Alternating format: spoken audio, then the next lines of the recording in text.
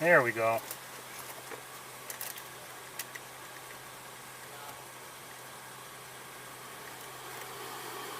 Okay, I think we're live finally. Not a good start.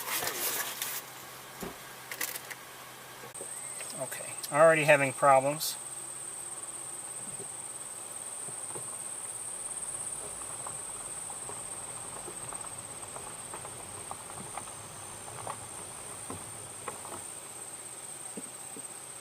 Okay, hopefully we're back up and running. Hold on, let me check something here.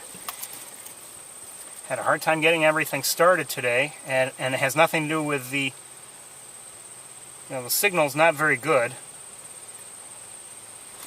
At least not right now.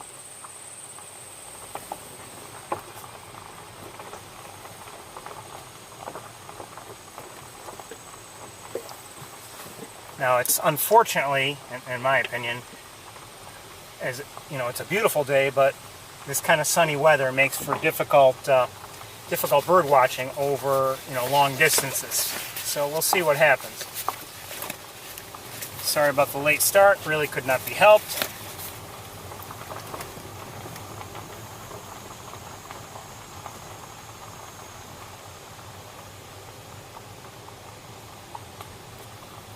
Some of you may realize that we are actually now, we've just completed 9 years of the tour.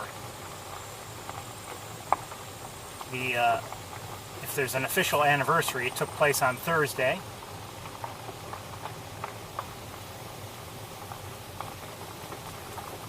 No special celebrations, no special videos.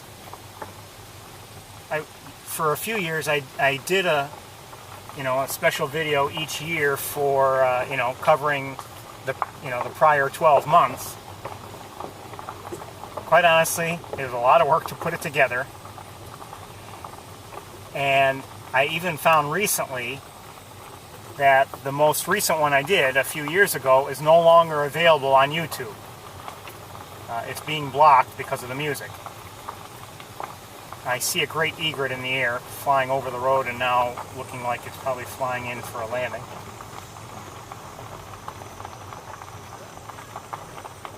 I was looking for that anniversary special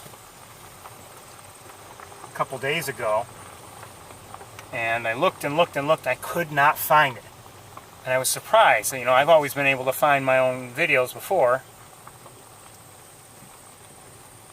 and using a Google search didn't work. Using a DuckDuckGo search didn't work, and that's how I was originally searching. Searching within YouTube didn't work. I couldn't find the video.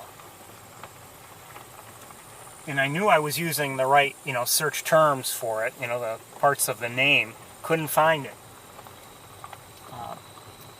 And then I eventually, being the one who posted it, have, one more avenue, and I was able to check all the videos that I've posted, I think. And, within, I think, YouTube Studio or whatever they call it. And I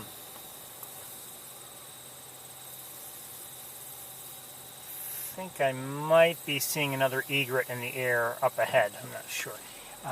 But anyway, I saw... Oh, turkey vulture. I saw that was being blocked and all.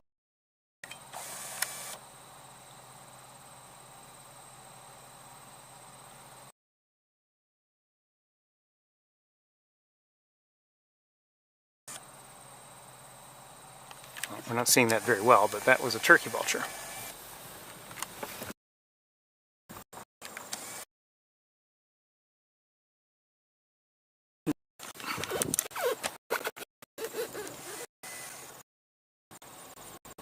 Saw some Canada geese.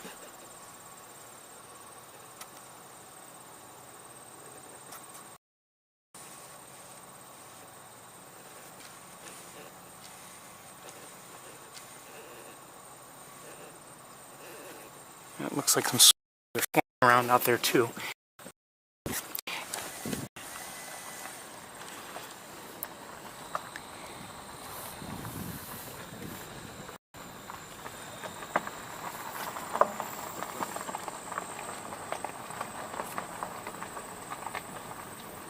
I guess they're doing the muck race, the annual muck race today. I guess it started at 7 last night, finishes at 7 today. I've never participated in that. I don't know exactly what is meant by it.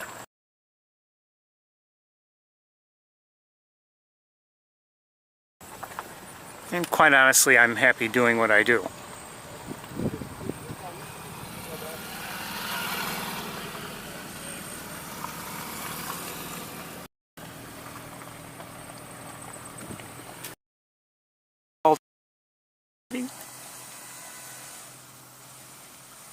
Tis indeed.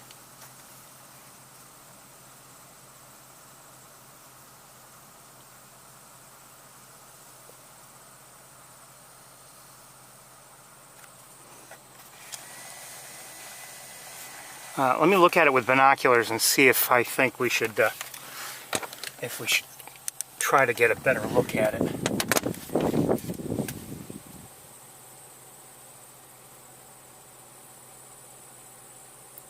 I think we're just going to keep going on. I mean, because of the sunshine and the distance, I think we're unlikely to get a great view of it, so I think we'll keep moving.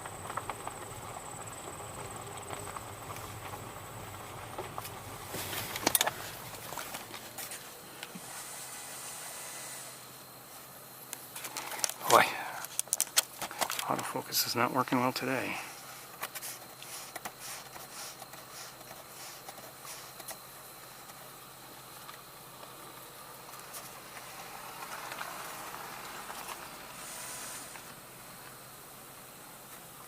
It's an egret that just flew from over on the other side of the road there, and I'm just slow in getting it for various reasons, technical reasons.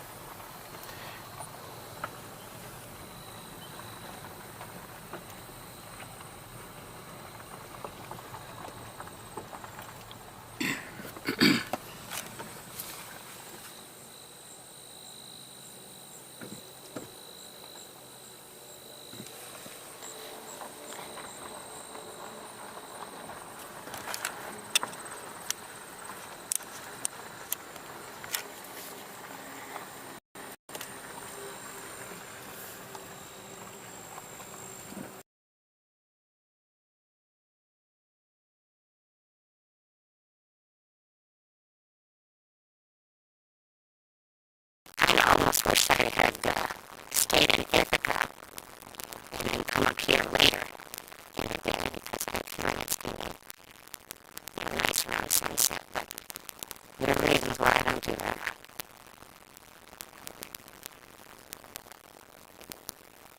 In fact, if I,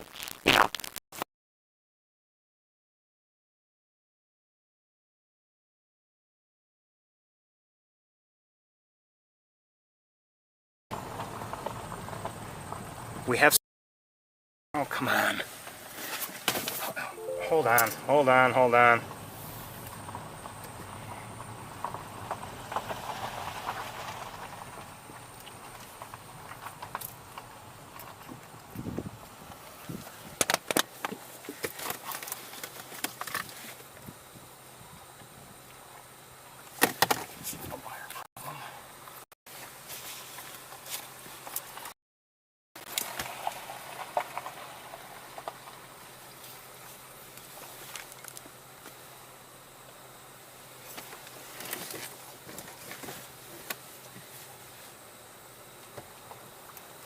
Alright, we're going to get out of the car for a moment.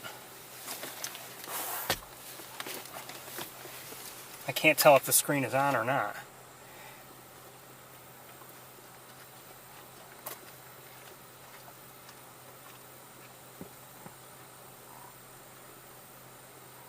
Okay, it looks like I may have a bad wire again. I don't know.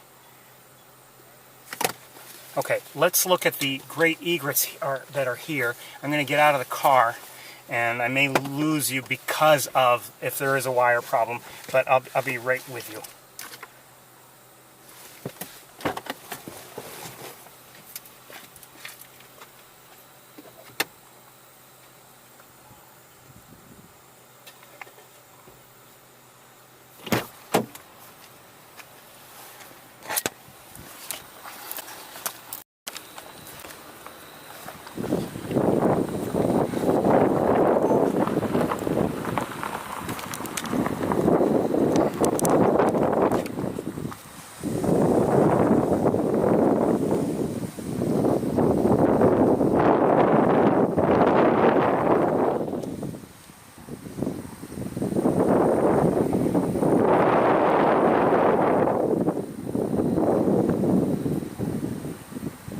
find a great blue heron there too.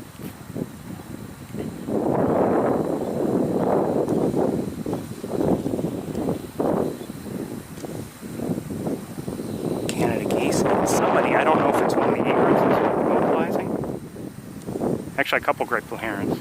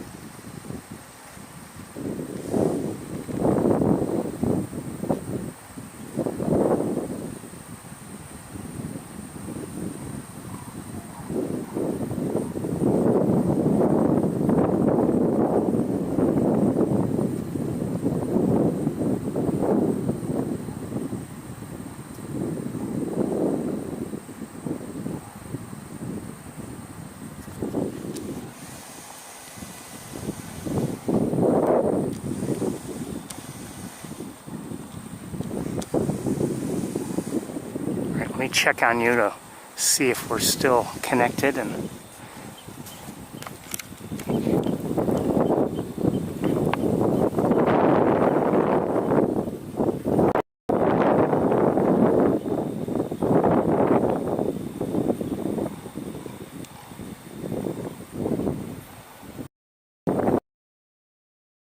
yes, we are. I don't know. It's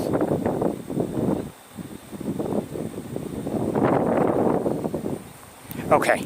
I'm wondering if I should switch cameras, and because there's some things I'm not sure of here, and if I should get the tripod out, I think that wouldn't be a bad idea. So we're going to do that. We're going to do that. I'm going to set you down. I'm going to shut off the car, and we're going to be here a bit.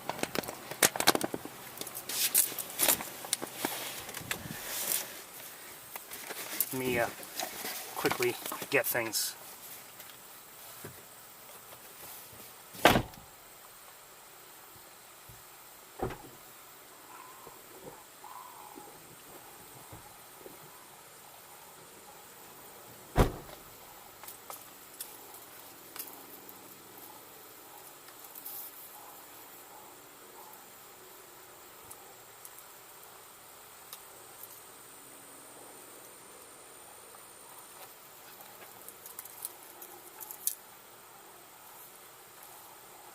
I'm not sure who's doing the vocalizing. I believe it's the egrets, but I'm not certain.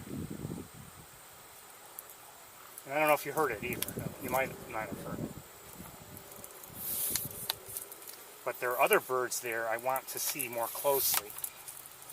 So that's why, most of the reason why we're doing this.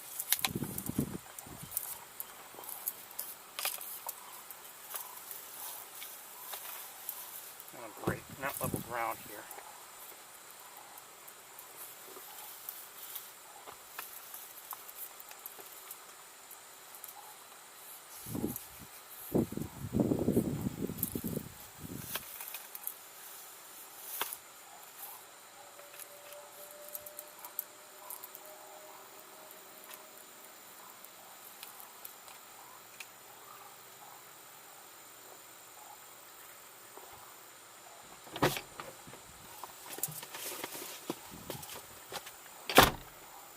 We're almost ready. Just a minute.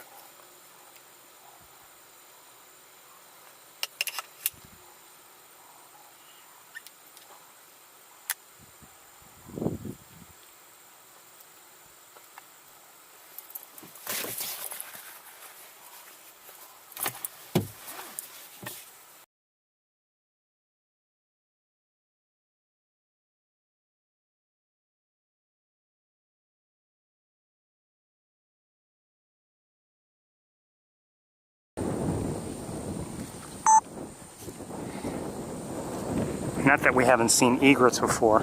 Let's look at the egrets first.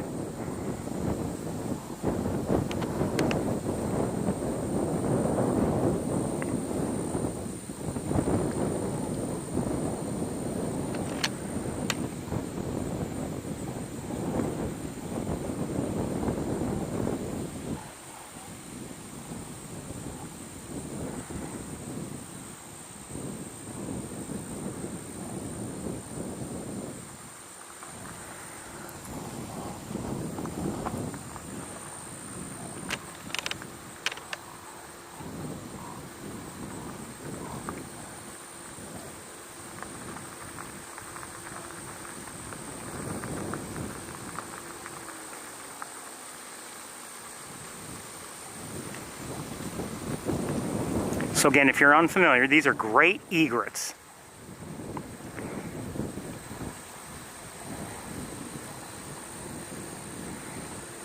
And although we've seen them here on Wildlife Drive many times, we don't usually see them in these kinds of numbers together. Not here. We've seen them that kind of number elsewhere, but not here. Not usually. There are also great blue herons, which are very similar, a little bit larger than great egrets. They're the gray birds, grayish bluish, and the white are the great egrets.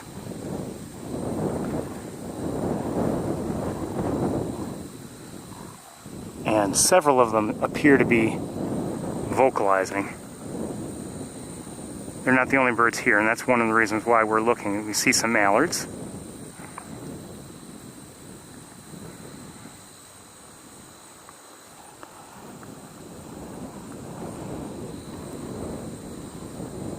Oh, shoot, who was that?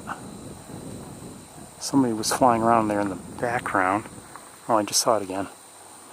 Looks like a belted kingfisher flying across the road. Oh, can't get it. Two of them. Where are you? Where are you? Where are you? Don't know why everything got so dark all of a sudden.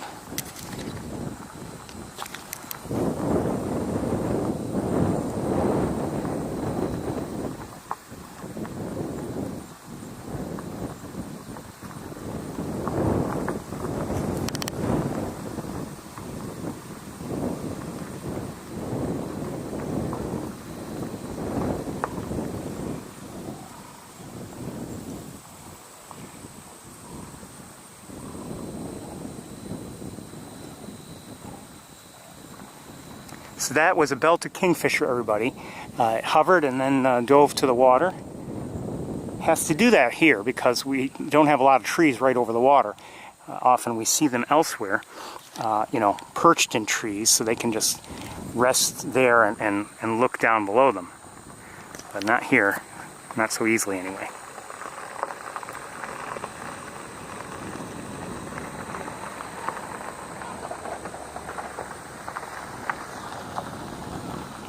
I had seen two.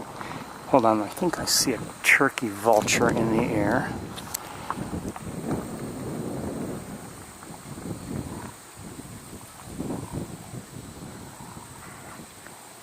For whatever reason, I'm having a hard time seeing my screen. Okay, in the distance, that's a great blue heron. And a little bit closer to home, let's look at these other ducks or other birds that are here. So here are some different mallards. We saw mallards already, and it looks like, are those greater yellowlegs? I believe so. The shorebirds. Could be wrong though. So mallards, and which are ducks obviously, and the shorebirds, I believe, are greater yellowlegs.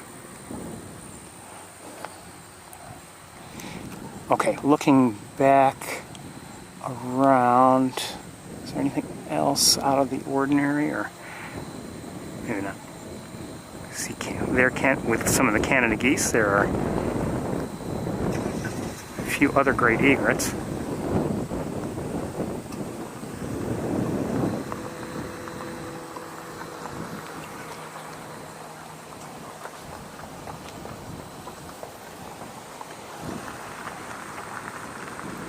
We won't be here too much longer, but I'm enjoying this.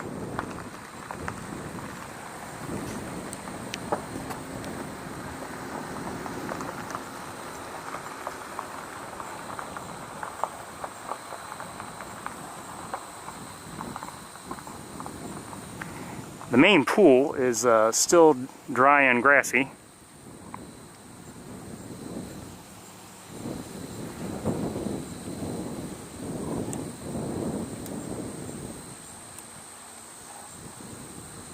What's going on down here?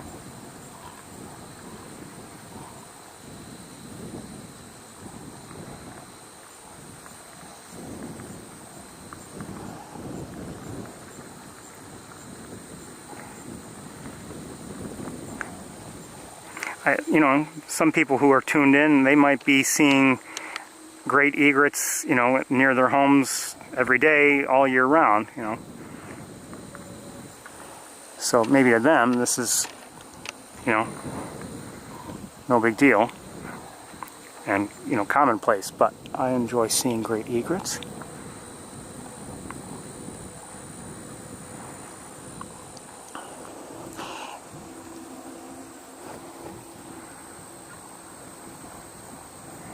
Not sure what kind of gull that is.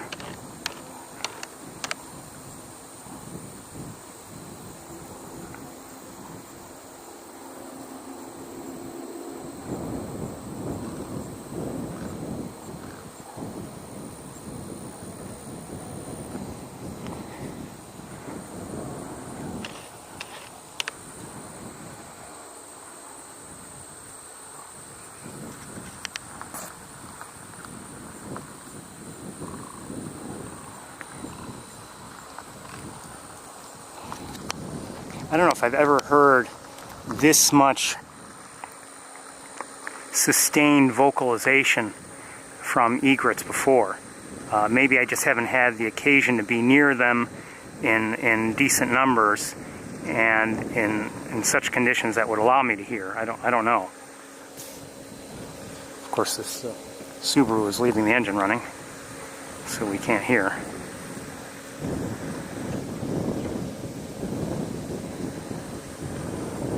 Could you shut off your engine so we can hear? Appreciate it. You can hear the egrets vocalizing.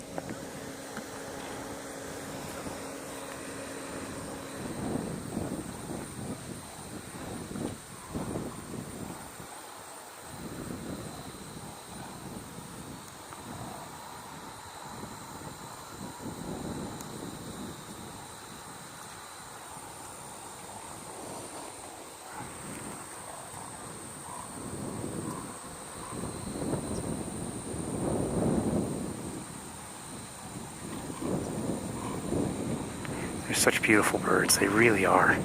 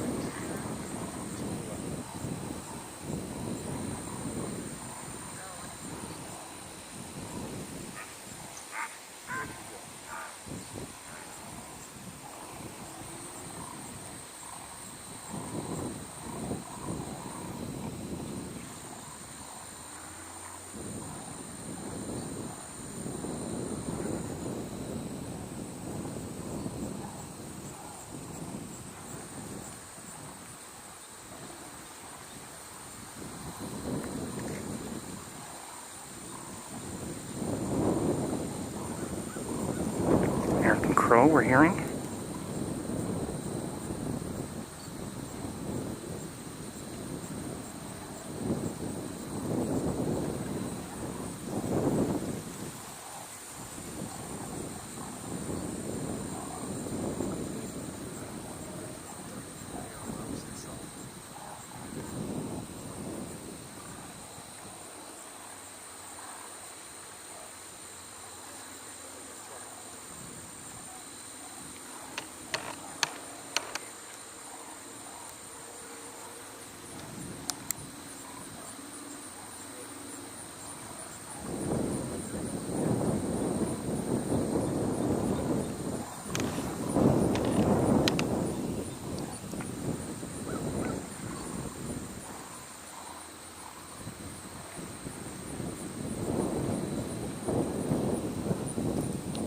Like I said, we'll leave shortly, but this has been something I've enjoyed.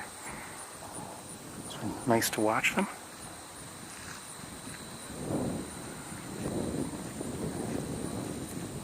Could be the highlight of the day for all we know.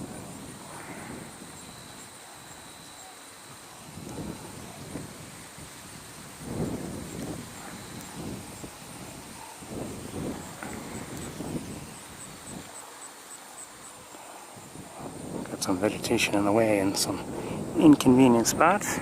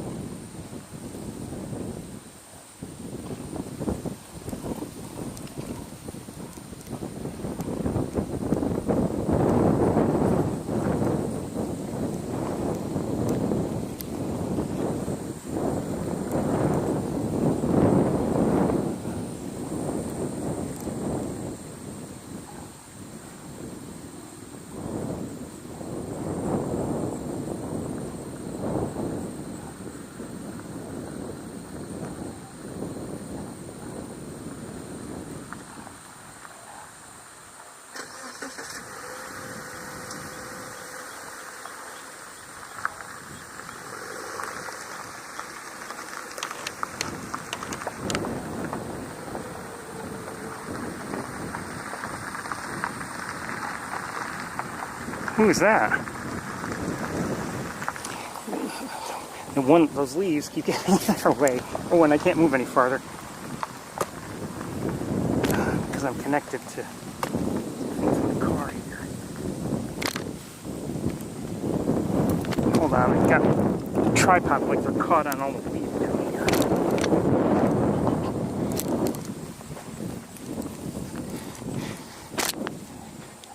I can't move. Hold on.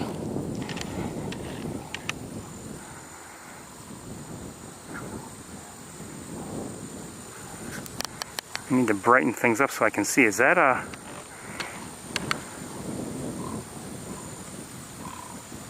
Is that a wood duck? Yes, hi wood duck. Good to see you. Okay. Just a few more moments and then I think we'll move on.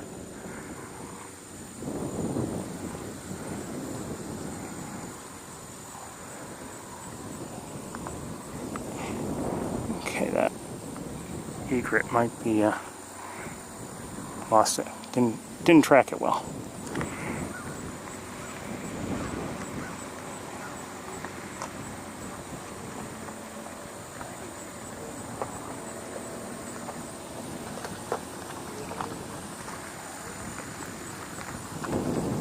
Okay, let's get back in the car and keep going. One more quick look around just for me before we walk away from here, or drive away, I should say.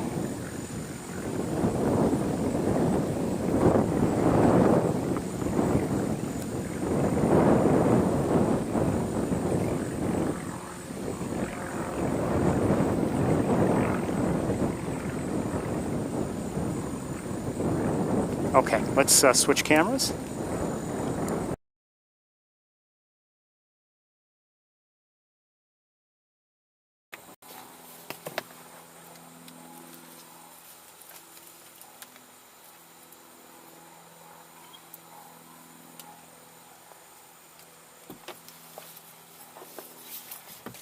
Hopefully you're still with me. I'll be in a minute.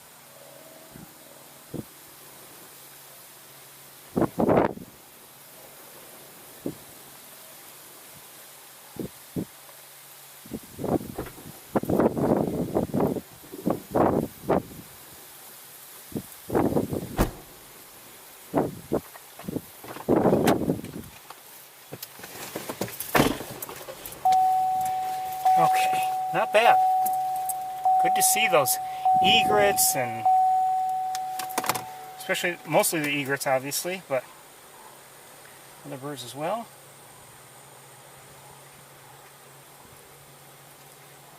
Okay. Uh-oh. Is that a mosquito? No. Not yet.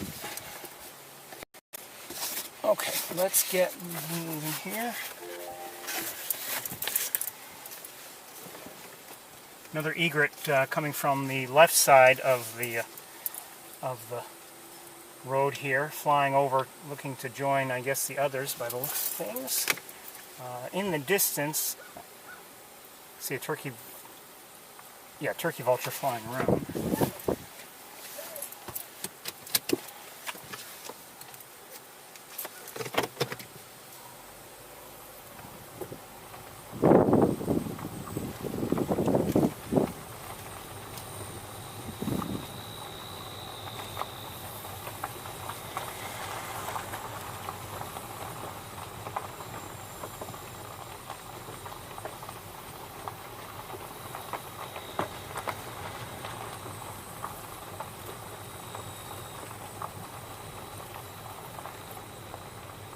See something like that, it's kind of special. We enjoy watching it, or at least I do. Can't speak for you, but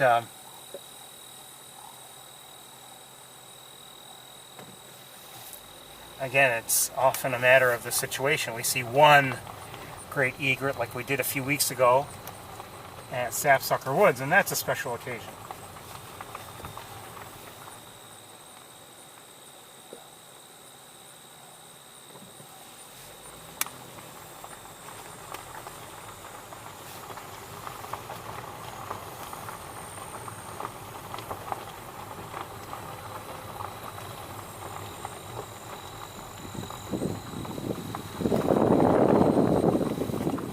It's, seeing egrets like that, or,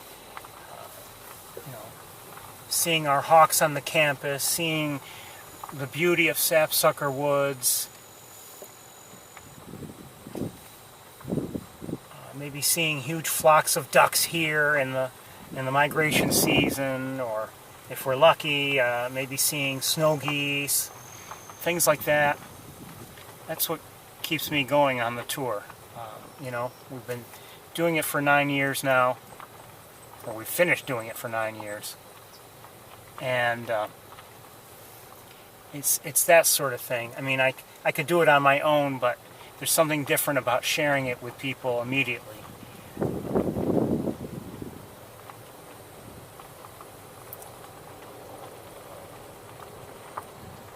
And I can share it with other people anyway. Sure, here, look, this is what I saw. Oh yeah. I mean, if they're not interested, they're not interested.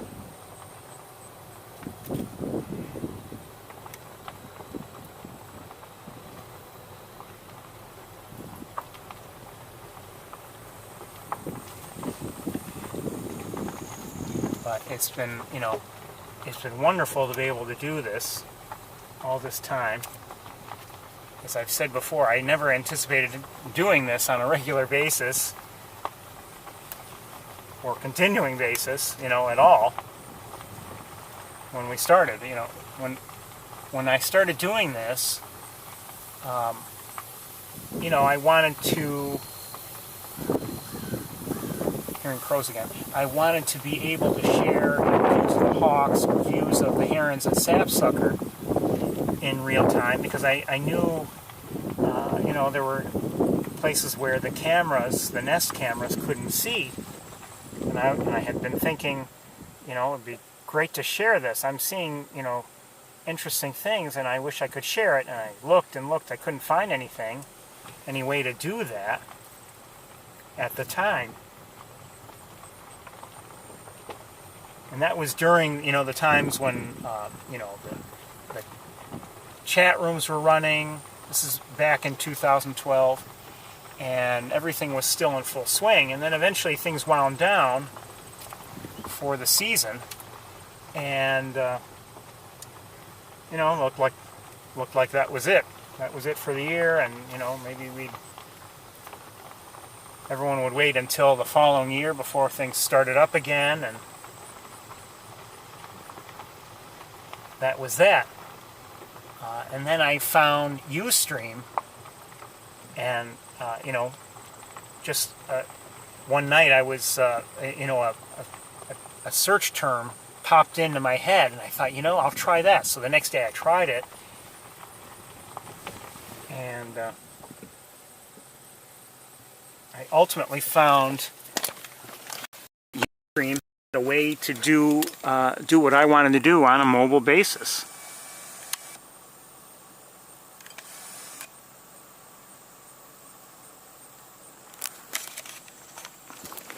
And with that ability, and I didn't realize that there was going to be a chat room associated with it and everything.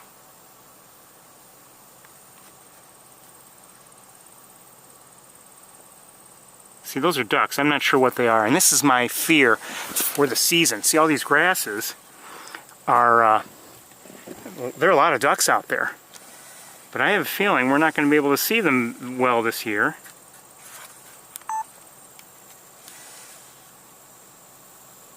Because the grasses are so tall. So even when they allow water to return, unless they mow the grasses down, and I don't know if they're going to do that or not. I kind of doubt it. We may have a field full of water that we can't see the surface of because of all the grasses.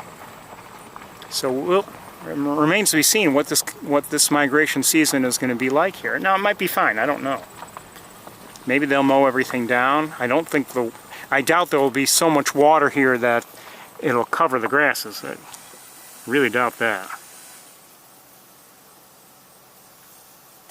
Could be wrong, but I doubt it.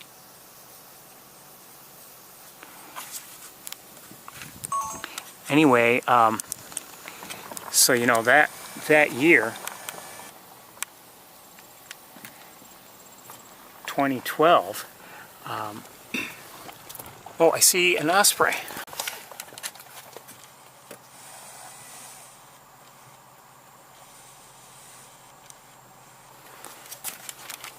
It just flew by. The autofocus is not working well for whatever reason today.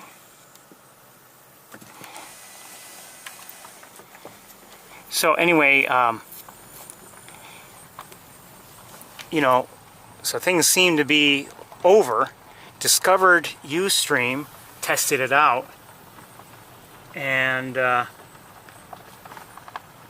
sure enough, we were able to do this live and go into areas where the Nest cameras definitely couldn't see.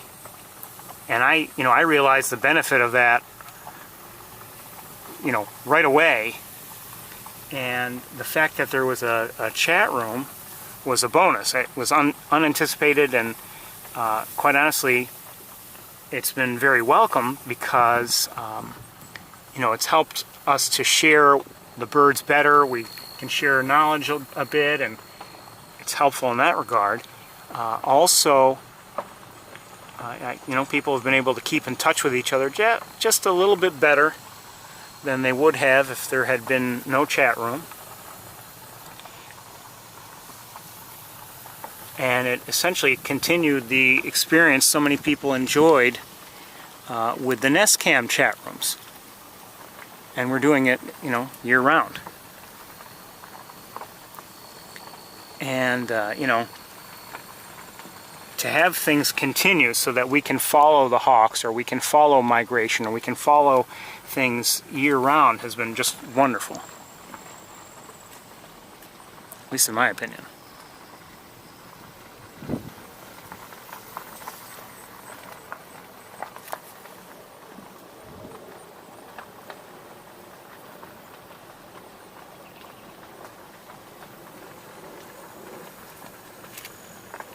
I wonder how much water there is here. I mean, you can see this area of water has, there's plenty of water here that's within view, and this these areas had water essentially the entire time. They never quite dried up completely.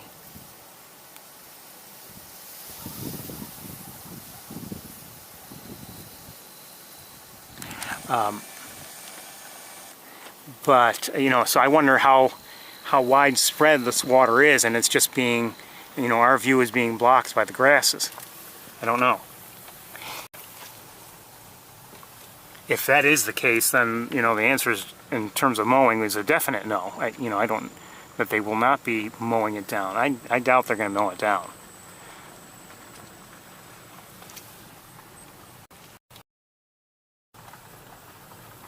And quite honestly, there's a good case against mowing it down, and that is, you know, whatever life has, just heard a greater yellowlegs, whatever life has, you know, taken hold or found homes or whatever here in the grasses.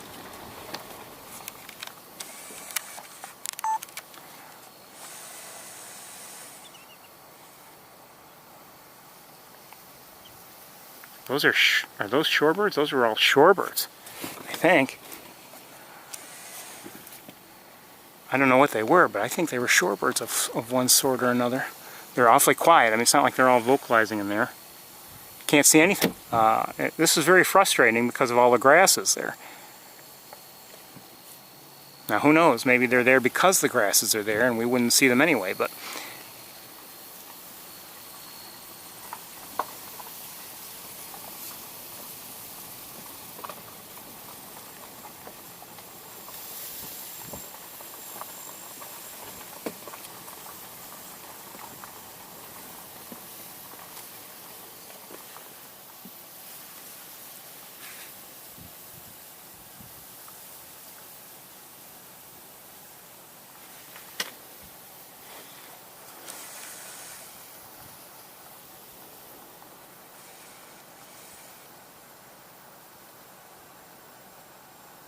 Those look like ducks. I'm going to keep moving.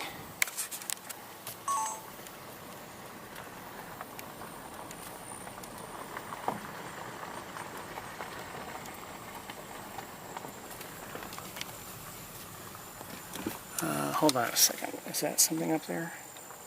No.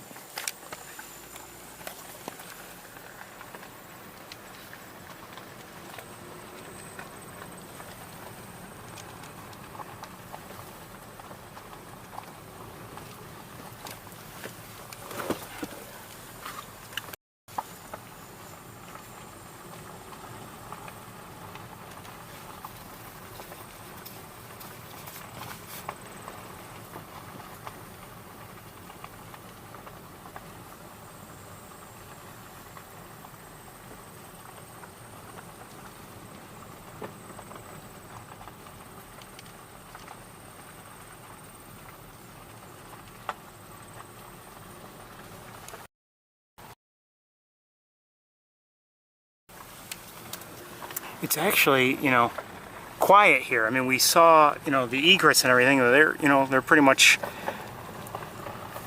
isolated in one spot. We saw the great blue herons and ducks, and we've seen, you know, some Canada geese here and there.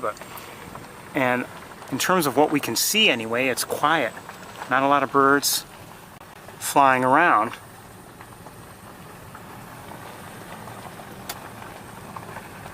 And, you know, not surprisingly, given the time of year, something is rotting here. I smell it. Ugh. Another great egret in the air.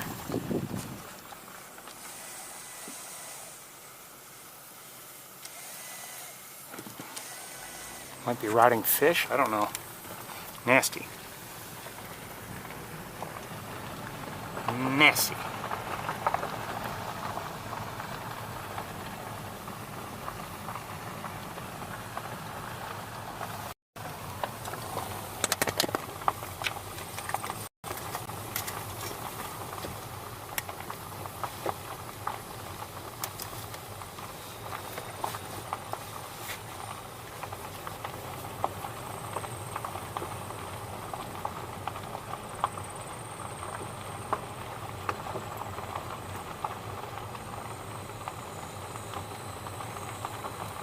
For me, bird watching this week has been relatively quiet. You know, I haven't seen that much. Didn't even see my hawks today. I was disappointed. And my sightings of them over the past few weeks, or past several days, has been rather lacking. But, oh, somebody just flew across the road. Who was that?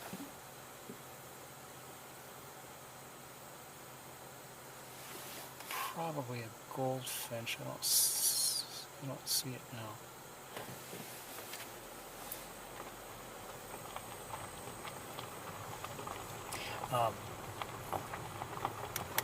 I have, in the evenings been trying to see the...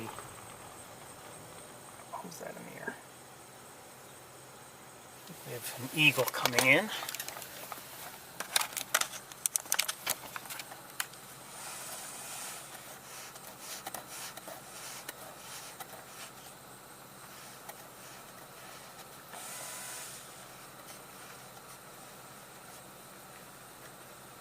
Bald eagle. This is through the windshield, so it's not going to be sharp no matter what I do.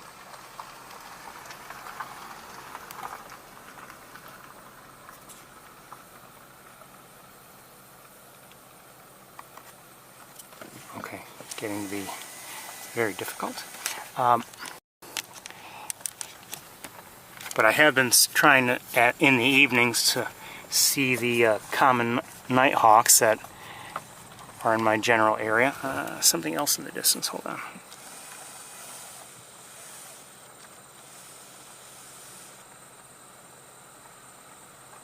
Looks like a turkey vulture. Last night I saw them, I'd say reasonably well for a bit. Nothing spectacular that had me saying, oh, I can't wait to upload that to YouTube, but I enjoyed the effort anyway.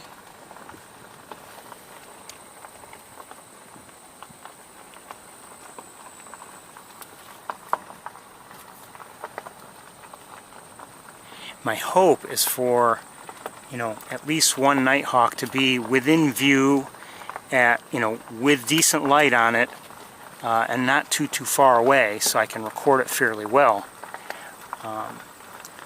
I've never had really that combination.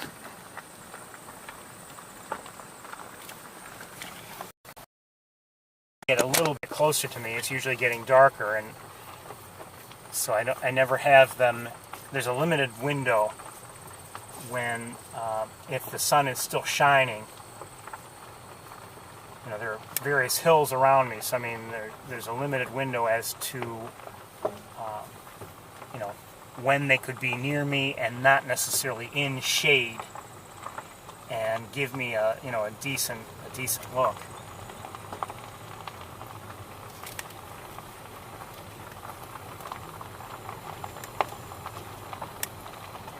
A couple more great egrets here. Just a quick look.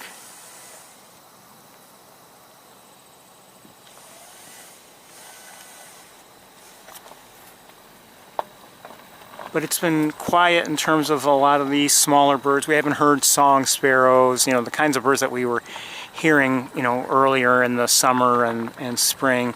Red-winged blackbirds, common yellowthroats. I haven't seen or heard any of those.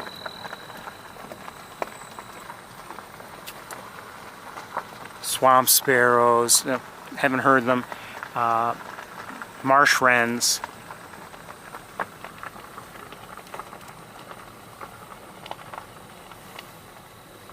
While I would hesitate to say they're no longer around, I would not say that at all, but I don't believe they're vocalizing much, if at all.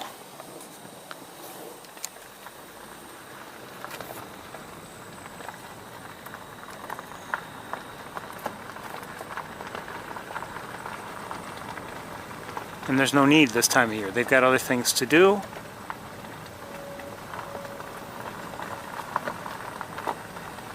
It's important to find food, build reserves. whether in preparation for wintering here or in preparation for a journey southward.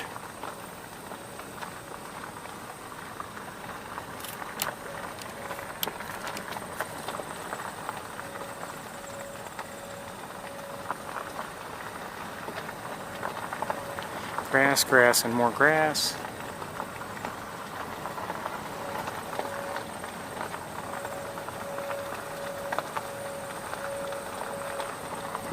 Oops, who was that? Whoever it was, where'd whoever go?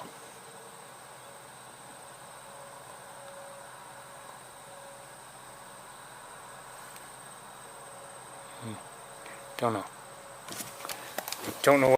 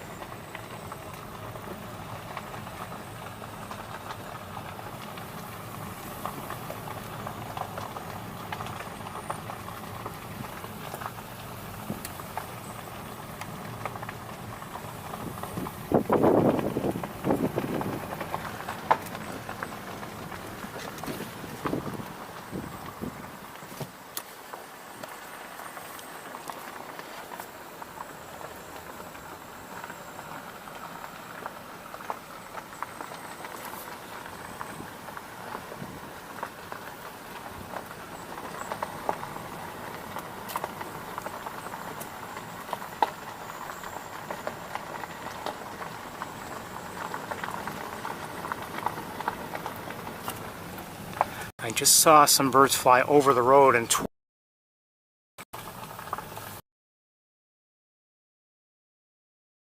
which is mostly grass. I wonder if what I saw were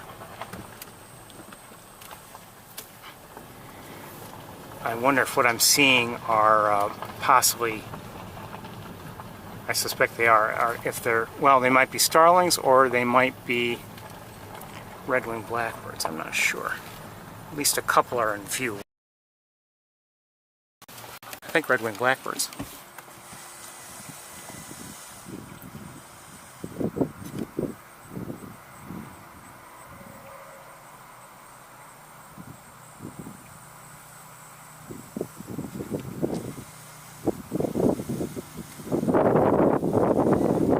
As I told you before, and as you may likely know on your own anyway, you know, the behavior of the red blackbird changes, and warmer months, you know, in the spring, shortly after they arrive, they'd be all over. This time of year, they tend to flock together, and an area, but in the earlier part, you know, of the earlier warmer months, they're concerned with territories and mating and everything, and you know, so they have a different way of going about their daily lives.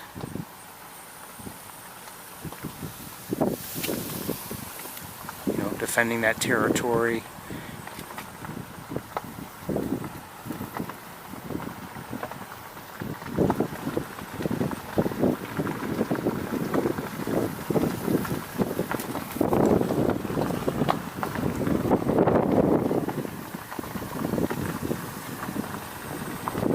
This time of year, we're just as likely to see them in large flocks, either on their own or, maybe mixed with other birds like grackles and or starlings.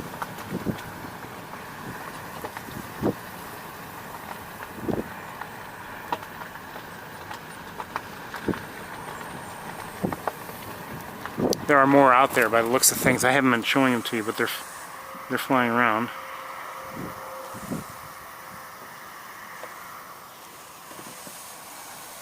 Keep popping up out of nowhere and flying and then dropping down into nowhere.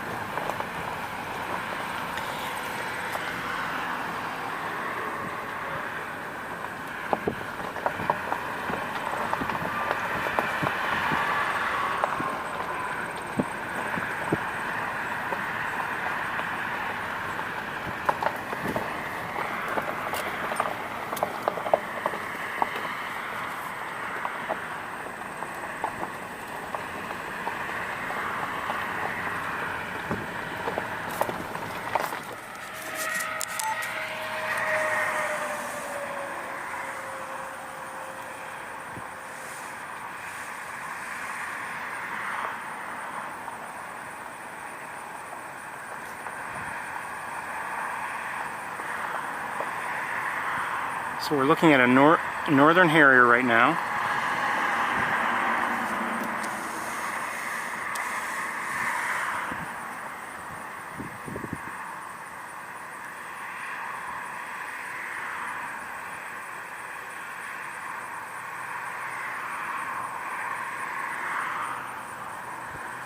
Okay, hold on.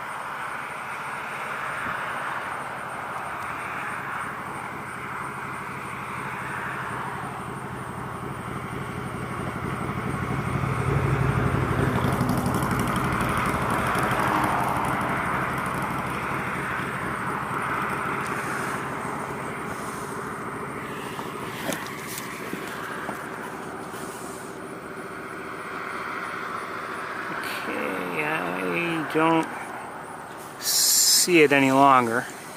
So maybe it actually did land for whatever reason. Good to see. One of my favorite birds, really. Let me have another look with binoculars.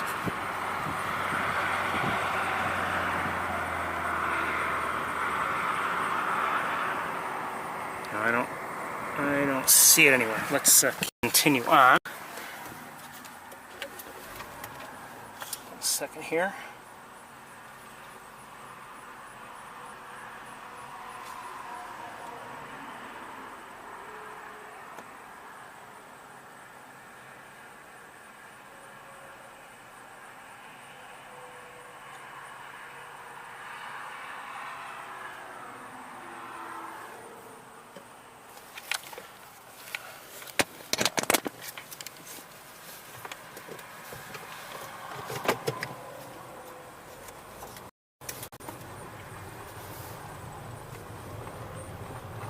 Oh, I see it again. It's in the distance.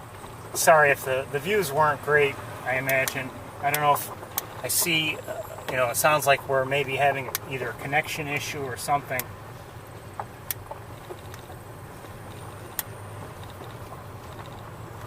If we are, let me know. I mean, I can't do anything about something I don't know about. It could be just a poor signal. I don't know. Could be one setting or another.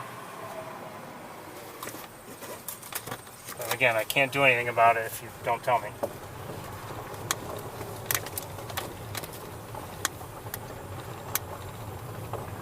Now sometimes, and I've tried to explain this before, I'm not even sure I understand it fully.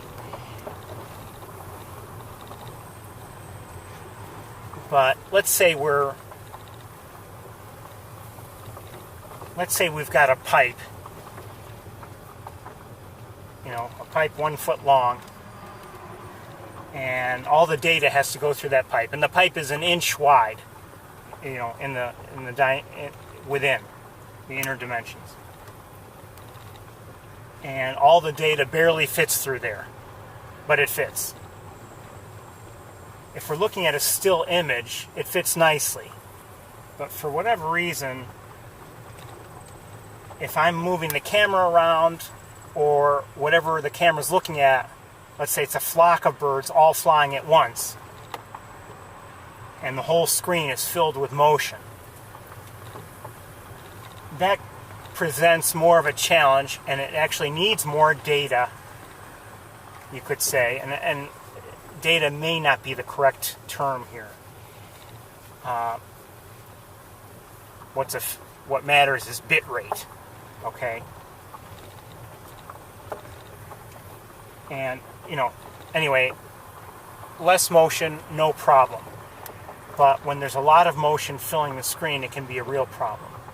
And I'll give you an example, or I'll tell you of an example. You don't know about this, but if you recall that one time last late winter, early spring, when we were lucky enough to see all those snow geese on Cayuga Lake, and we were there, and they were nearby, and we watched them for a while, including a nice takeoff when we were set and positioned and everything. I recorded it and was glad to have that recording. Later on, when processing the video itself, when processing that original footage, and creating something that could be uploaded to YouTube, I processed it at the normal bit rate that I would use. And normally that's fine, but like when we were at the times looking at all the geese, the snow geese, filling the screen with motion, top to bottom, left to right, corner to corner, the bit rate was essentially too low, and you could see there were problems because of it. the processing bit rate that I had chosen. There's another great egret out there, by the way. It's not very close. We're going to keep going. And that video, and another great blue heron also. That video originally that I processed at that first, let's say, usual bit rate, was even of a given size. The video itself was, the file size was only X, whatever it was. When I processed it later at a higher bit rate, the motion was much better recorded, much smoother, much smoother. I mean, noticeably, easily. And the file size was significantly larger.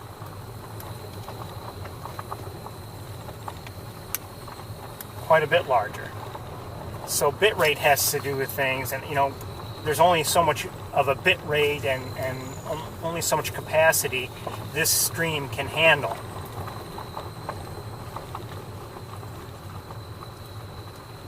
And if I'm following a bird in flight in an area where things are not so good, or for whatever reason things are still limited, well, think about it. Even if it's only one bird, I'm moving the camera around, so the background at least is changing constantly. So again, you're having a screen filled with motion, and that can be a problem given given our limited capacity. That's one of the reasons why if I find something that is, I thought was well recorded and worth seeing again, I'll try to, I'll encourage everybody to, if I upload it to YouTube, to watch it there, because there's, often it's much better than what was originally seen live.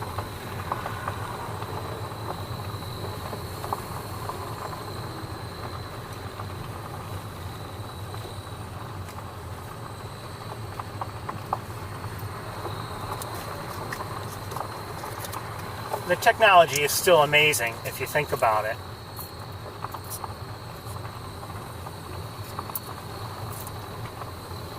And it's progressed, since that first day we had a tour.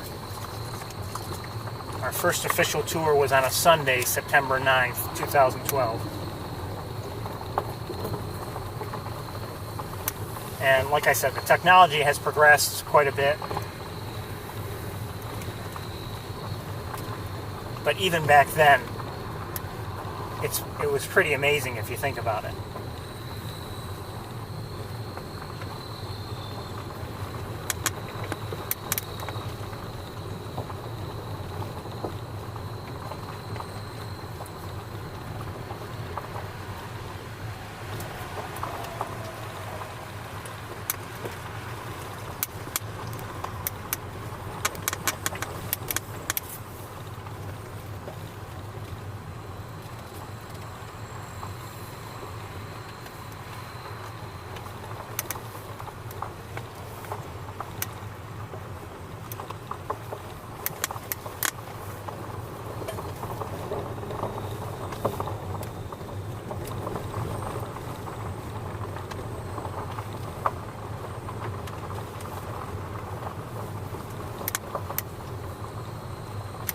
When you think of all the things we've managed to share over the years.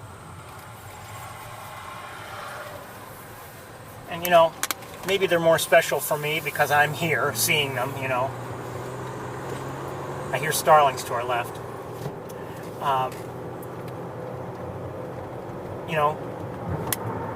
Obviously the view for someone who's there in person is different than the view for someone who's watching on a computer screen, but it's been special for me as far as I'm concerned, and I've loved it. I mean, sure, there are issues, technical issues all the time, challenges all the time. Occasionally we see something that's saddening.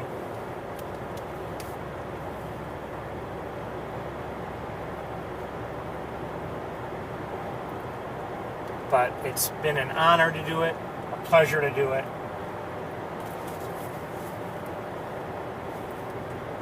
It's become a real part of my life. Alright, let's, I think we're going to go to Van Dyne Spoor, take a look around. Many starlings taking off from a tree that I guess you could say was perched over Shocky Pool. Oh. Hold on a second. I may lose you along the way here every once in a while.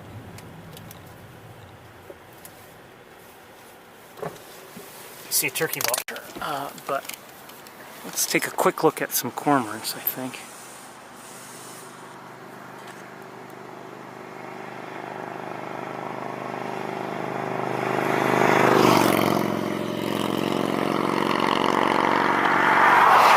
Double-crested cormorants.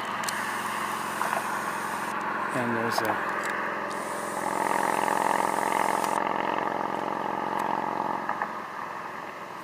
don't know what that was. Okay, let's keep going because we really shouldn't be parked here.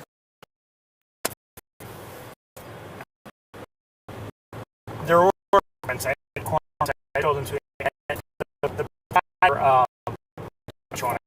There were even prior. I don't know. Right?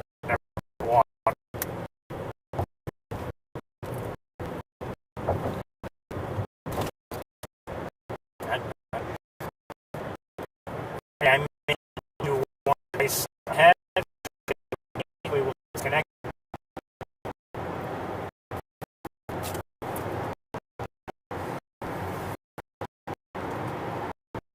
At least 77 degrees.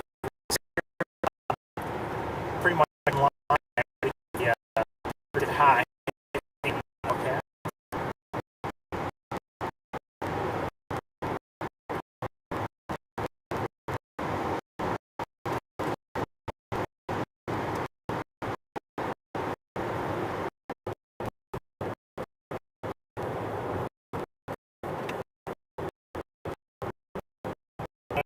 Get that inner. We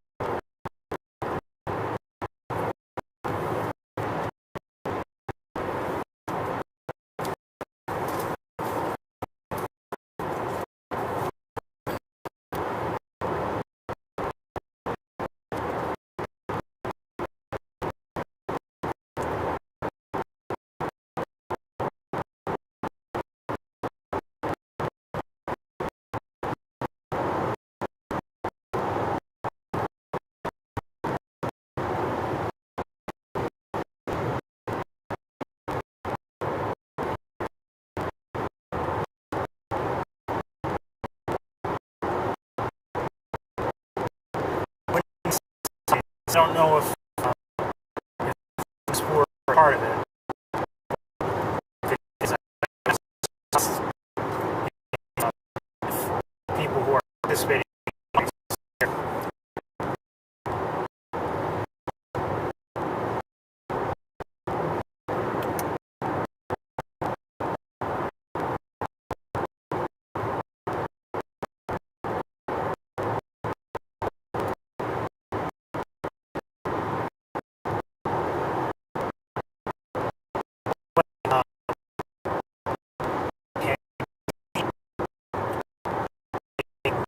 Screen capture of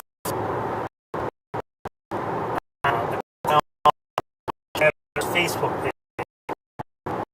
Yeah, posted.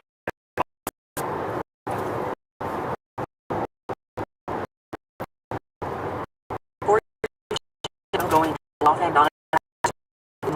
Window view. Station. Voice.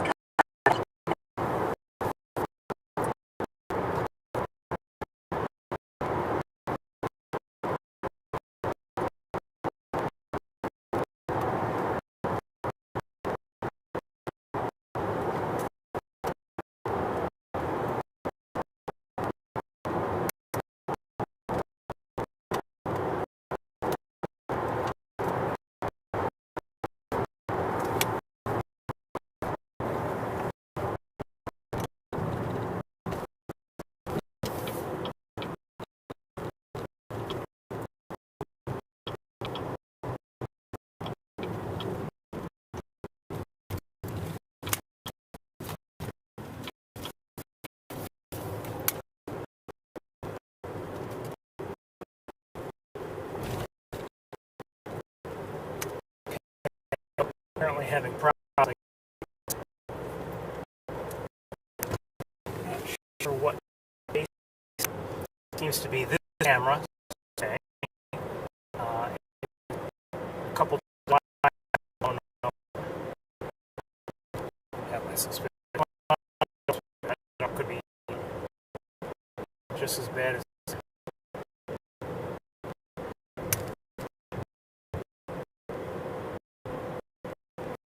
Just sad.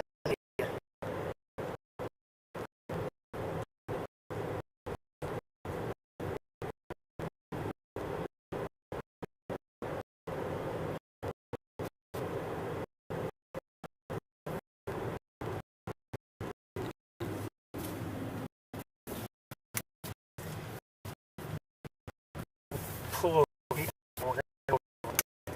for a moment. Deal with things.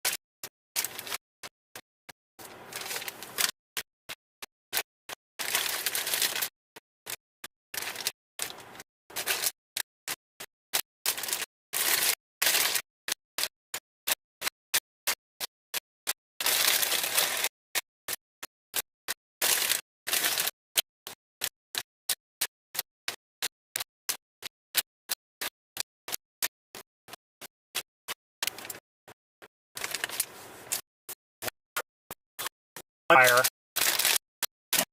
Or that another wire. I don't know which wire is to know over time.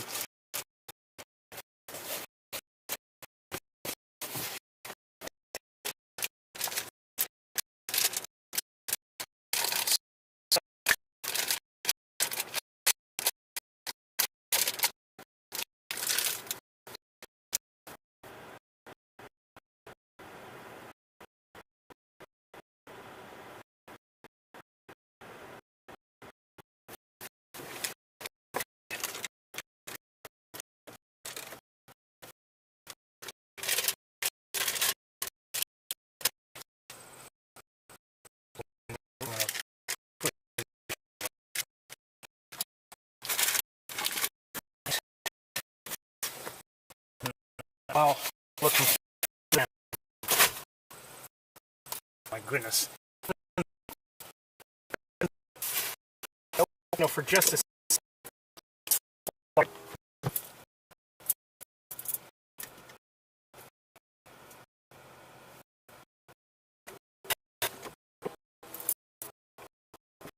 how plans here.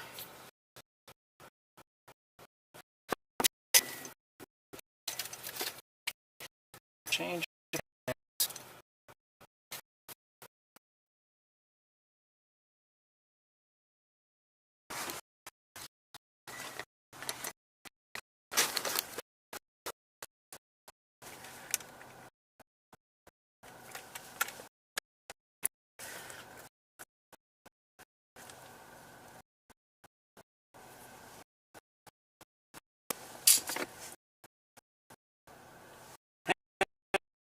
No mercy.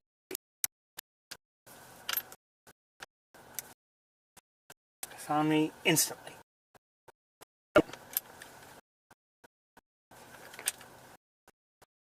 Come on. There's one more durable.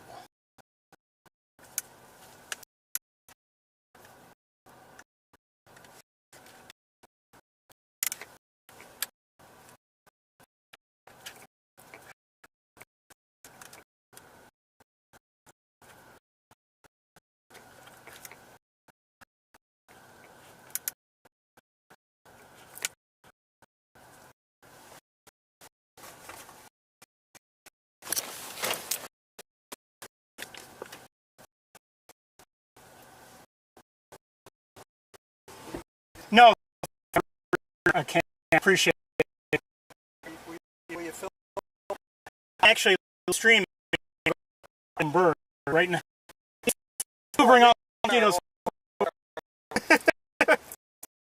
Okay. I mean, there must have at least right between my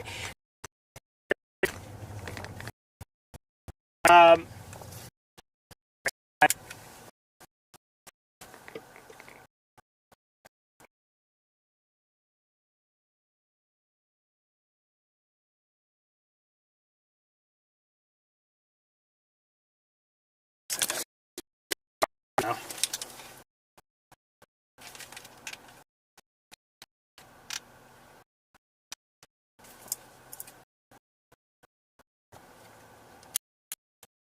It won't turn on.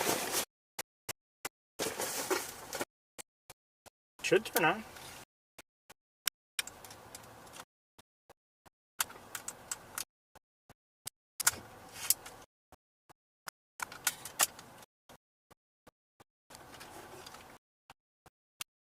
I didn't do anything.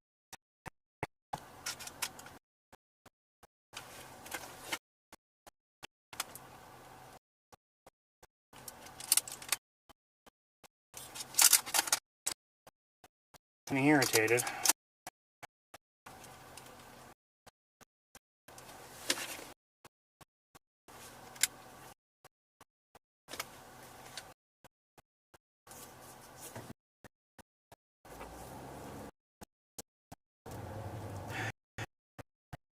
We're having a problem here. Don't know why.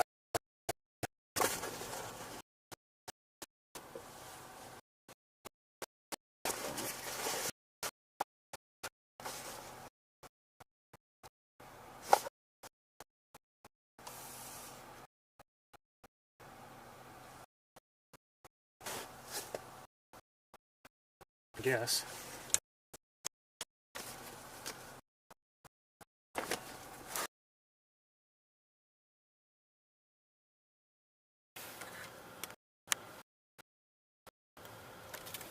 Okay. Let me know. Like, tell me when you find a problem. If you would, please, that problem as a old problem or whatever.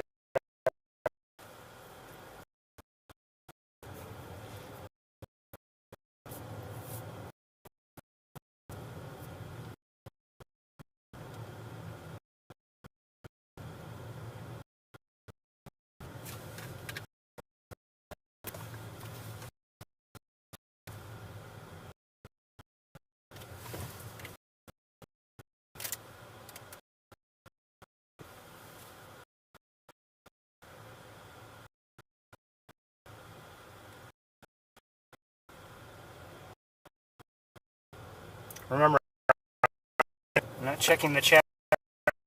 You're saying things are guys, so things are open.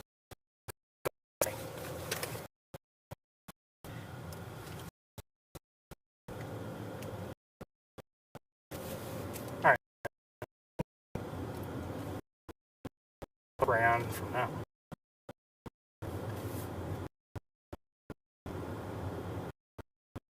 A bunch of birds have been flying.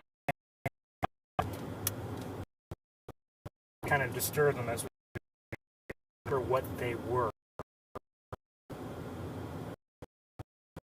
I'm sure as soon as I open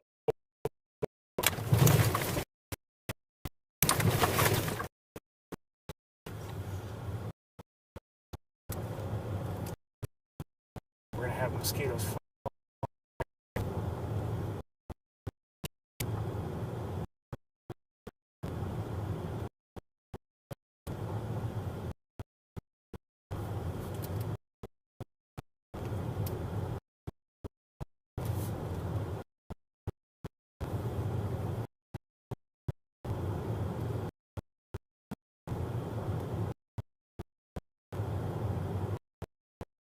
See you morning, Doug.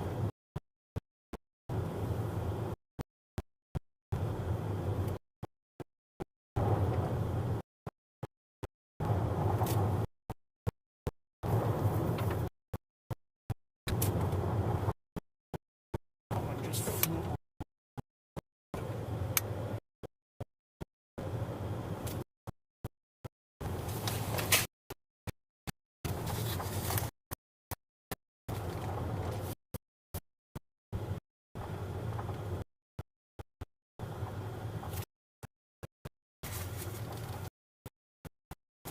The in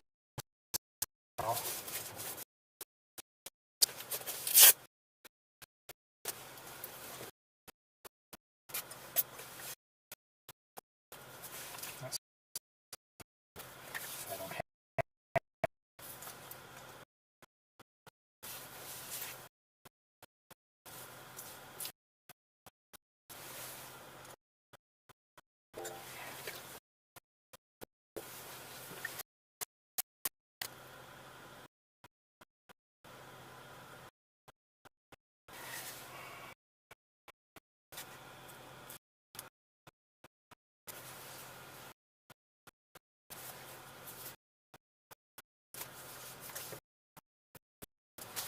okay.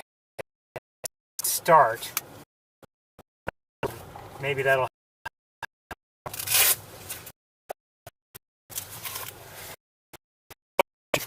I don't know if it's possible.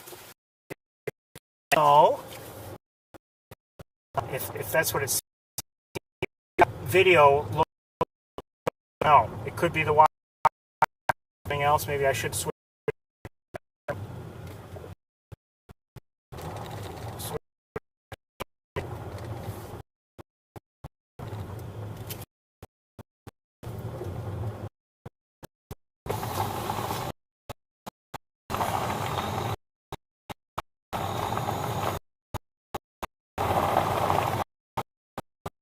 Frustrating when we have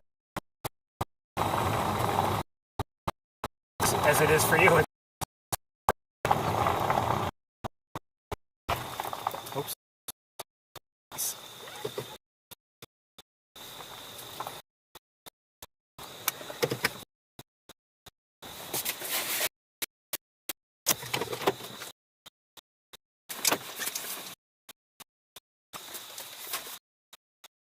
For you.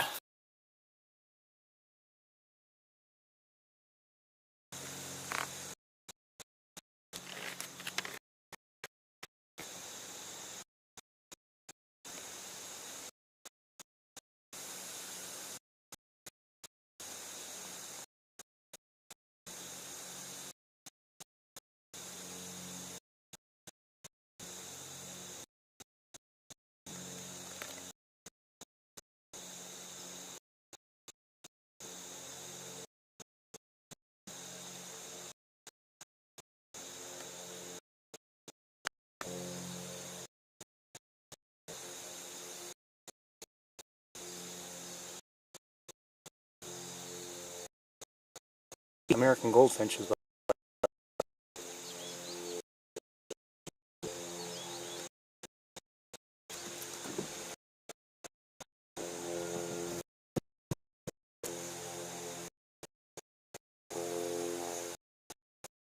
Close to them, but it's good.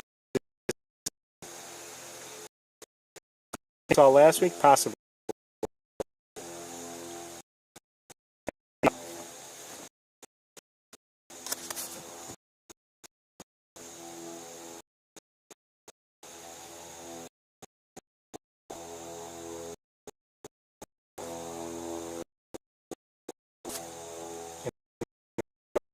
They're really coming in.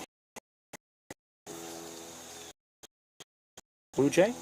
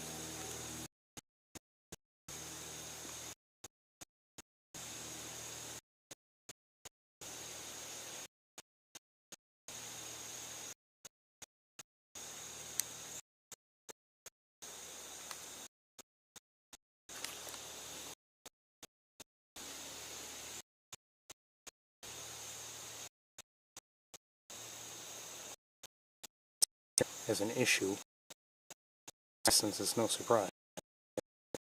I'm hesitant to head down there just for the turkeys. Look like they're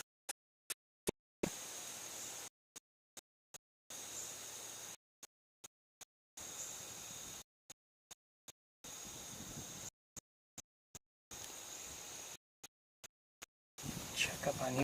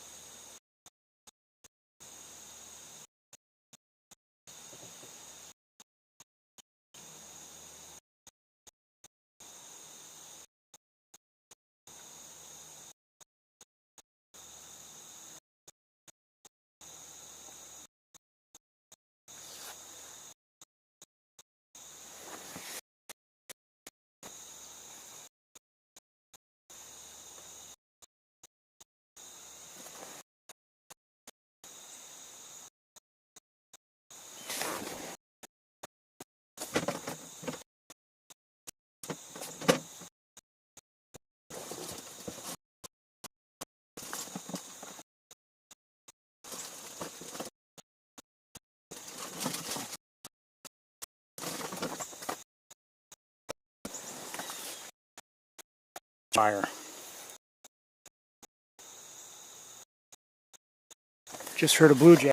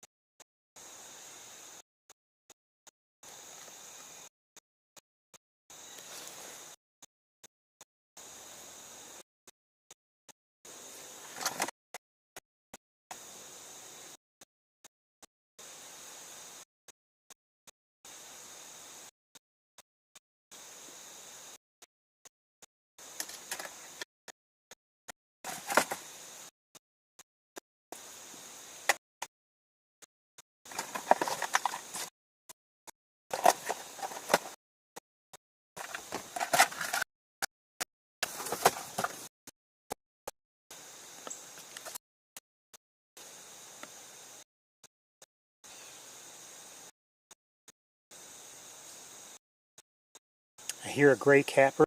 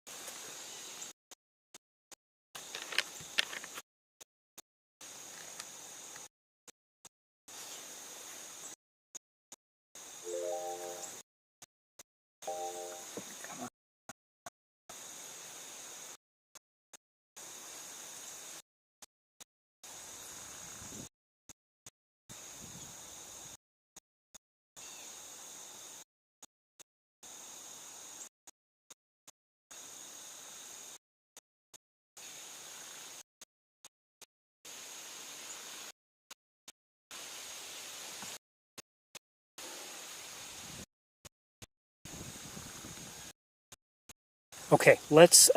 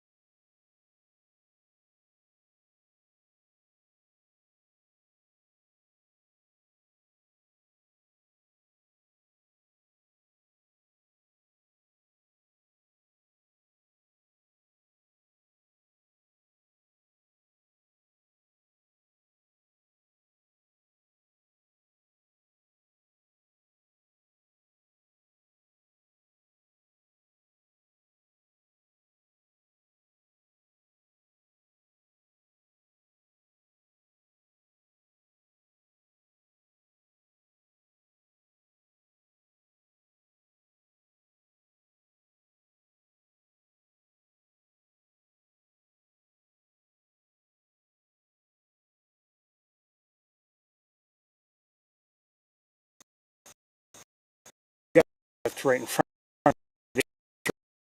You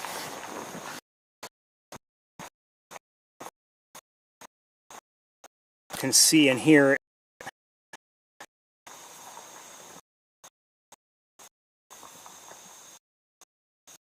I can't.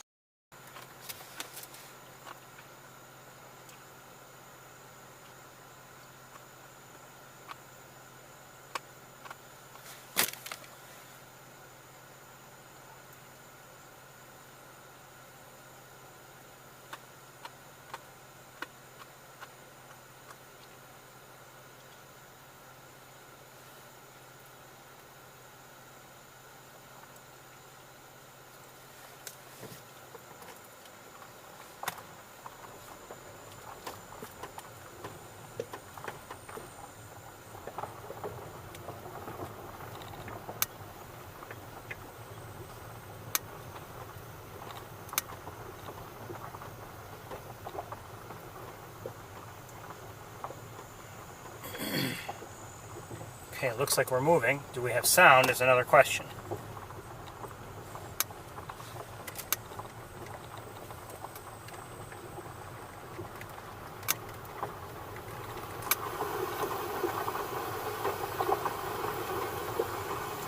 Seems like we have sound. If sound is another question.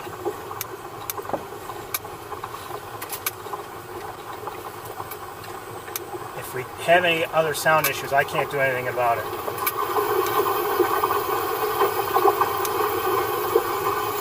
Seems like we have sound.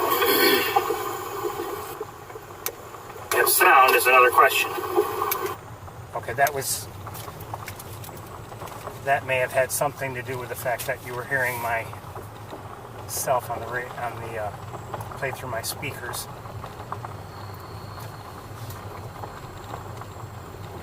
Well, there's nothing I can do about it if the audio's in and out. That's all I can do. I've changed all the wires I can change. I've done a full restart. Could be something else on my end. It could be just our connection's poor. I can't do anything else.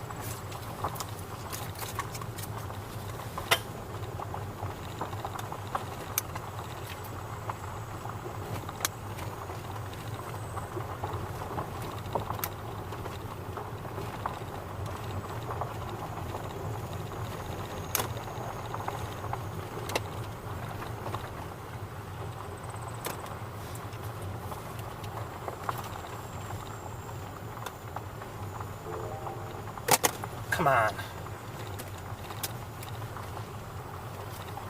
This doesn't work.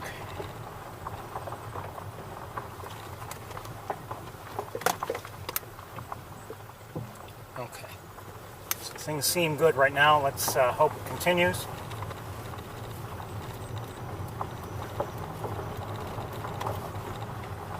Now, in the meantime, you didn't see them, but at least I don't believe you did. A few different vehicles passed by us, predictably, and of course they disturbed the turkeys, so we couldn't watch them any longer.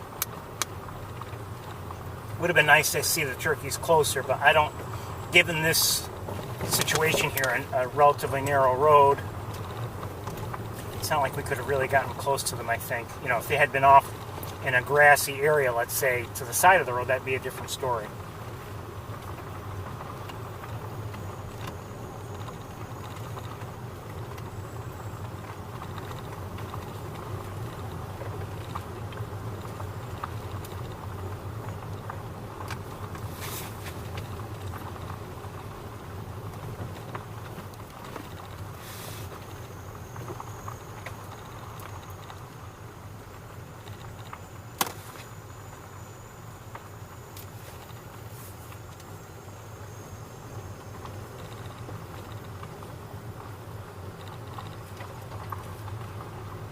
You know, those are not only irritating, but they hurt us in overall timing and, being able to visit areas we want to visit. So I'm seeing a tree swallow in the air, just flying around a little bit.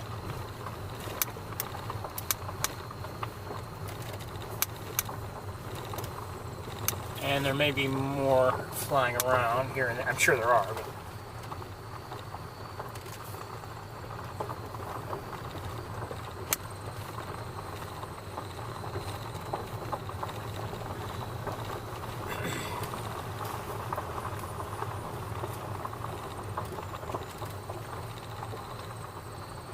I wonder if it had been the connection all along, maybe I didn't have to replace those wires.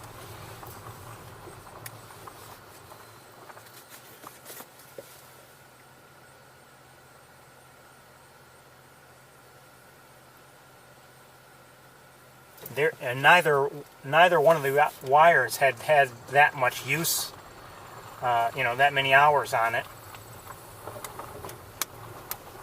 They were both, I considered, relatively new.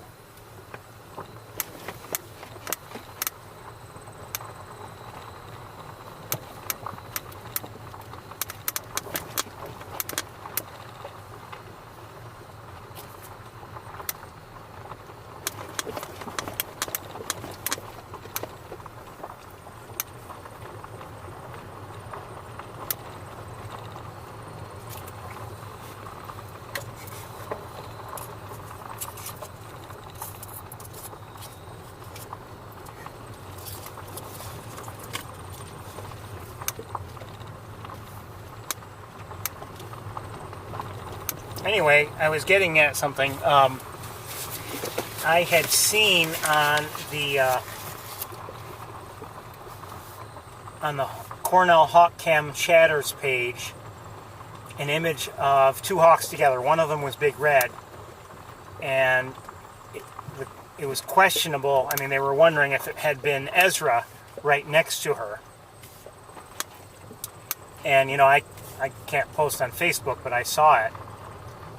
And I certainly can't post in that group. I just wanted to clarify. No, that was actually Arthur next to her. It was posted within the last, I don't know, within the last week. Anyway, that was Arthur posed right next to her. And actually, if you look closely, you can see various characteristics that would show that it's Arthur. At the time, you know, his eyes were even lighter than they are now.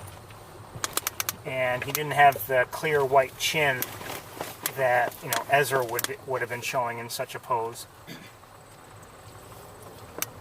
And I remember it was Arthur. I mean, I remember that particular outing.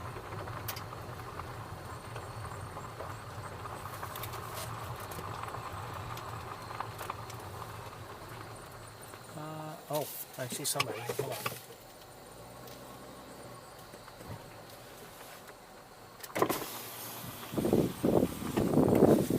You know what? I'm not going to be able to show you probably something, so I think it's I'm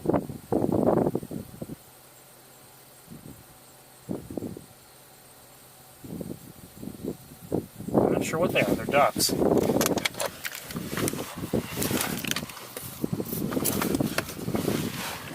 We have grasses here blocking our view.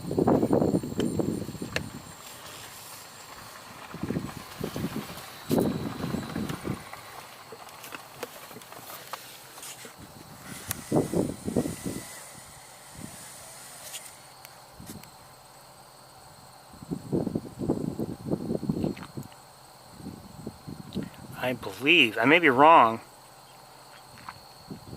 but these may be blue-winged teals.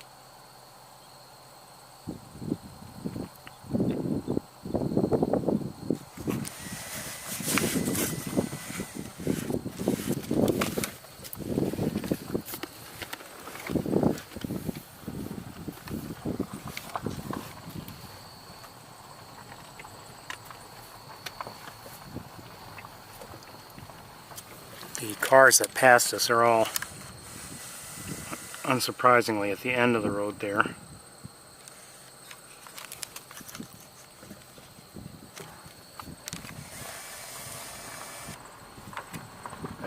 That seems to be, you know, just because of the way things are, where people tend to, if they're bird watchers, they tend to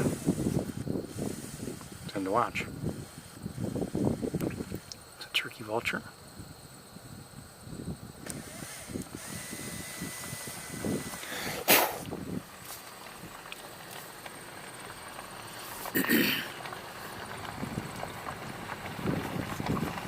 I think with the muck race, they try to record as many species as they can, or something like. I don't know, and I don't know if they're supposed to just focus on shorebirds, or I really don't know.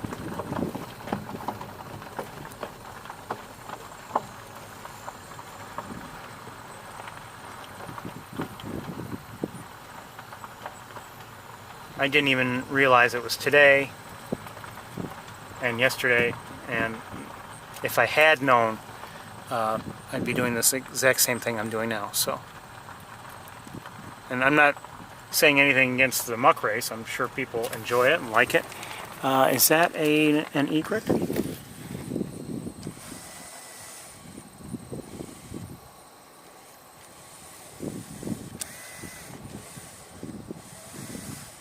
Shoot, hold on.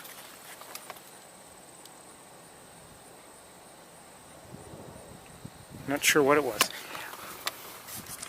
Not sure what it was. I would say there are Well, there are several, maybe 6, maybe more, probably more turkey vultures in the air above us, or all around actually.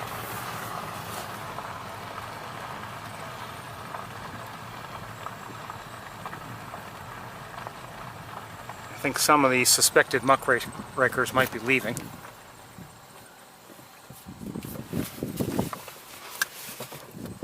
Or at least trying to reposition their cars.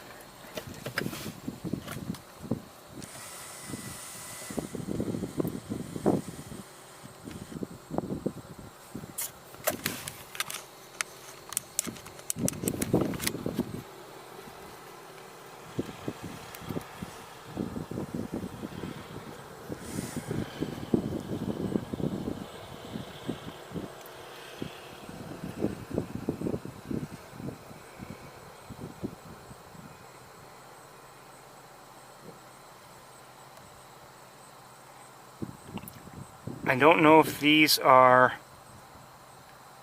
they're young American coots or if they're young common gallinules. The young, as I mentioned last week, the young look very similar to each other in terms of, I believe they both have the orange bills when they're young.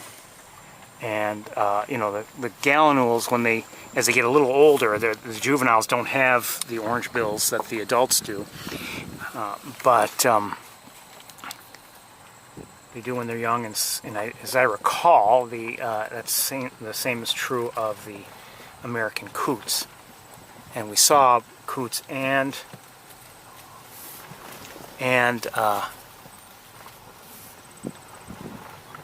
gallinules last week here.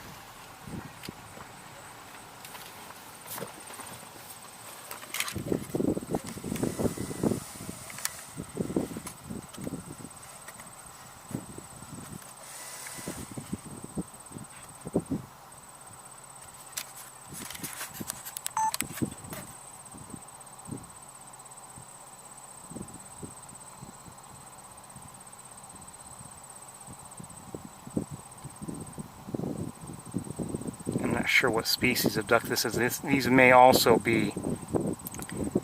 We may also be seeing blue-winged teals here again. Okay, you know, we're dealing with eclipse plumage, which is hard for me to recognize.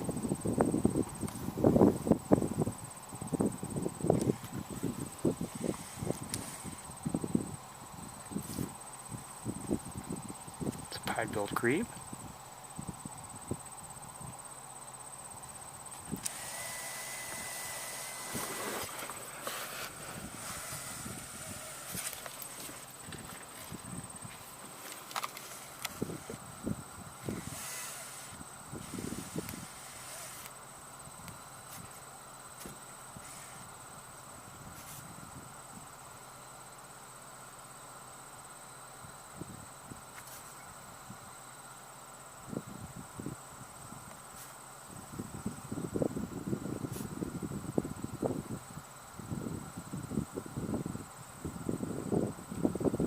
Not sure what we're dealing with here.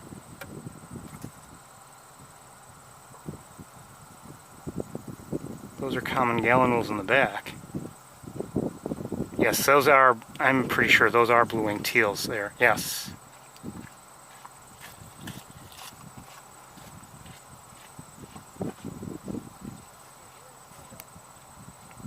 The one that just moved, I'm pretty sure that's a blue-winged teal.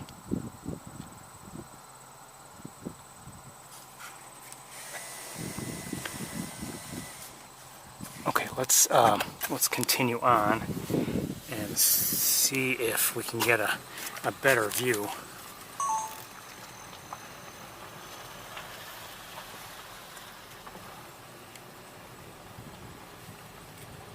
I'm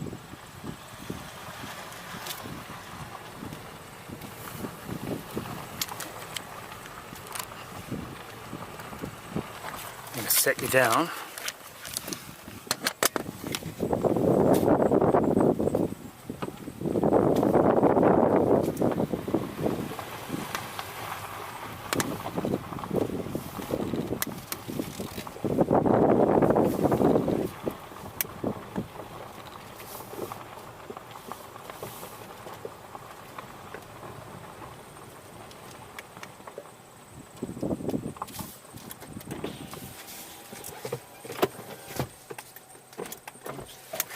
let's we'll look from here for a bit. See what we can see. All kinds of stuff tangled all around. It's enough to drive me to drink, but I don't drink. Not yet, anyway.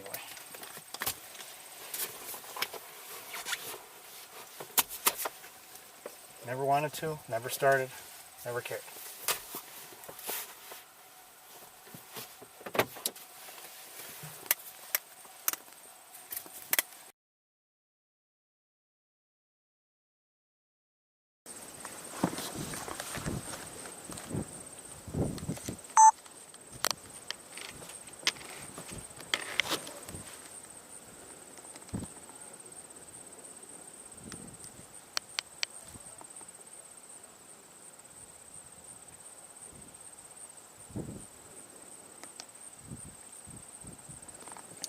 I'm still thinking blue-winged teal here.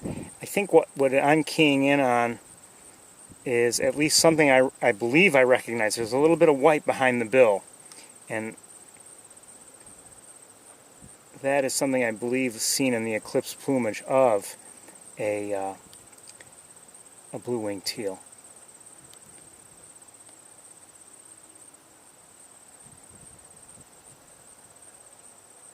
Beautiful ducks, and they're not even in their, in their dress breeding plumage.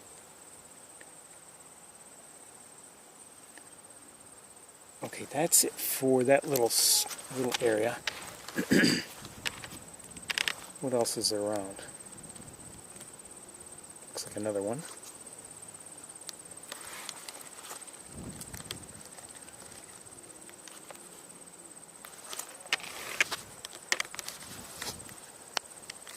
Lighting is a challenge.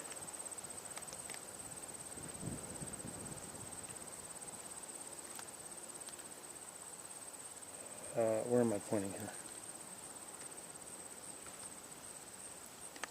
So that's a common gallinule. Now, same in many ways, similar to the American coot, but notice the white spots on it here and there.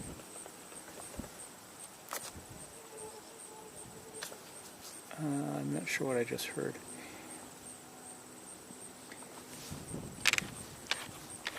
Okay, we're going to move the car a bit.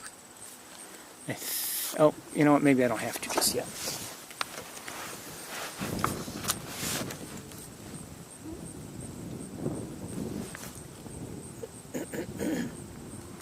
Okay, let me lighten it up.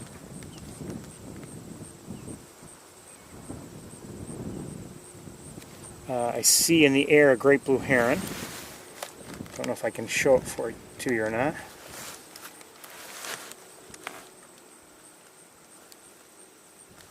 Maybe not. Okay, it flew by.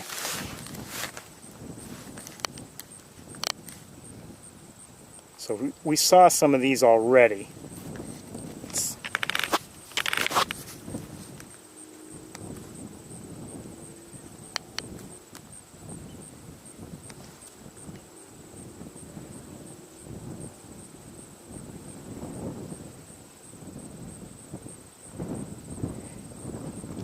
The blue-winged teal is really not a very large duck, significantly smaller than a mallard.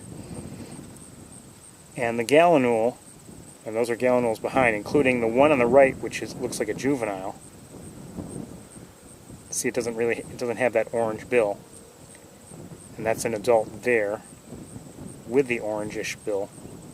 But anyway, you can see they're they compare in size very favorably with the blue-winged teal. So the teal is a relatively small duck.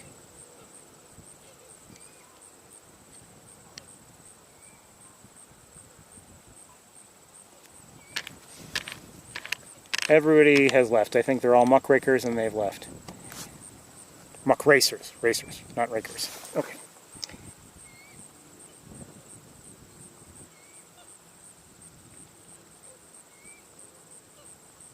Don't know who's making that noise out there. And farther out, just saw with binoculars. I don't know if we can see them.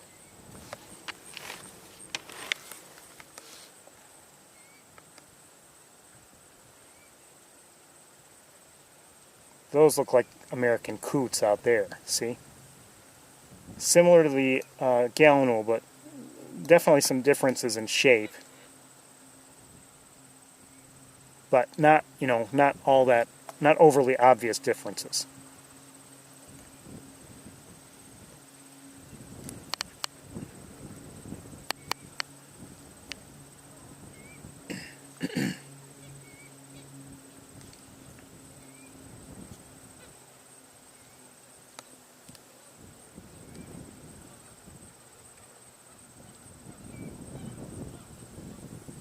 I think we may be hearing, coots. I'm not positive if that's what we're hearing, but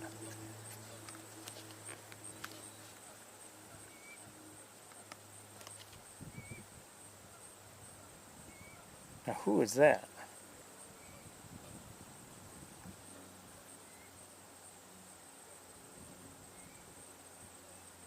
Is that a widgeon by any chance? Yes, that's an American widgeon.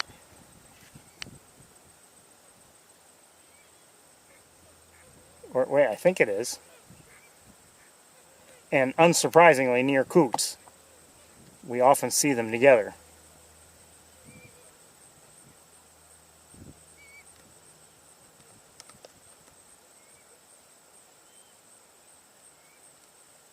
I think it was an American widgeon. Looked like one to me. There had been seen at Knox Marcellus for a few days at least, and I don't remember when, there had been a Eurasian widgeon. It may have even been prior to last Saturday, and,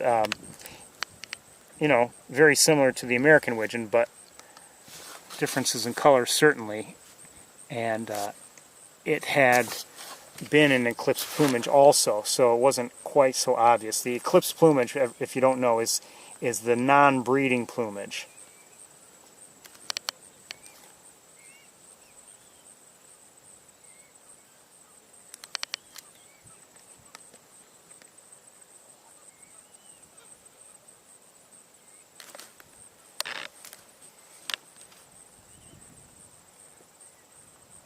Okay, we're going to move on, I think. Oops, sorry, it's so bright.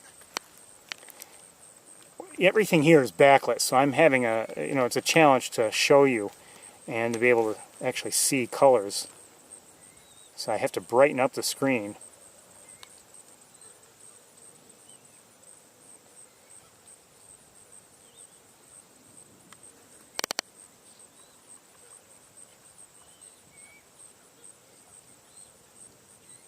That's also an American coot there.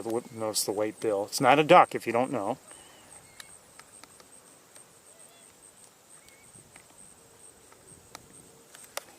Okay, this battery's almost dead. Let's keep moving. We're gonna move along.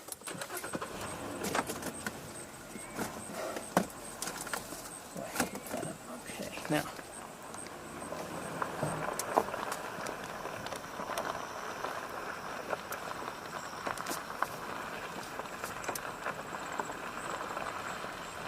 Gull, I'm not sure. I'm guessing it's a ring-billed, but I don't know for certain.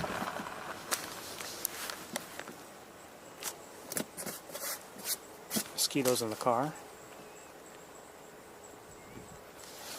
Let me just look around a bit with binoculars.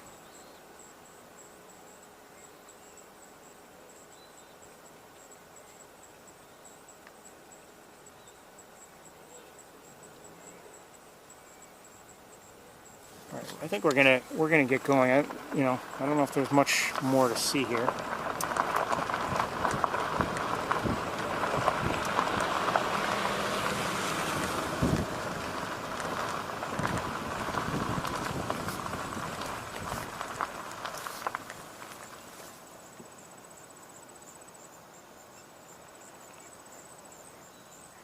Oh, I think I see a swan, maybe.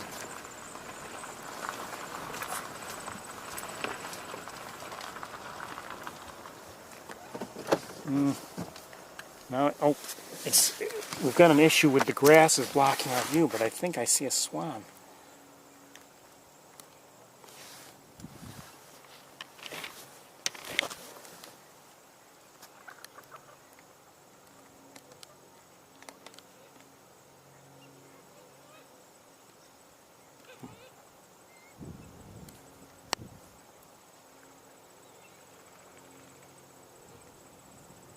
It might have been an egret, I don't know, but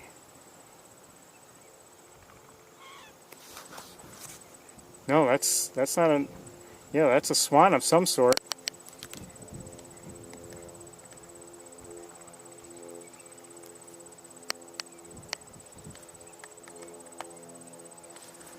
I don't know if I can move enough to get the grasses fully out of our way. Hold on.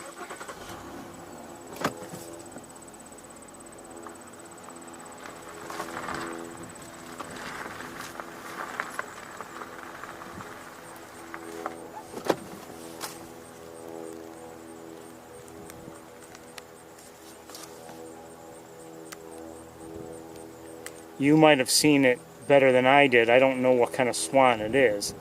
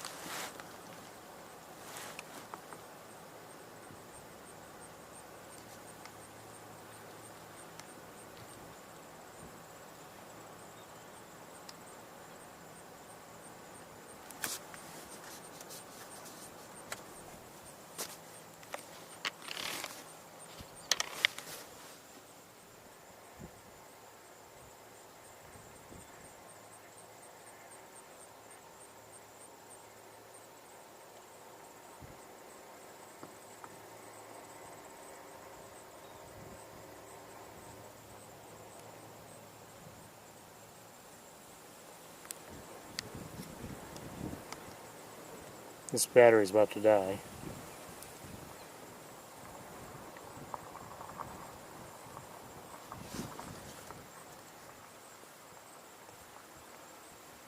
Just want to see that bill. I mean, I thought for a moment it might have even looked orange, but I don't know.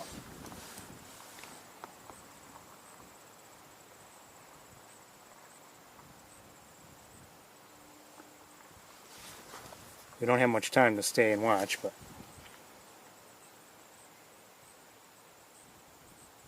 I wonder if that's a mute swan. Karen, would you, so we can see your bill?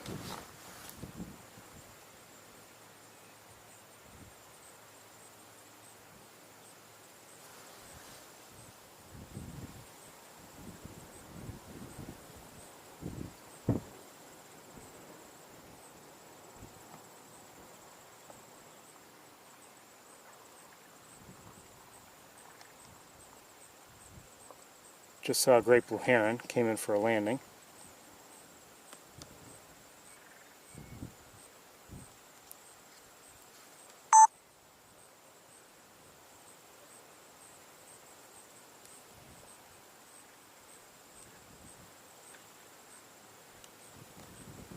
Is that a cormorant?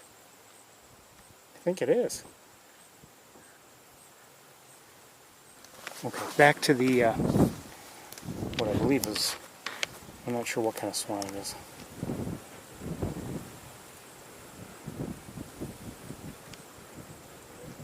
Where'd it go?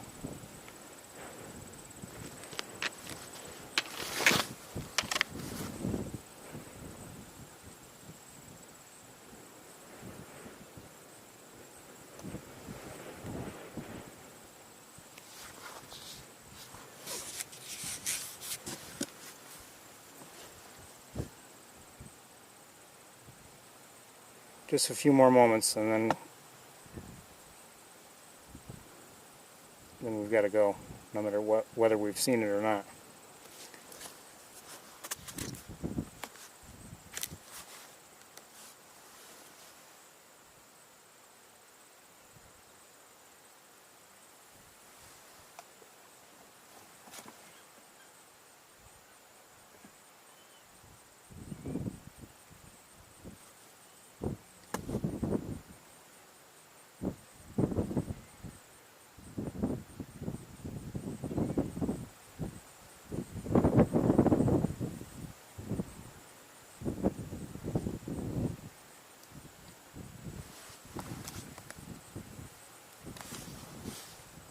turn so we can see you, would you, please? See, I can't move enough to get those grasses out of our way. It's not like there's an opening for us that we could use. And it could be that I've recorded a view that would be sufficient to determine its ID, but I think we have to get moving. So we're going to get moving. Anyway, good to see it, whatever it was. Bye, Swan. Alright, let me switch cameras. Hold on a second.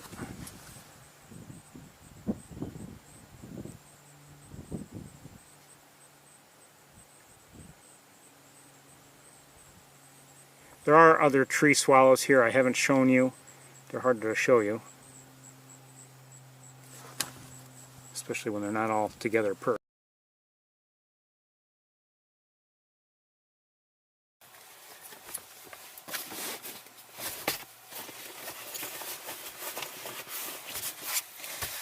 Okay, let me just, oh, jeez. Hold on, I got a real problem here. Okay.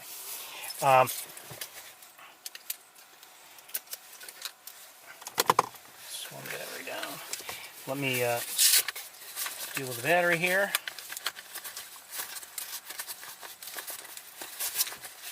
Come on, I want you out of the case.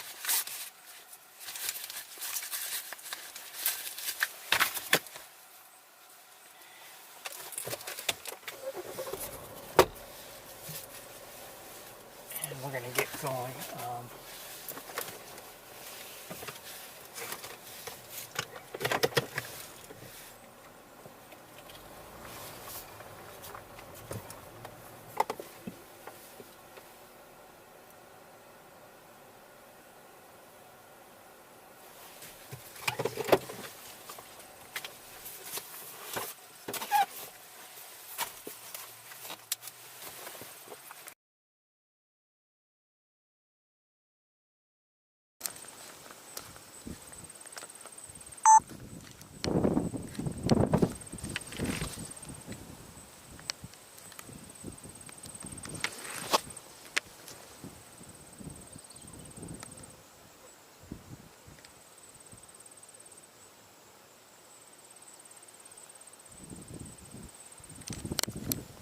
These are young common gallinules. But that orange bill is coming in, so it's getting near adulthood in terms of colors and everything.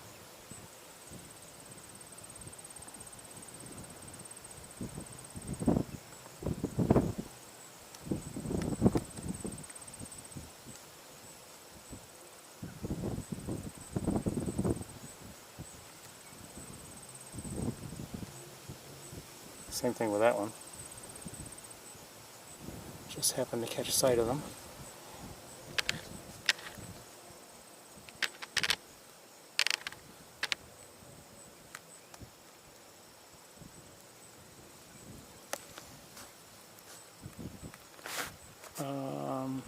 Oh, hold on. I think I saw a harrier.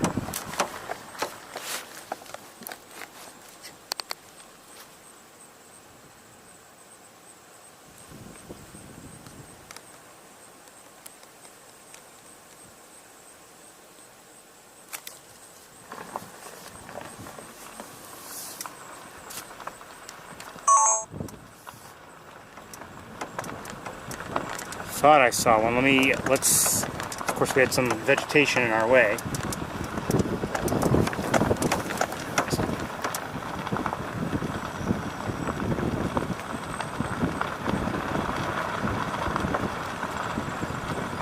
And I don't see it now. I'm guessing it was a harrier. I'm not 100% certain, but fairly certain. But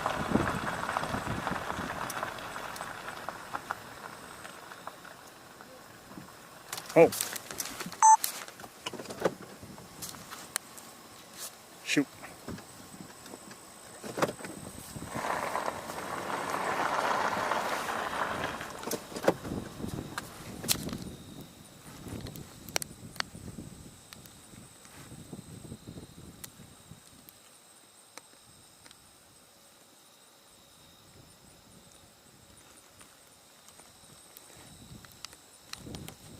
Now this is not the way to stay with a harrier in the car.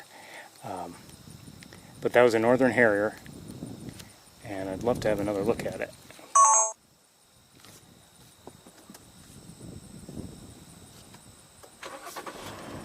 Of course, there's a vehicle coming in and just kicking up all kinds of dust.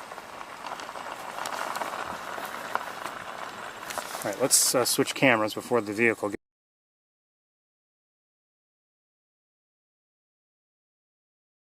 and close the windows.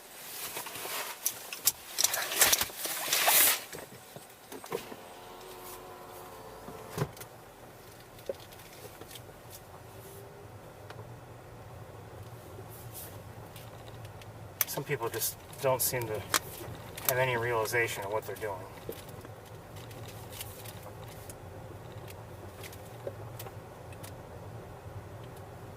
Up above, and about to be directly over the road, is bald eagle.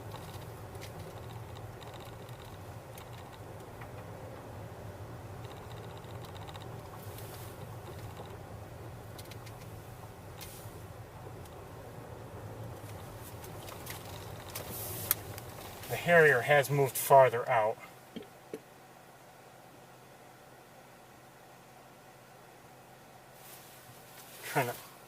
Trying to determine if we should try to look at it or not. And I think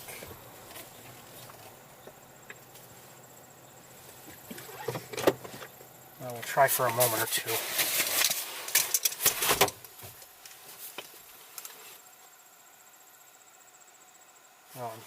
Well, I don't know. No, it's too far out. Too far out. I told you before, there's a range that I like to, if I'm talking about a bird in flight or whatever, there's a distance range I like them to be in.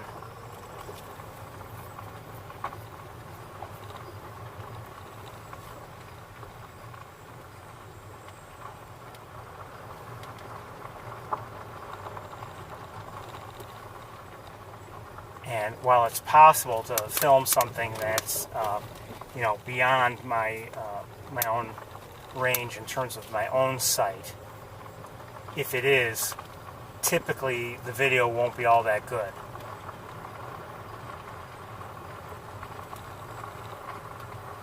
It can be okay, but if that's all you have, that's all you have. But chances are it's not going to be something like I would say to the whole world, oh, look at my video of such and such.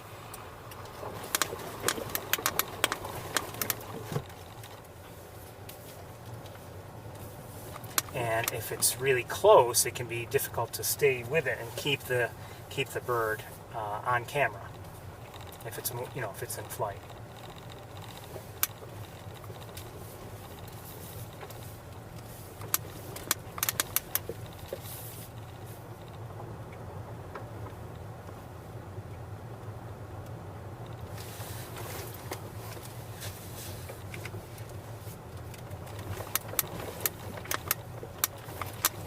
Now, of course, if a bird is stationary, sure, it can be really close, and I'm happy with that. Or if it's flying around, very, very slowly,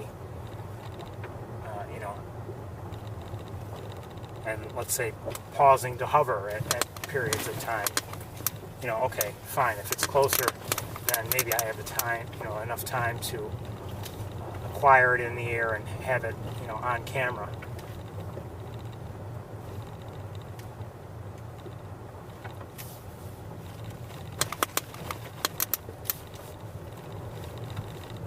Definitely fun to try.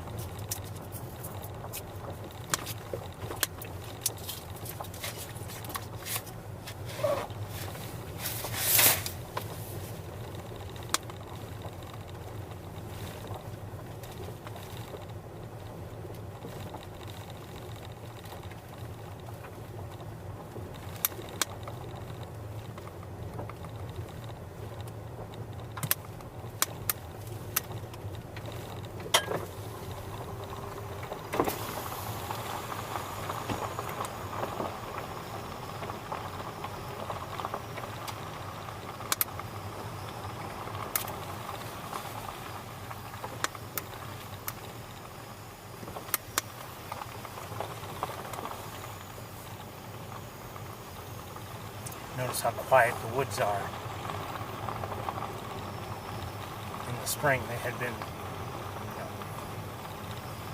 filled with songs and calls.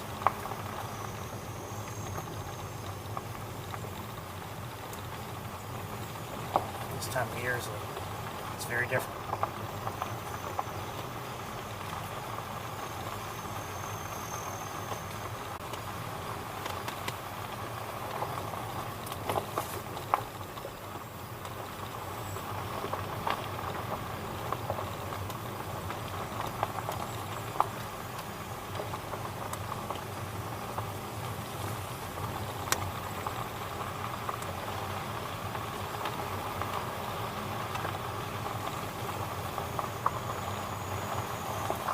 Car up ahead, I believe someone out of the car,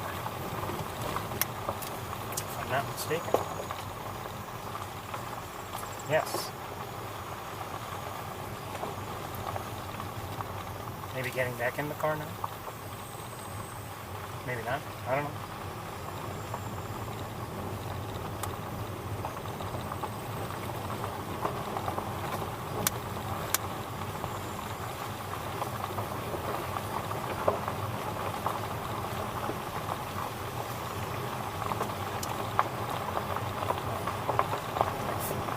Kind of sort of lost track of time. It's just after 4 o'clock, so we need to get moving.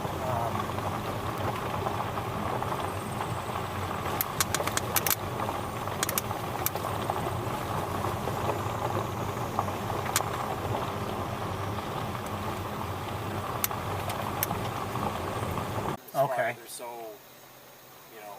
close looking, I think. Okay. I'm not 100%. Do you know them pretty good? No. Yeah, I was gonna say I got a good picture one, but I know a few of them, like Great Crested, but yeah, that one I would know. Yeah. okay. Well, good luck to you. Thanks.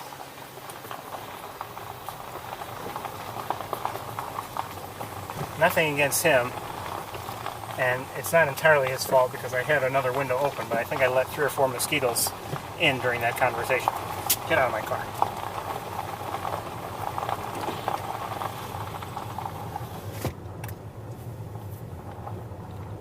I think I had heard a black-capped chickadee during one of our shutdowns somewhere along the line. I'm not sure. So I don't remember if it was here, if it was... I don't know.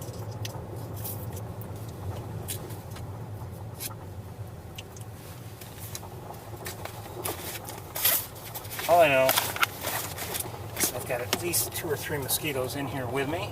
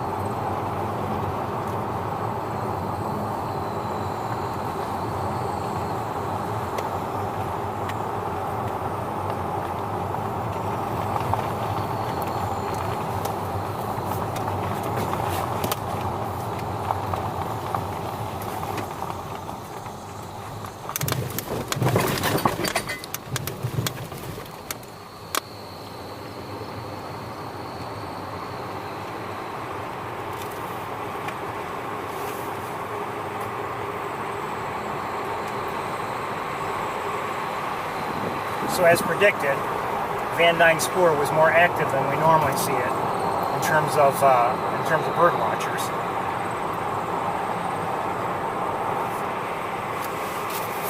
No surprise there at all.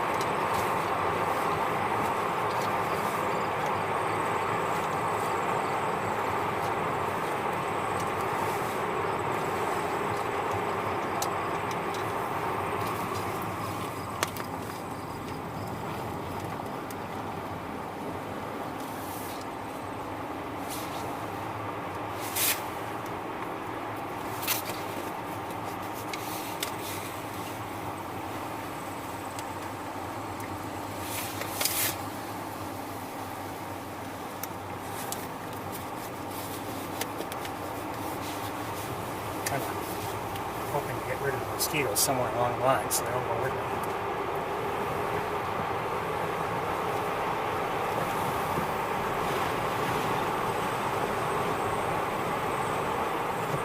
It's the worst when you get home, trying to unload the car, and out come the mosquitoes from your own car. They've traveled with you, and they immediately go to you.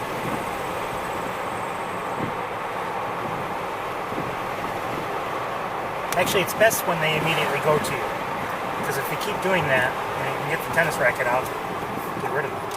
Zapper.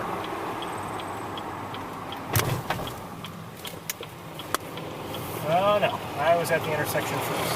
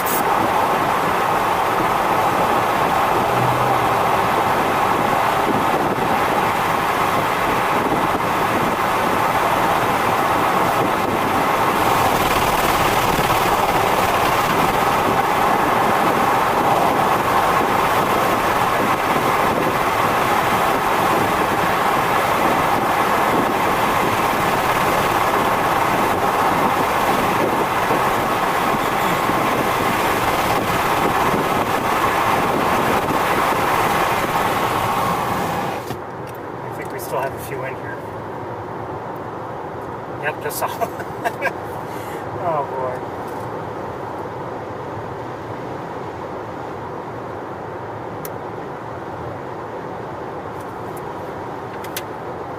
You know, I wonder if I could somehow rig insect repellent into the HVAC system for the car.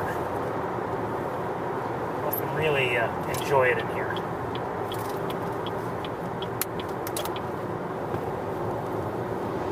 Tie it right in.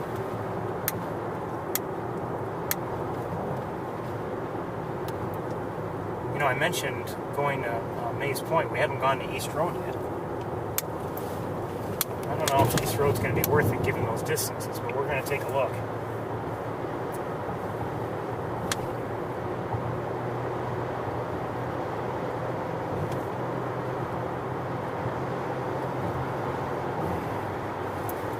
I had, by the way, you remember, or hopefully that's what we are. Absolutely.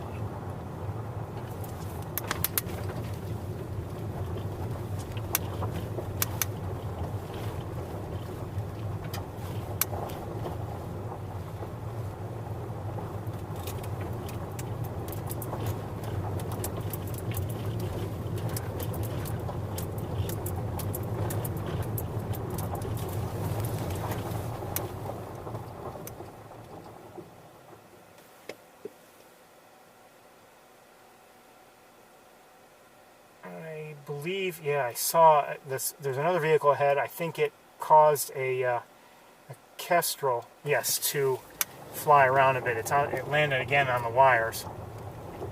But an American Kestrel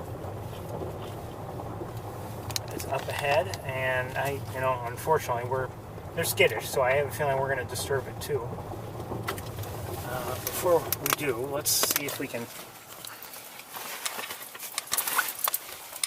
Let's see if we can just give it a quick look for here.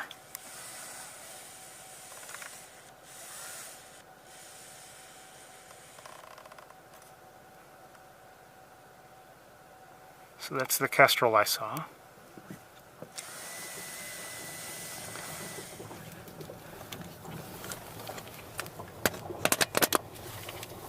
They are a favorite.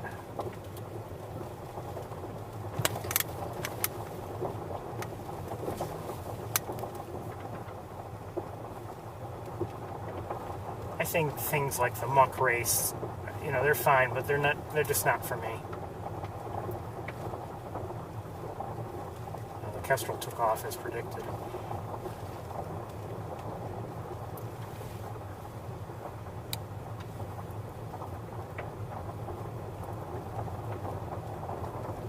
Again, I'm not being critical of it in any way, but it's just not my thing.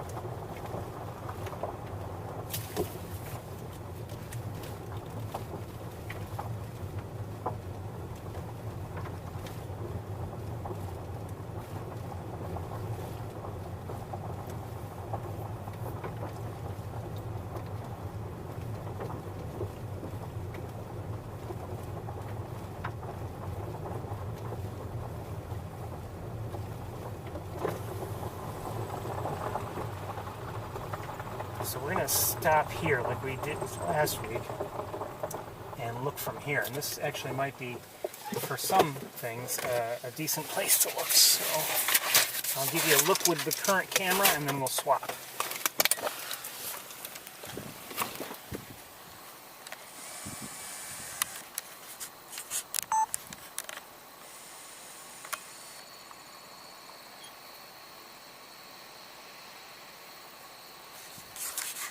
Hold on a second, I gotta adjust something. That's better.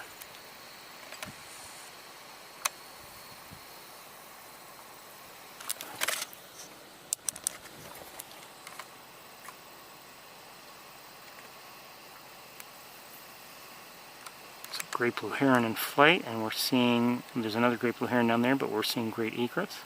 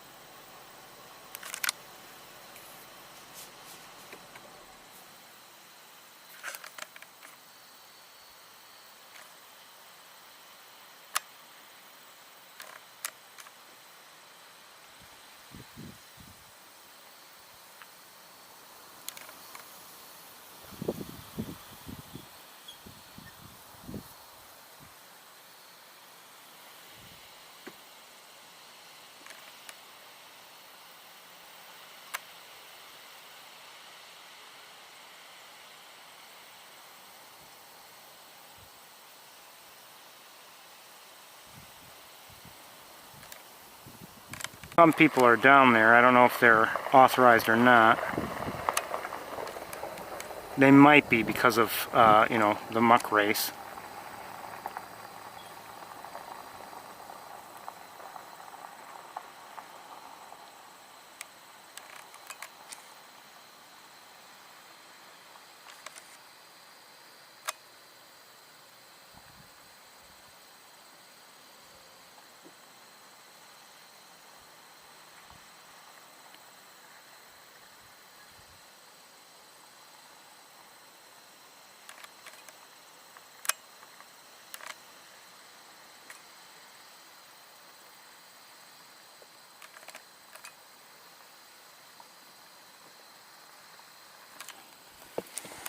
Okay, we'll switch cameras and take a look around at a few things.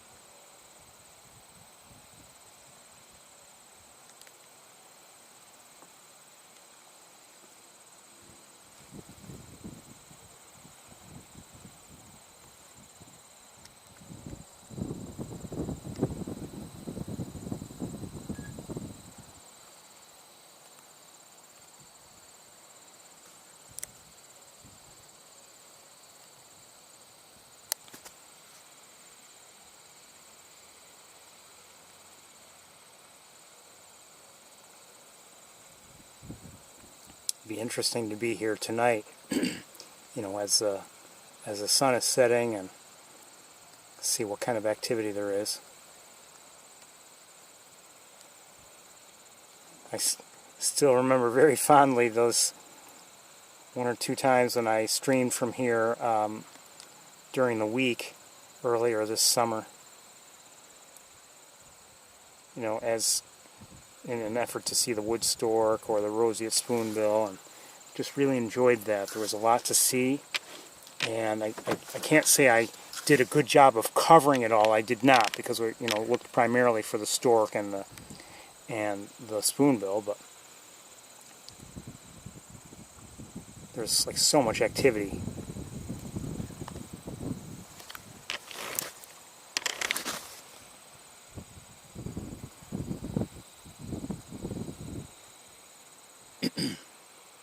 I don't know who these guys are.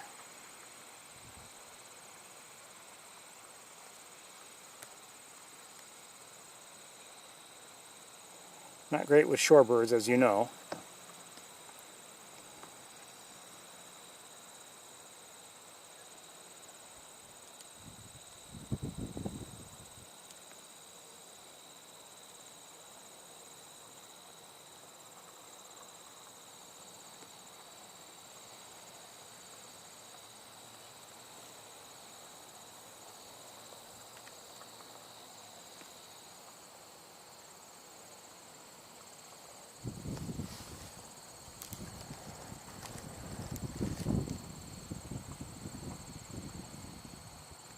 Well, whoever they are, they look like they're leaving.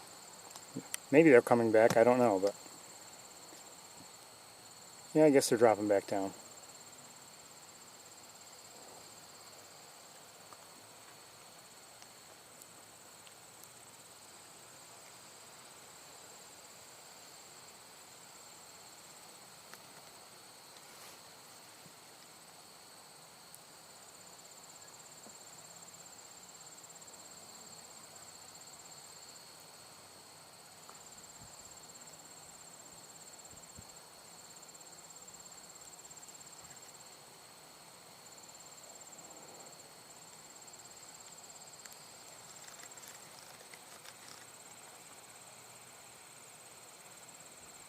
Okay, I lost sight of them. Okay, I'm going to look with binoculars very quickly to see if there's anything else I want to really focus in on from here. Well, let's look at those swans a bit if we can. Just a bit. I don't think we'll get a definite ID, but I think they're trumpeter.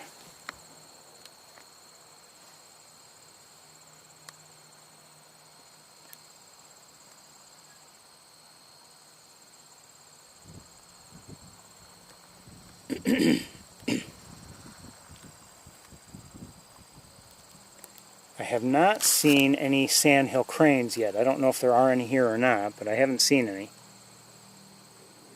And maybe from here it's not possible. I don't know.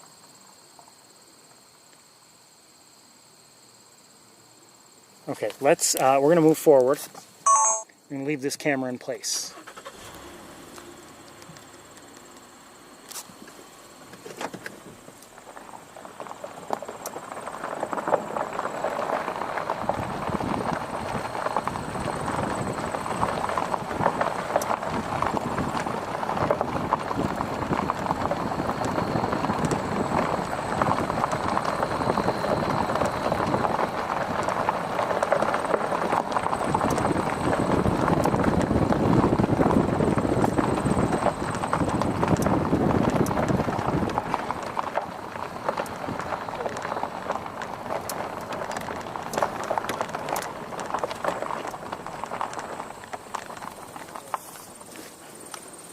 Okay, I think right here is good.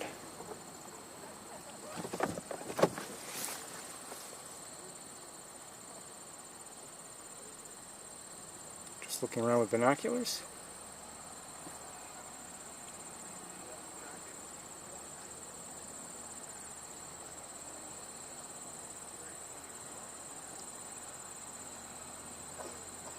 Oh, I think I do see a sandhill, at least one sandhill crane, maybe, well, one. Let's see if I can find it for you.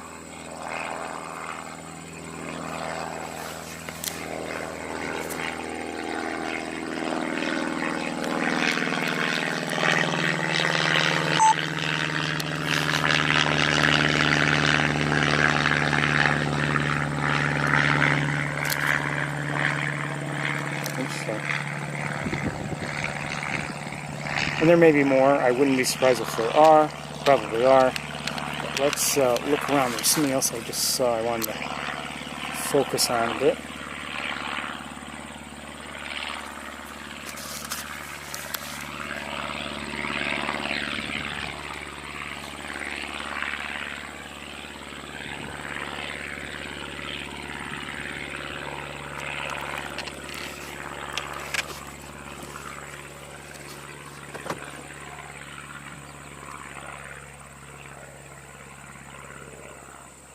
Just heard an American goldfinch, by the way.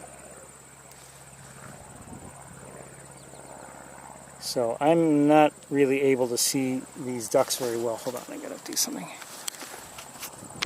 Okay. You can probably see them better than I can. I'm just gonna focus on them as best I can. And I wouldn't be surprised if you can see what they are. I can't. They're too small on my screen here. Maybe some shorebirds in there with them. And you can see there are different sizes of ducks, so we definitely have different species around.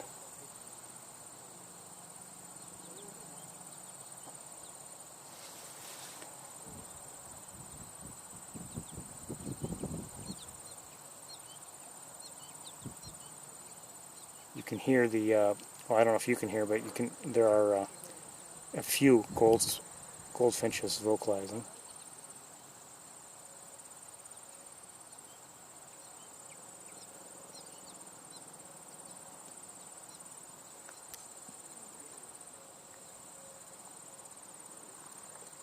Without switching to the other scope, this is as close as we can get.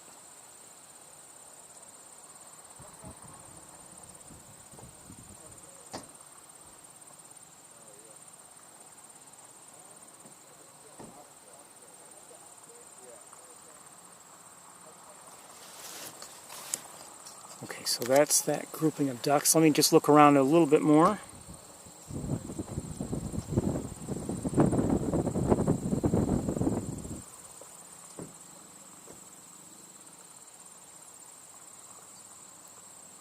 I think we're going to get moving. We're going to move along.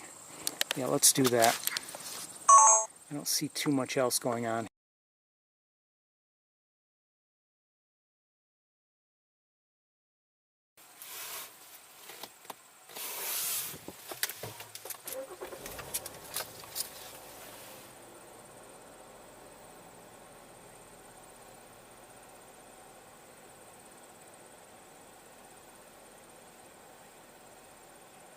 there's another, maybe there was another grouping of ducks I might have been wise to focus on.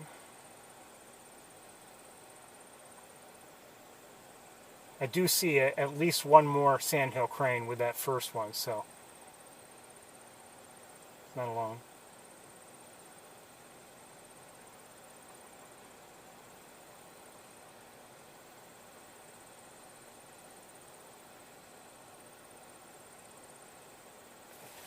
Oh, I'm not ready to leave yet. Just 1 second.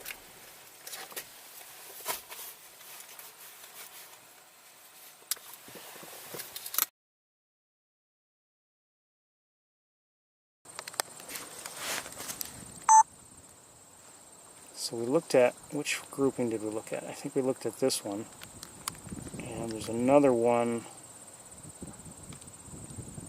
I think I may have passed it already.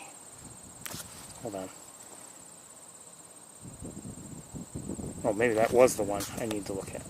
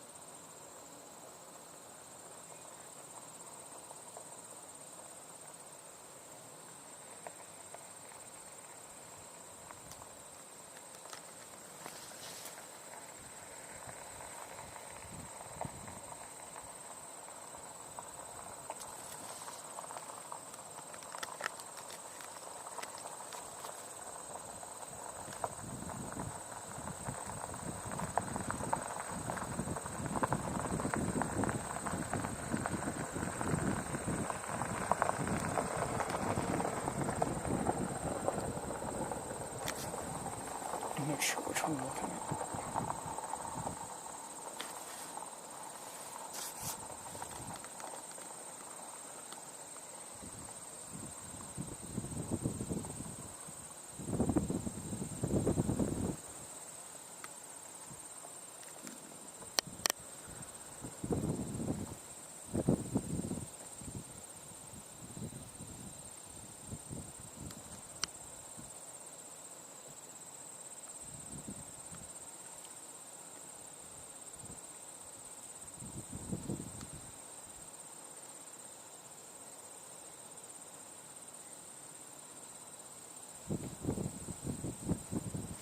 Okay, and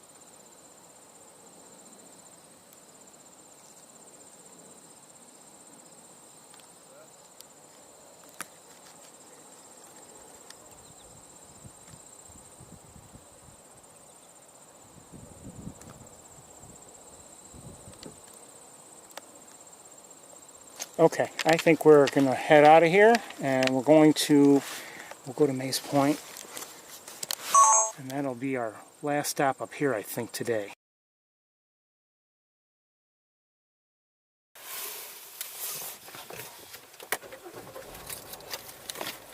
There's always a chance we'll see or hear about something elsewhere, but we're going to move on.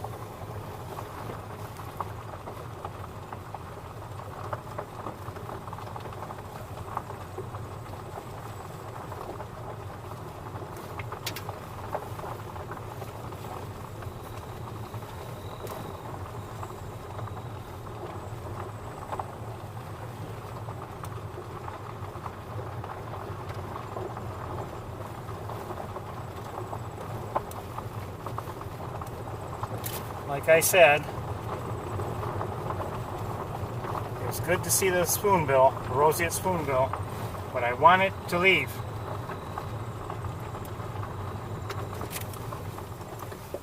I want it to head south.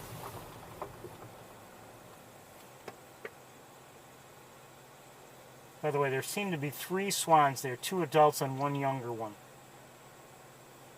From here I can see a third, one that's a little dark, a little paler, not quite as bright a white, more grayish, and that is a young one.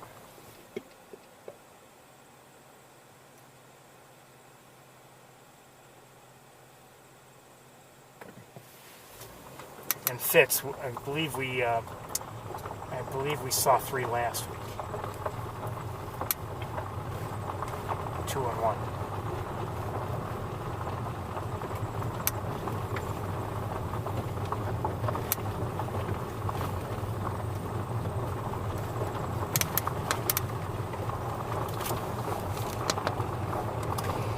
It's about 20 minutes to 5. We were running late, considering I need to drive back.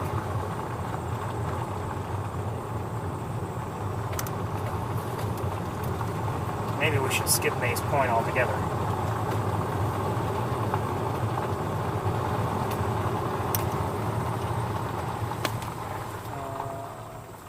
Just saw, I think, 2 pigeons. Yes, 2 pigeons. And in the air,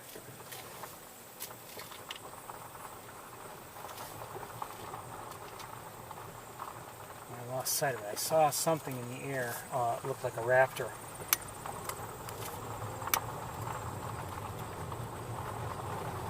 I was distracted by the pigeons.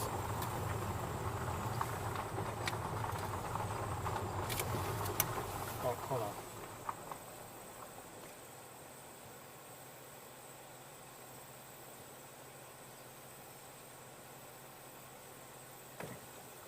Some kind of raptor in the air. I see it now.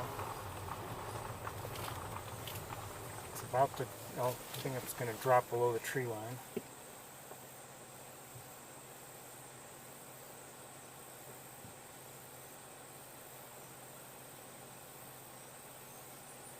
I don't know what it is. It's dropped below the tree line. It kind of came back up again for a moment, but I don't see it now. Let's keep moving. It didn't appear to be anything out of the, that we haven't seen before. I mean, it may have been an osprey. It may have been an eagle. I don't believe it was like a red-tailed hawk, although I could be wrong. I see on the power lines here ahead of us, now flying off because of this car and our car,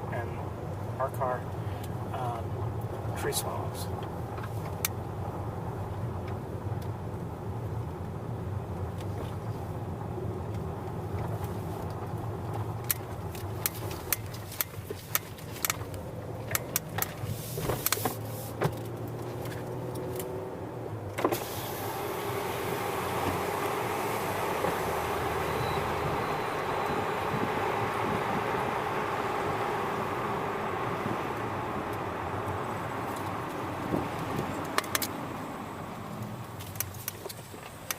Heard a blue jay.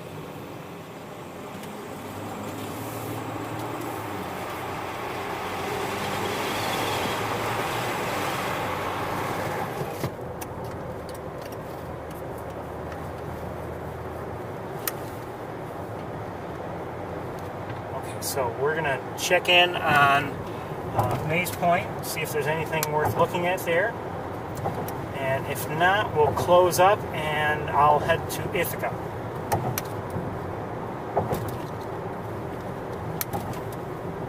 Sound like a good plan to you?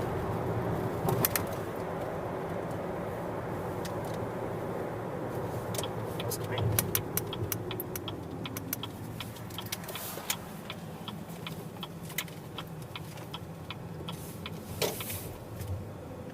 Does to me.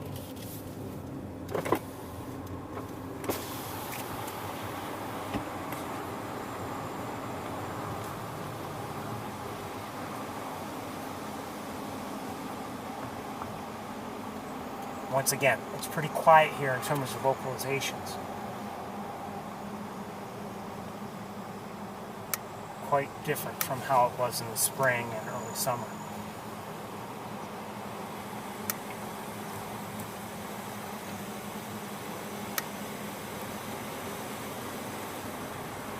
I know I just drove through quickly, but I didn't hear, really heard nothing.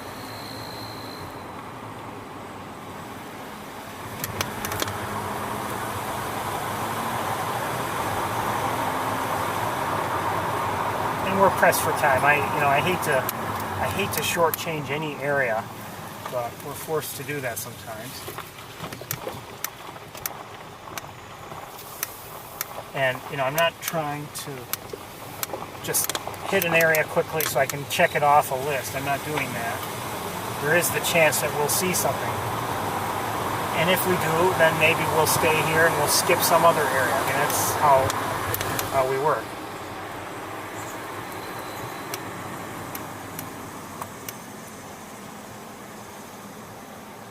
Somebody's flying around. I don't know if they're starlings.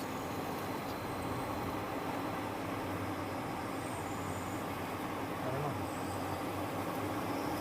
But we're going to pull over and we'll walk out onto the deck and we'll look around. And if we don't see anything, like I said, we'll pack up.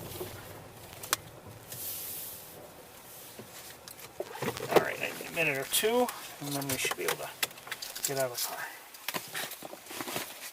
I'm not gonna, we're not using the other camera unless we need to come back because we have something so great to see that it warrants it. I'm just gonna use the current camera, which is probably going to end up being good enough. Boy, the wires are a mess, unsurprisingly.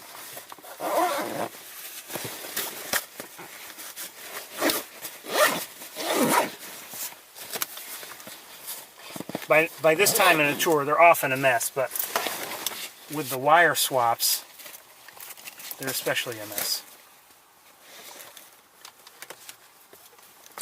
Okay, I think actually we're about ready to go.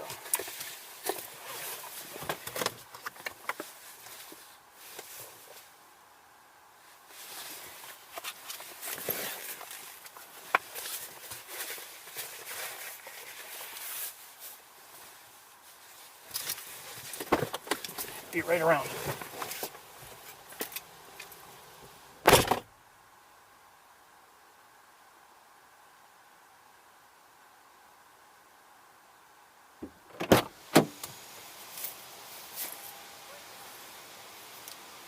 The bugs are just unreal. Okay.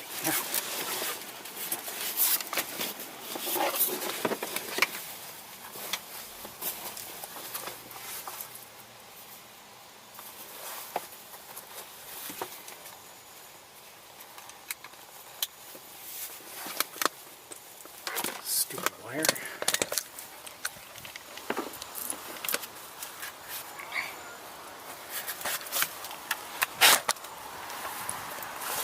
Hold on.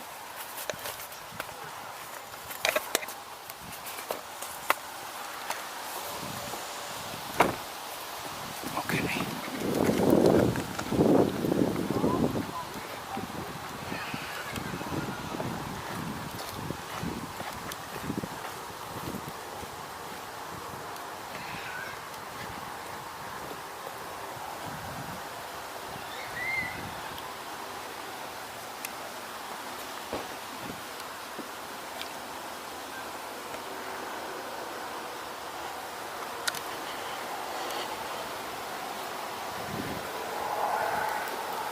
If you're wondering where we are, I mean, I know we're at Mace Point, but if we're to help you, maybe, in the grand scheme of things. Oh, hold on.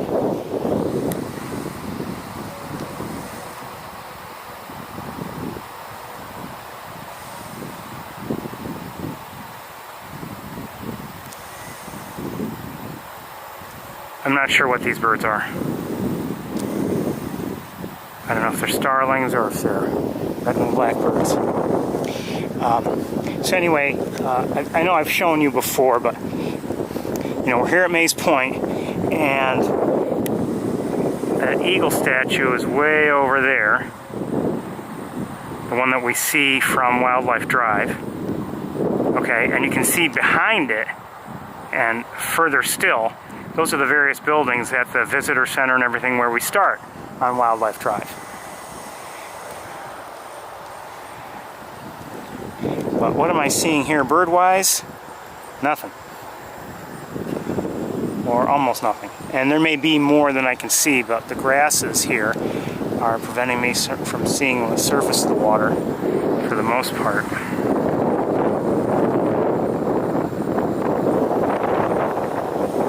Okay, well, so there's not much to see here. I think we're gonna pack up.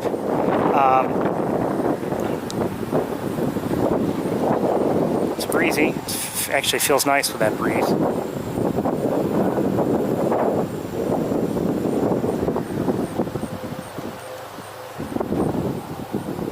Let's say about maybe around, oh, see somebody, 6:20, everybody, in Ithaca.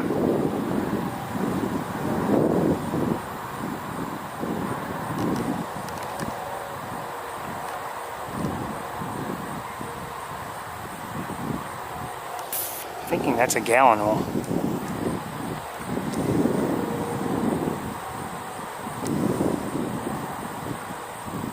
Looks like one. Juvenile gallinule. Unless it's a different rail. That's possible. But I think it's a juvenile gallinule.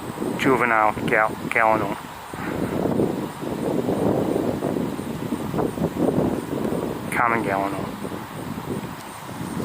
Okay, so about 20 after 6, everybody. Hello.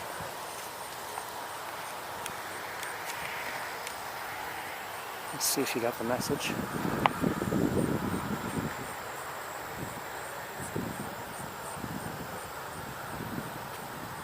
Okay, you have it. All right, everybody, I'll see you later.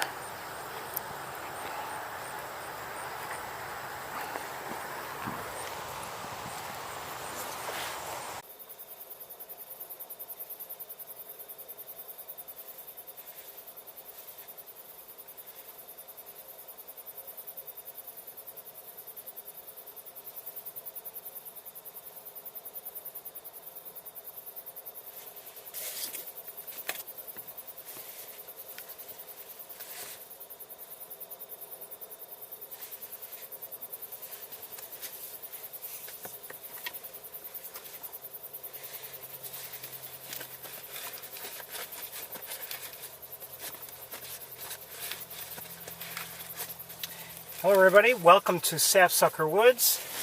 Just realized I forgot to do what I wanted to do, and that is note the temperature. Oh well. Anyway, welcome. It's sunny and maybe still, well, I don't know if it's breezy or not. There is some breeze. And I'm just packing things up. Quiet, Ferris, quiet. So it seems like we have audio as well as video, and we are about to take a walk. We don't have much time, it's late. Let me just gather what I have to gather, and then we'll get a move on. Zip up, gather up. Wait, zip up. Gather up, give your dog a bone.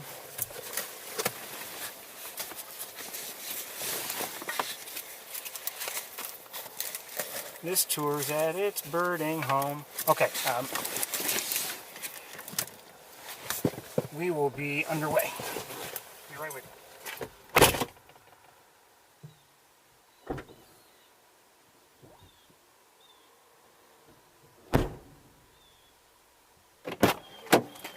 By the way, I have seen or heard on my way in blue jay, American goldfinch, and starlings.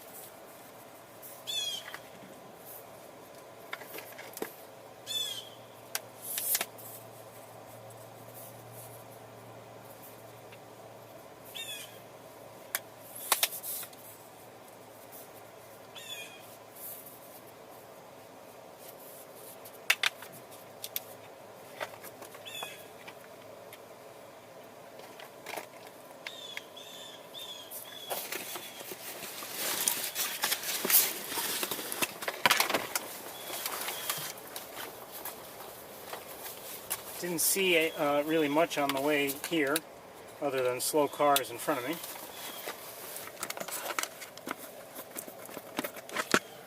Slow vehicles. Oh, come on, come on, come on. Something's up here. I don't know what it is.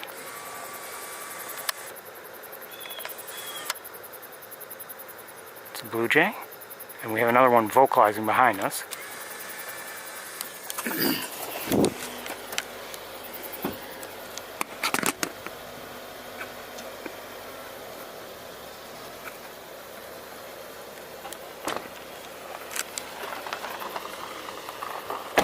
Okay, off we go. Welcome to Sapsucker Woods, everybody.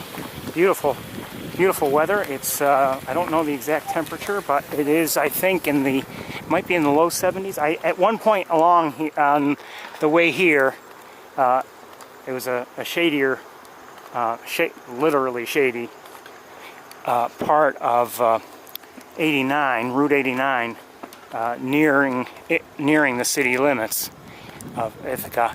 I think I saw 73 as a temperature.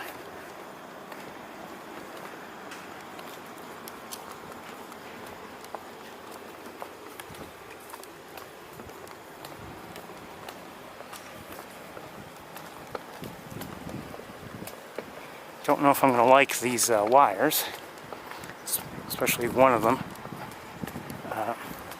Might bother me as I walk, but it's, a new wire, and I haven't necessarily set the length to my liking.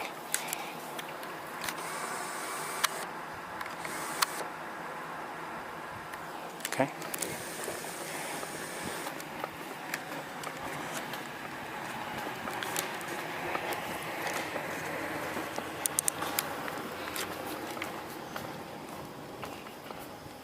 Something's making noise.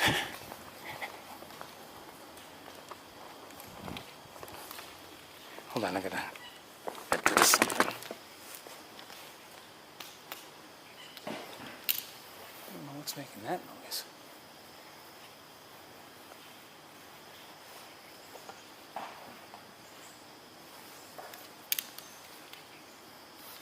I think I might be hearing, might have heard a black-capped chickadee, I'm not sure.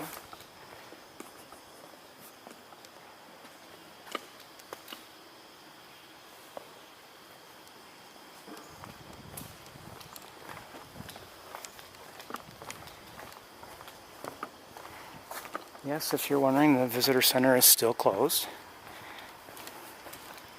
In my opinion, it's time for it to be open. I do see, it looks like a mourning dove at the feeders, and also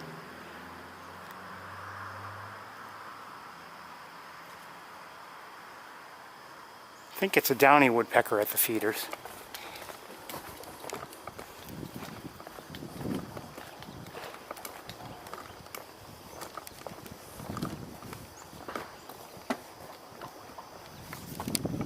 And I did hear a chickadee, black-capped chickadee.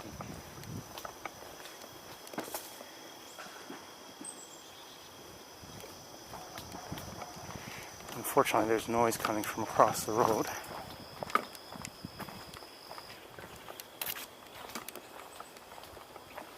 Okay, with that bright sunshine, I think we're going to stop right about here.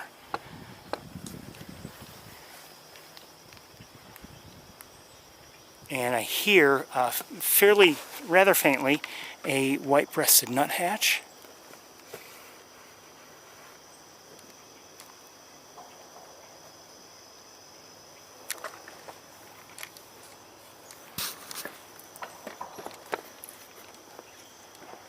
Get a little closer.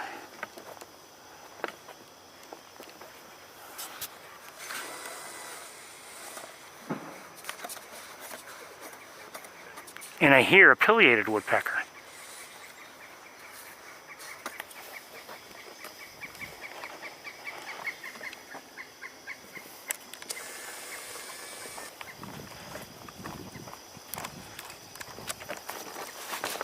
I see it.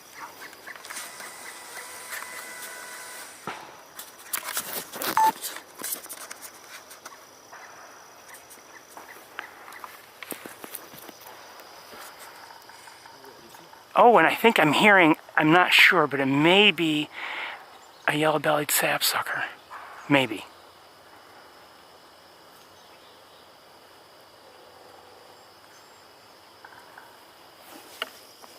Do you see it? Yeah.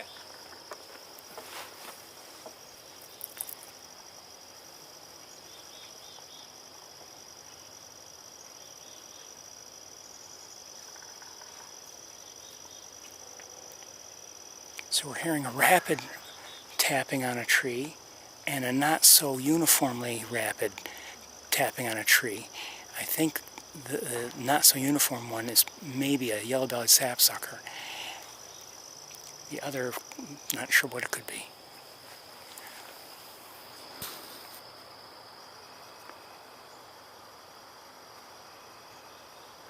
This looks like a female. There's no red mustache.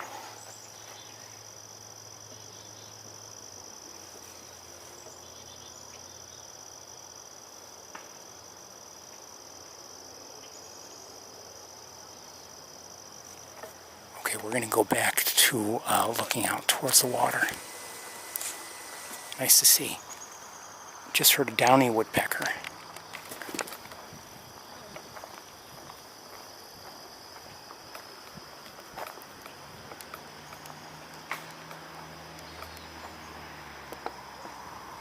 I don't dare get much closer for two reasons. One, because I don't want to lose a connection. Sometimes we do. And two, because of that sunshine, I don't want it in my eyes. I want to be able to see. Oh, just like last week. Oh, we have a belted kingfisher here, just like last week, and another one up here.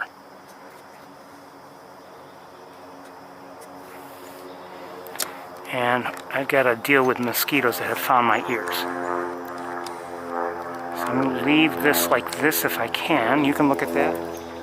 Oh, and I think I may have heard a third kingfisher. Yes, I believe so. To our right, a little bit. I think there's a third kingfisher.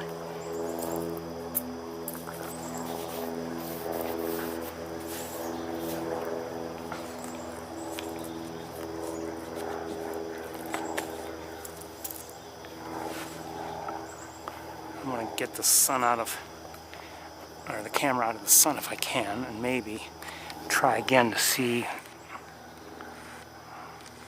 those kingfishers, at least this one. Darken it just a bit.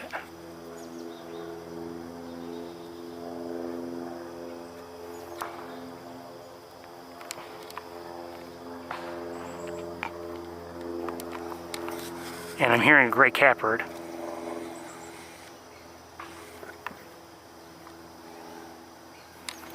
I'm going to move over just a bit if I can.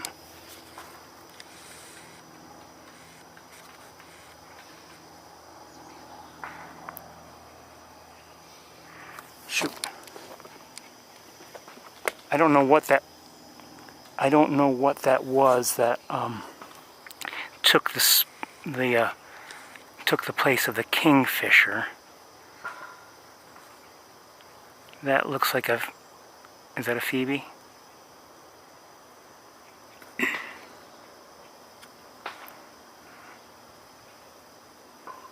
That's my guess, but I don't know for certain. So nobody there now, and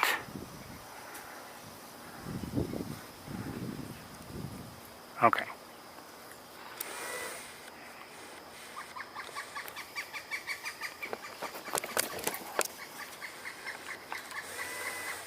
So I gotta get the sun out of my eyes. I see a pileated up here.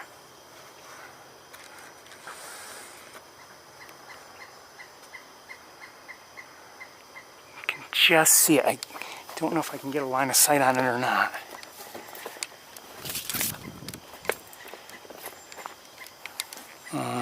No, I'm not sure where it is.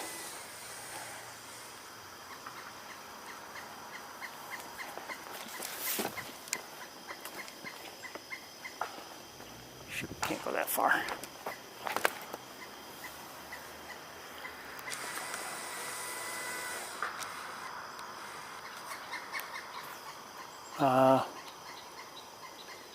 It sounds like it's moved a little bit. I'm not sure where to.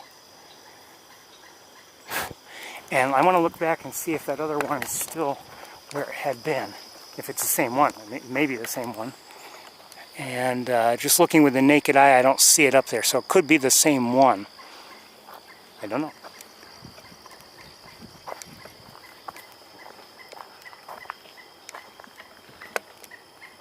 I wonder if it's at the feeders.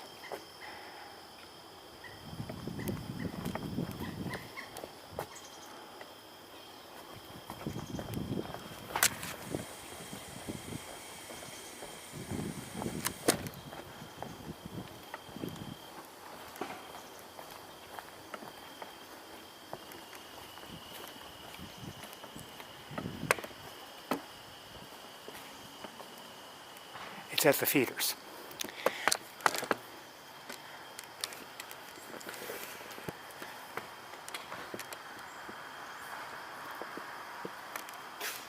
I can only get this tripod so high.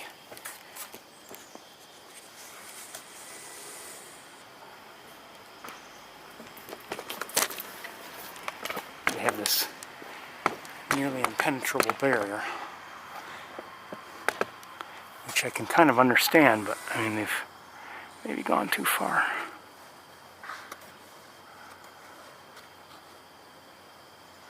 I can't show it to you. I just, you know what? Hold on one second.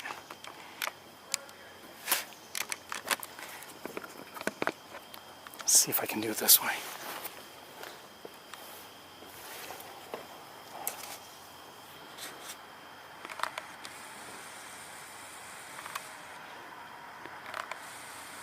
That's better than nothing.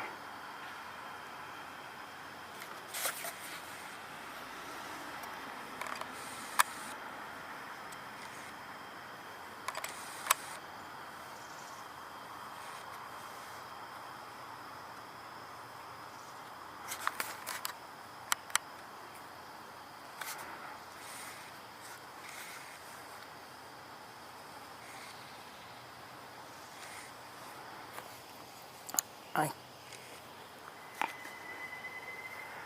don't know if I can do better than that. We're gonna move on.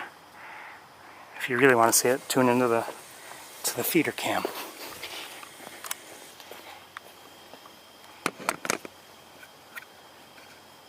I'll check for, you know what? Let me check just to see if maybe some of these other spots have a better line of sight. Well, now it's gone anyway. Or is it? Yeah, now it's gone anyway. So, never mind. We tried. We really did.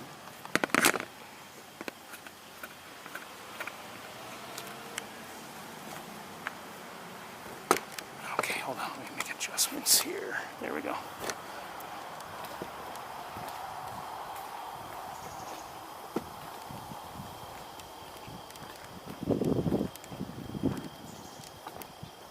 You know,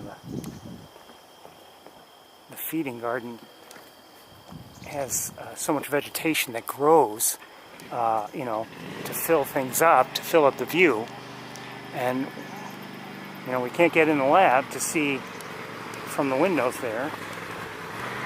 And we can hardly see through that barrier. And with the vegetation there, you can't see through that. You can hardly see any of it.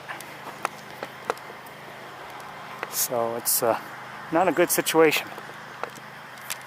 All right. Okay, so I believe we're hearing, if I'm not mistaken, chickadees around. And I want to, let me just leave things running right here. And let me look around just a bit with binoculars.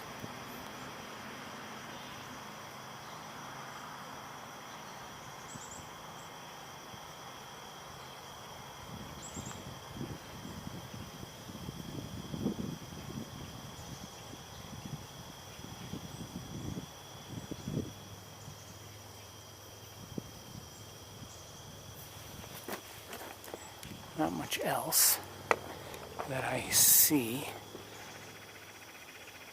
I believe that was a hairy woodpecker we just heard, if I'm not mistaken.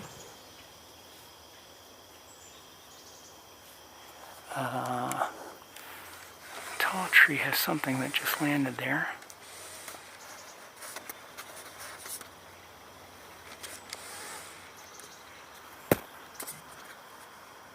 Now we can't see it, but we'll look up. Hearing blue jays.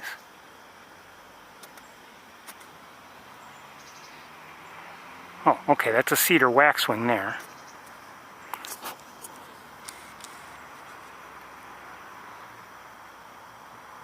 Looks like there are at least a couple of them there, one and one.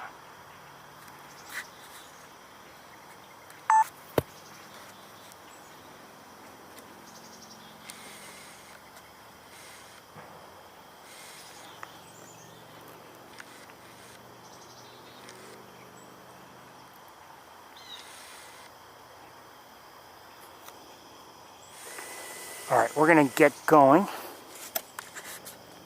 Could stay here a long time, but we don't have the time, so we'll get going right away. Give me one more moment to look around a bit. Just in case.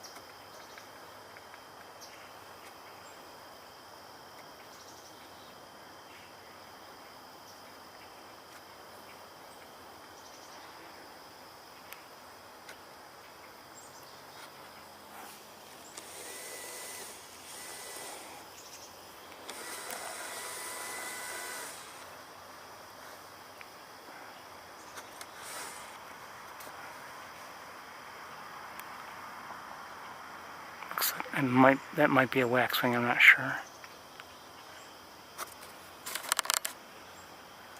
I believe so, yes. Wait a minute. Yes. Okay, let's get underway here, or else we'll never get around.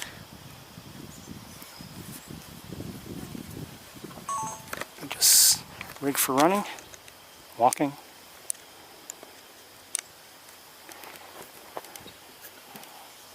Let's go. Oh, hold on.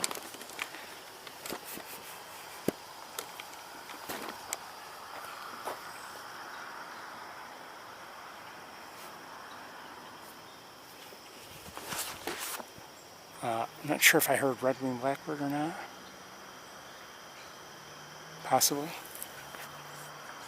Not not their song, but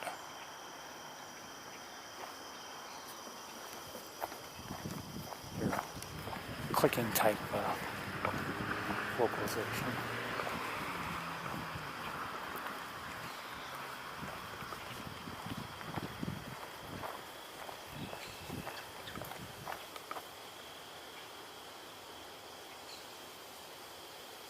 Thought I may have just heard red-bellied woodpecker. Just heard downy again.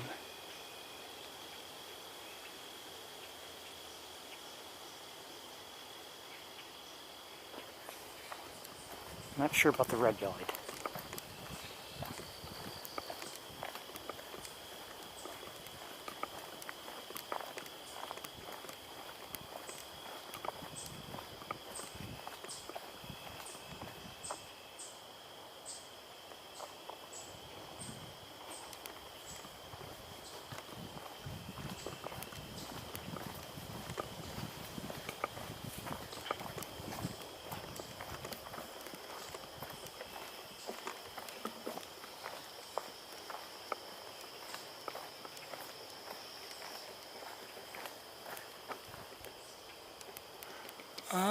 Somebody's here. Oh.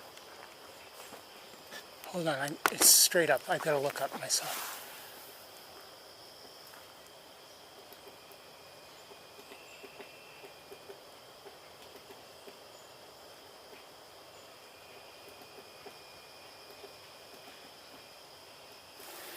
Looks like a hairy woodpecker, I'm not sure.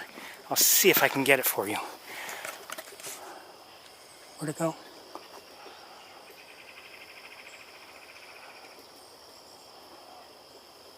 I lost sight of it. Where is it? Oh. Oh, just took off. Thanks. Thanks a lot. Oh, wait. I hear it again.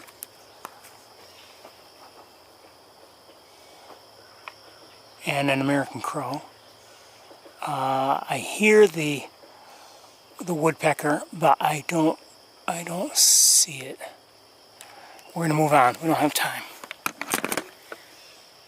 And we're hearing a gray catbird. Might even, there's a chance it's on the other side of the woods, but or on the other side of the road. But I think it's on this side, maybe closer to the road.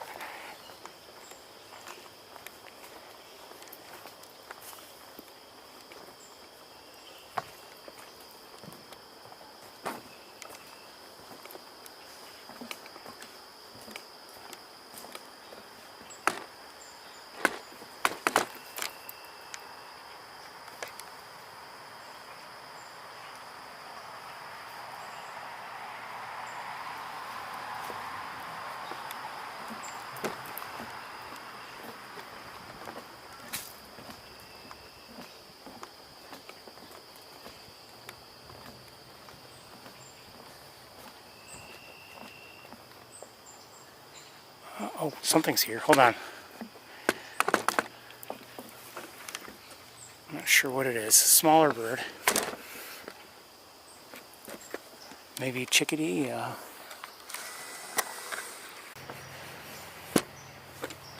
I'm not sure who's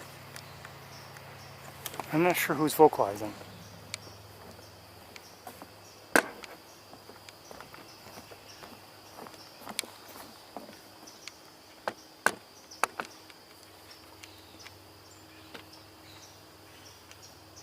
It's a reasonably high-pitched chip note, and there are a few of them.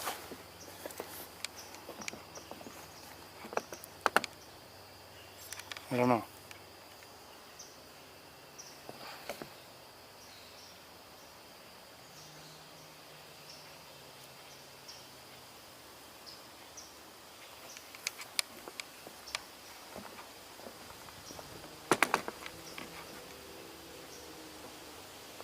Do the waxwings make that noise? I don't know. I don't think so.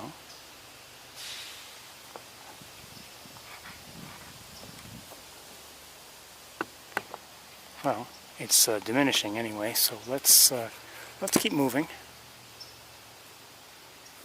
Unless it comes closer or something.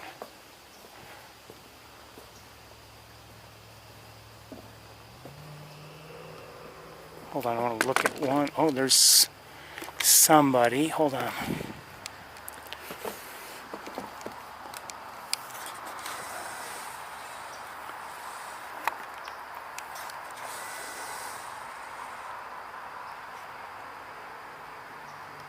That's a northern flicker, if I'm not mistaken.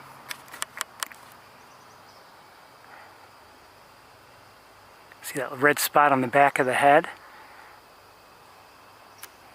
Brownish body. Now if it were to fly, we'd probably see the white at its tail, at its rump really. Let's keep going.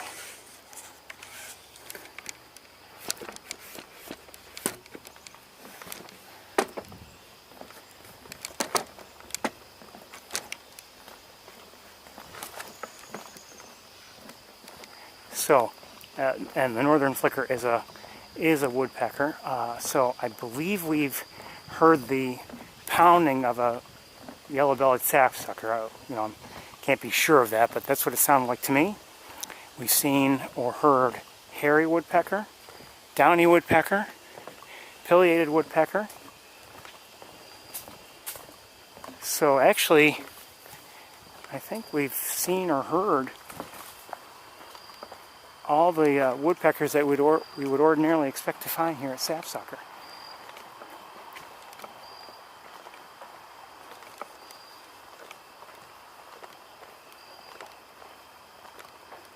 Now, of the ones that I just listed, I believe all of them, except for the yellow-bellied sapsucker, remain. I believe northern flicker remains for winter. That was, did you hear that sound? That was the northern flicker. Yes, I believe it was. Similar in many ways to, in terms of vocalization, fairly similar to the that of the pileated woodpecker, which we heard earlier. It's kind of dark here in the woods. Well, I'm brightening it up as it turns out, so this is a little bit more accurate.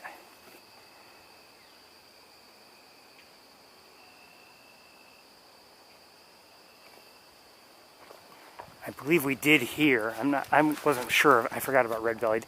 I believe I did hear it. I'm not positive. I thought I heard one, but it's possible we didn't, so maybe we haven't seen or heard that species yet.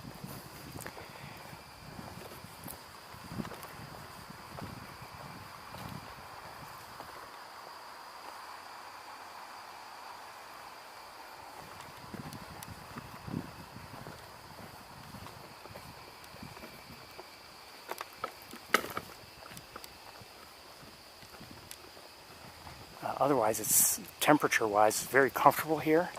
There is a light breeze.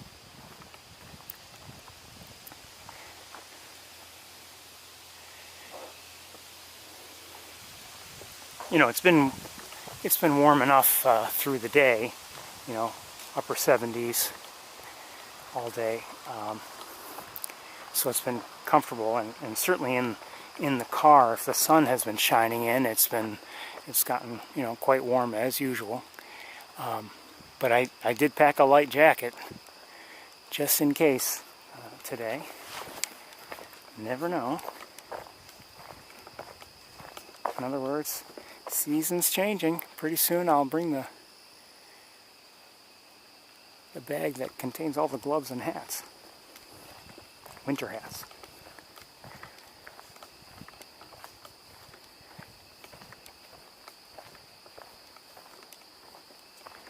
I don't know if I've seen a robin since last Saturday. Seen or heard one. And I haven't seen any today, I know that for certain.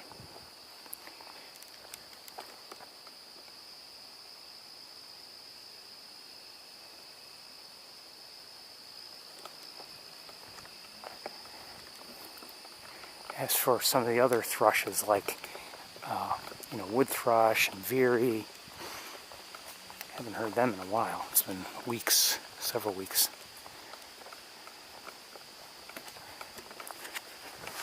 Didn't get to see them as much this year. It's just maybe our timing's been bad, or my own efforts at looking for them have been bad, or who knows what. You know, last year we had that, to me, wonderful look at a wood thrush nest.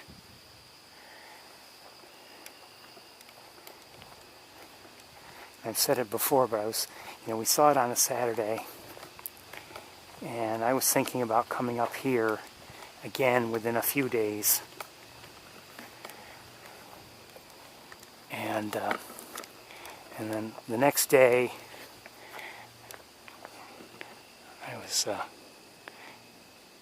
thinking about it, and I was like, you know what, I'm going right now. And glad I did, because I got an extended look with the other camera at that wood thrush nest. And I don't remember when I next returned to Sapsucker Woods, but I do know the following Saturday the nest was gone, or at least it was empty. So either they all fledged, which was possible. Somehow it didn't seem like they would have. It was, they didn't look like they were all the young were fully developed. Or something happened. So, whatever the case may be, I was glad I had the opportunity, and I Glad I made an extra trip to see them. Wood thrush is one of my favorite species. You say that about so many species? Yes. Okay, so we're hearing distantly a pileated again. Could be a different one, could be the same one, I don't know.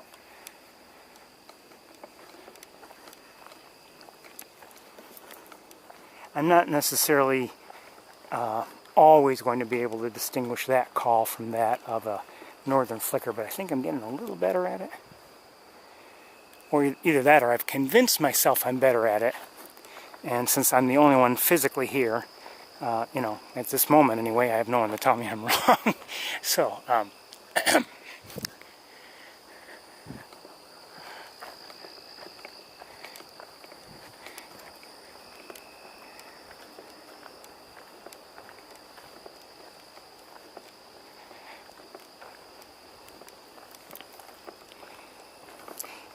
you know, don't know what bird watching any of you do. If you hearing a crow again. This is a big part of my bird watching efforts, but I try to look for birds every day.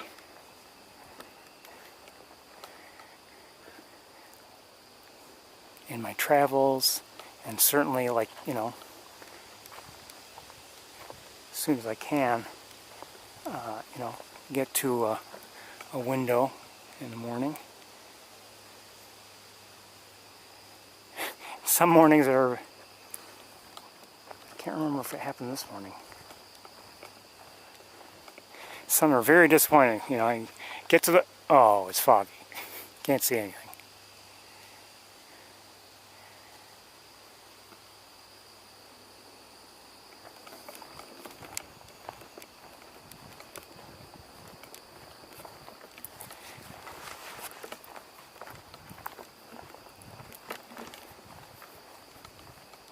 I don't think the fog was too bad this morning. I think it was yesterday morning that there was some fog and just really couldn't see for a while. Finally, it did clear up.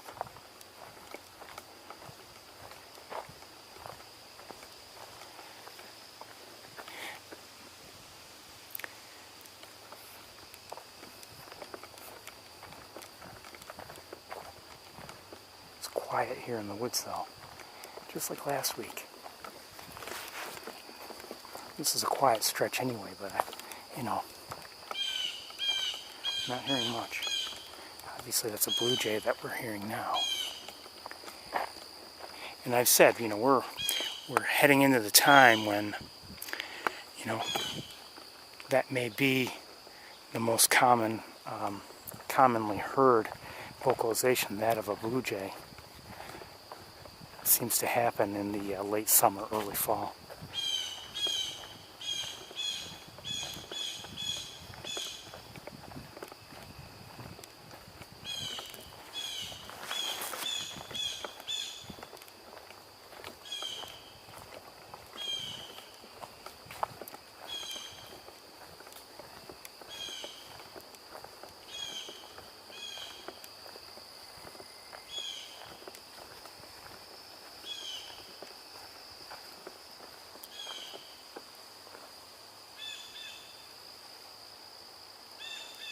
Now I have to admit, I'm not looking at every inch of ground or looking up very far because it is difficult to see, you know, so I'm relying really on my ears more than anything else. And that's how it often is, you know, for a fair amount of the warmer months. I have to do that because there's only so much you can see on the ground, especially when it's getting dark. And you know, what I hope for is just to hear if there's a bird on the ground, maybe, you know, causing the leaves to rustle a little bit, or, you know, the fallen leaves, or maybe I will catch sight of some motion.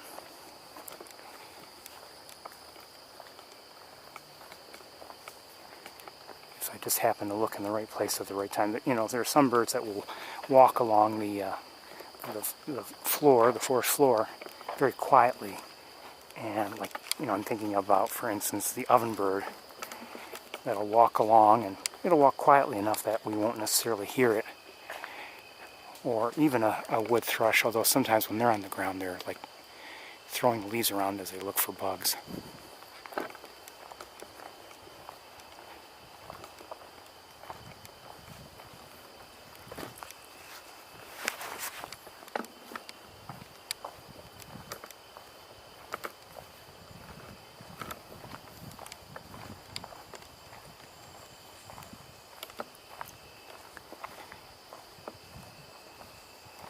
Now, the first time we had a tour, we stayed on the campus the whole time.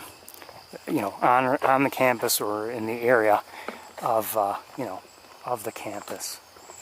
But I believe it was the following week when we started coming here. Hearing cedar waxwings. And it wasn't long after that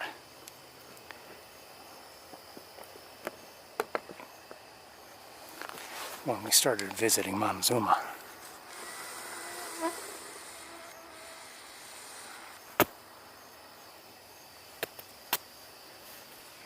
Oh, the mosquitoes love me. They just, I'm so blessed. Let me look around a little bit with binoculars. Sorry if I've been walking with that kind of zoom level.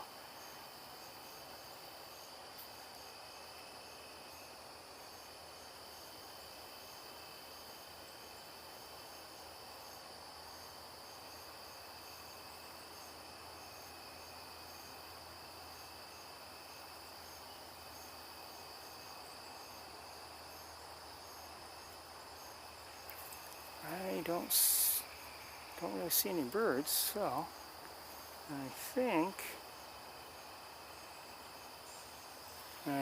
we're going to move right along. Just heard a chickadee.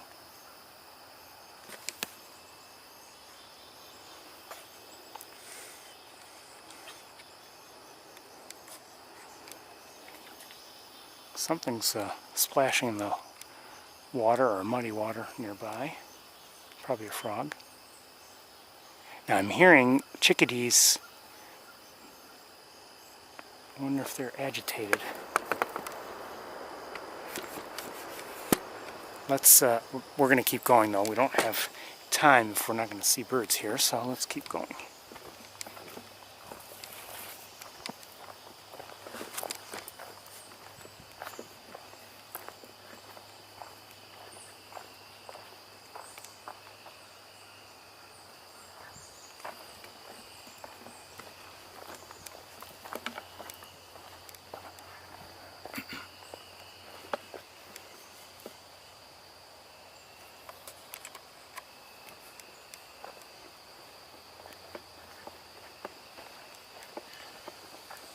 Now you see that there's not much undergrowth here, and if you're wondering, oh, did that just happen recently? I think it's been like this at least the entire time I've been coming to Sapsucker.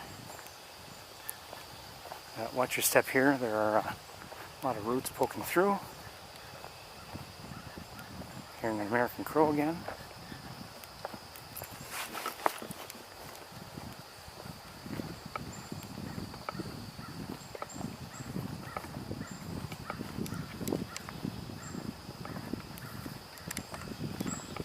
I don't know if anyone's going to be gathering. I haven't heard of any gathering.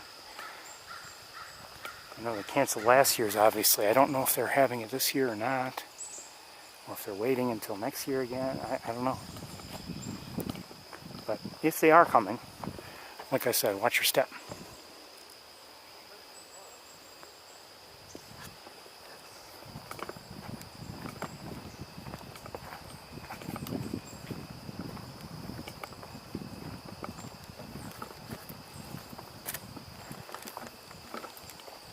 Hello.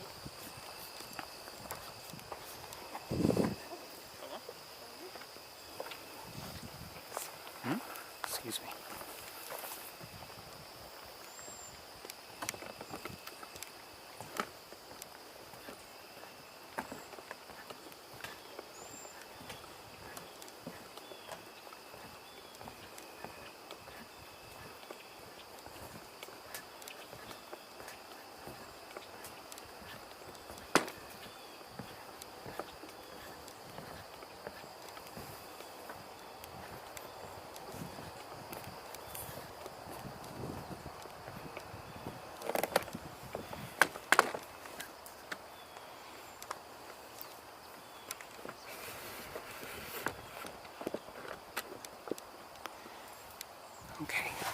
around with binoculars a bit.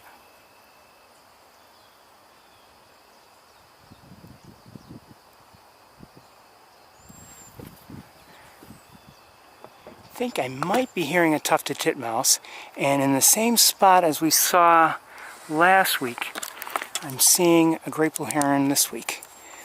Well, at least I think it's the same spot. We're pretty close to it, if not the same. Hearing catbirds, great catbirds, at least one. Well, probably one.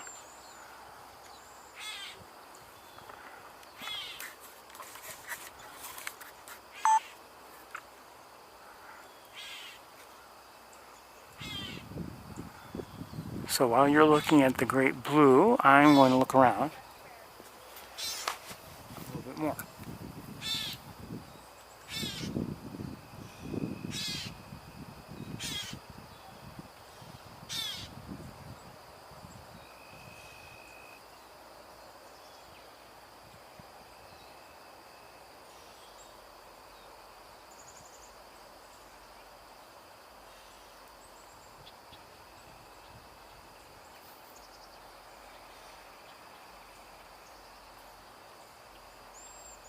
Not seeing anything.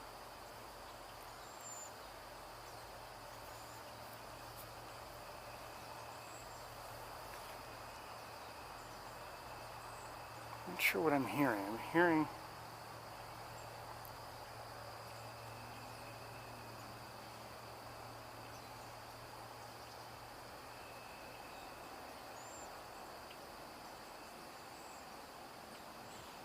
not sure if I saw some movement or not. I might have. I doubt it, but I might have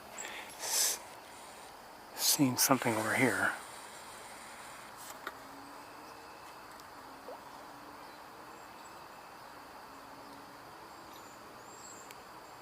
Could have been just a breeze, you know, a breeze issue pushing the vegetation there, but I thought I saw movement.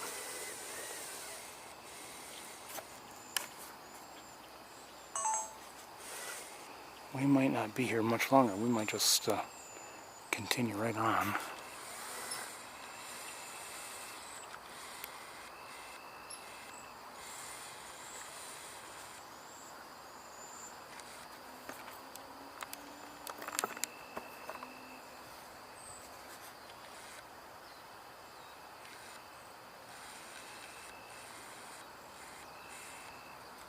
Oh, wait a minute. Hi. Is that what I think it is? Yes, hi, green heron.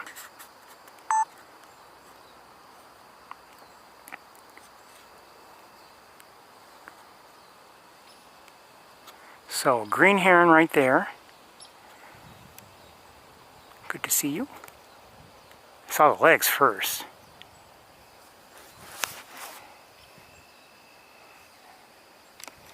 And back to the blue, great blue.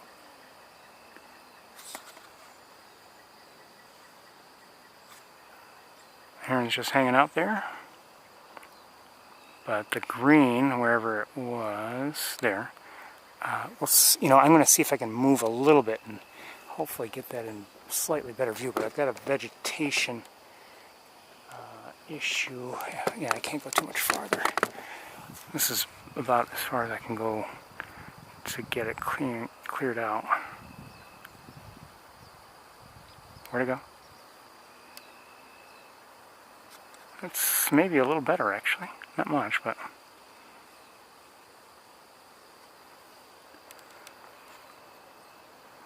So, I'm going to leave you on the green heron. This looks like an adult, by the way. Last week we saw an adult and a juvenile.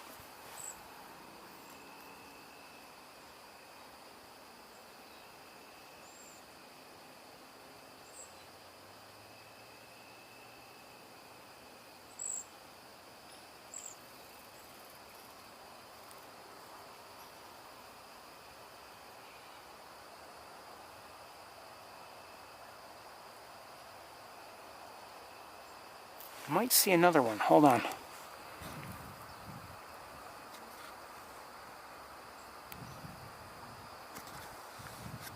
Ferris.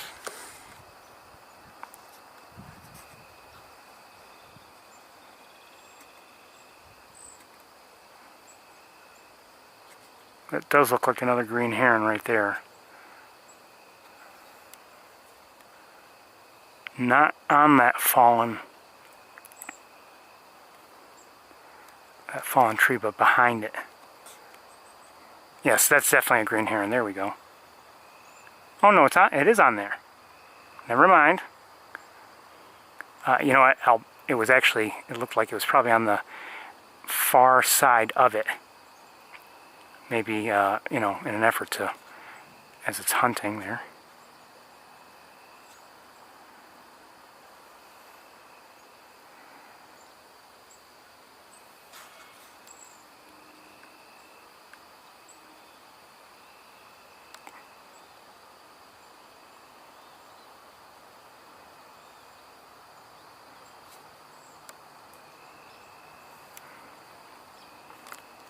So I'll leave it right here and I'll keep looking around.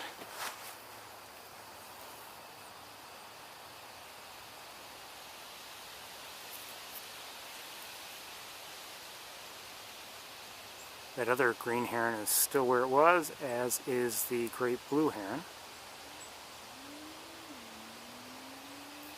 And let's, I love to watch green herons walk.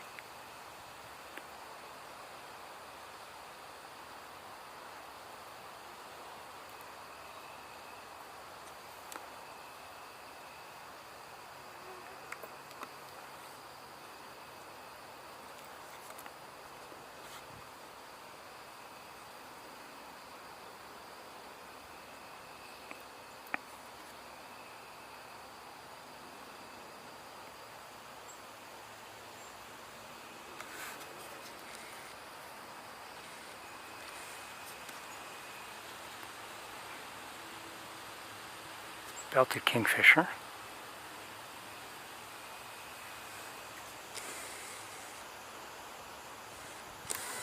Is there anything here? No, I don't think so. Alright, we're going to get going because we just don't have much time. But I still was, I'm glad we, or at least I enjoyed this little stop here. One more quick look around, 1 second.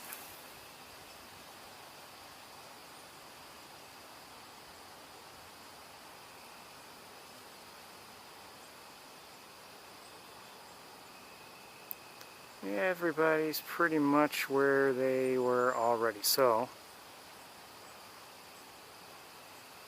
heck they are.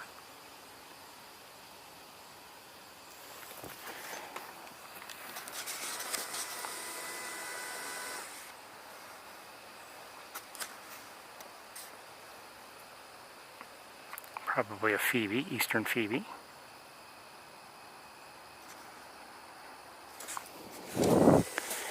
Okay, off we go.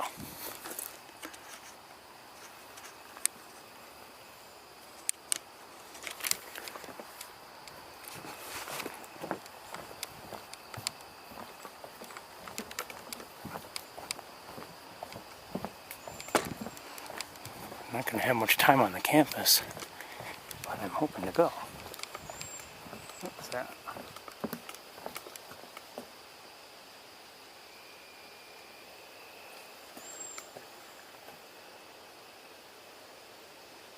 I heard something.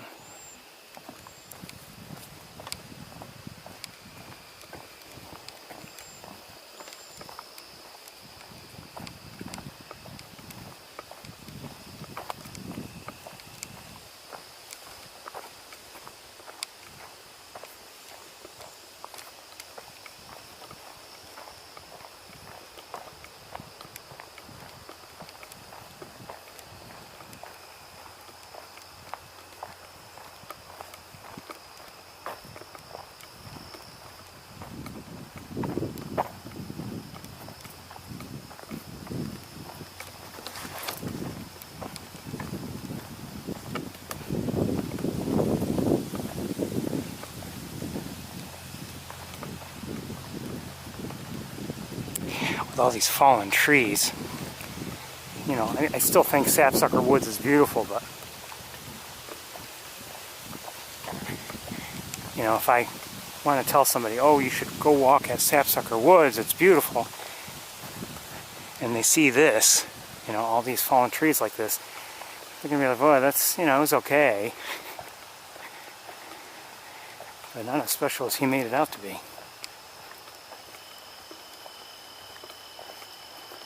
You know, especially if you're not necessarily a bird watcher and you're just here for just a nice walk.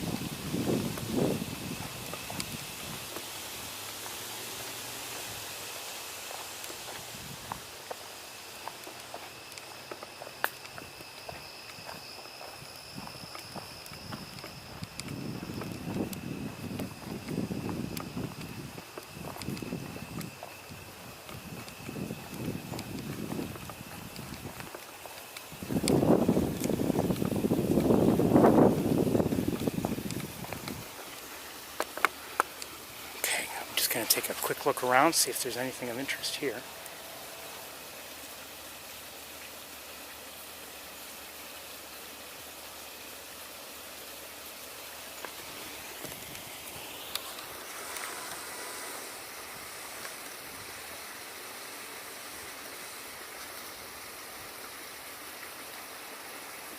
I found a bird.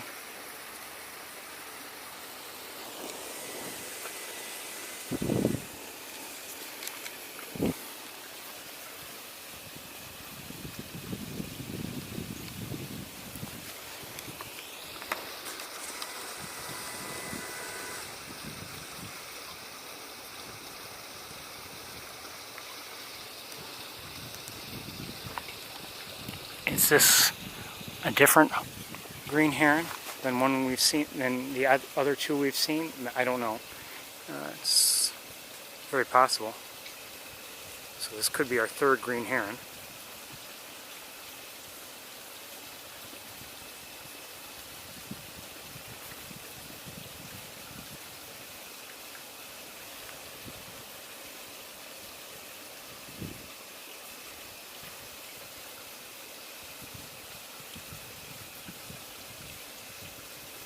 It's the former heron nest tree, great blue heron that is.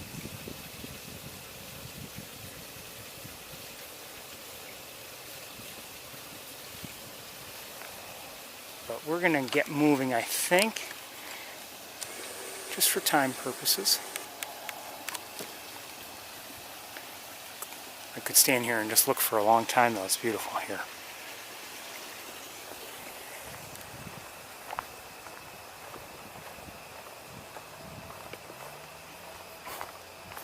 Walk through a whole cloud of bugs. Actually, they're all along this part of the trail. Oh my goodness.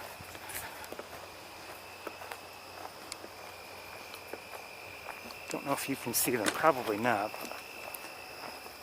We've seen no ducks, no geese.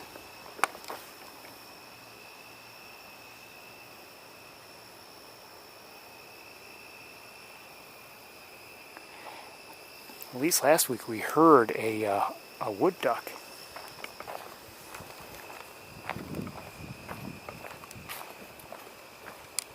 I don't believe we saw any ducks, but we heard a wood duck last week.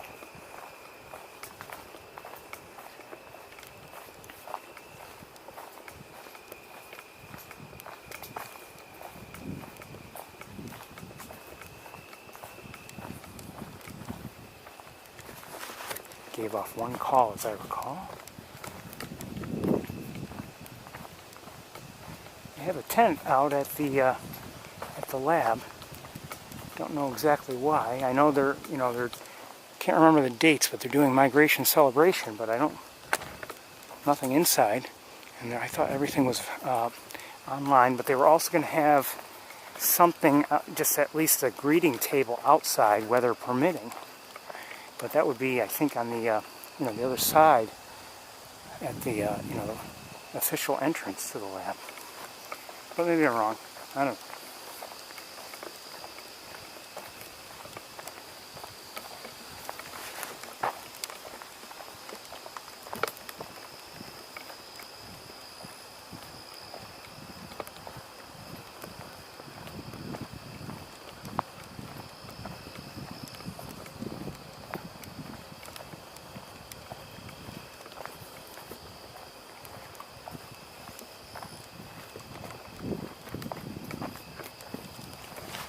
Like I've said, I think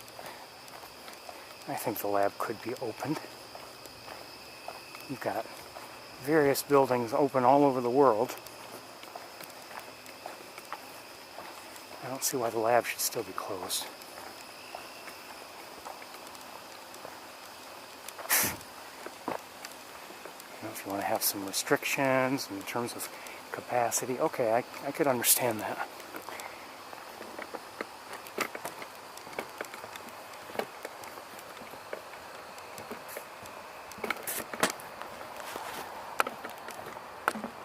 Oops, sorry, I keep either hitting the tripod legs or...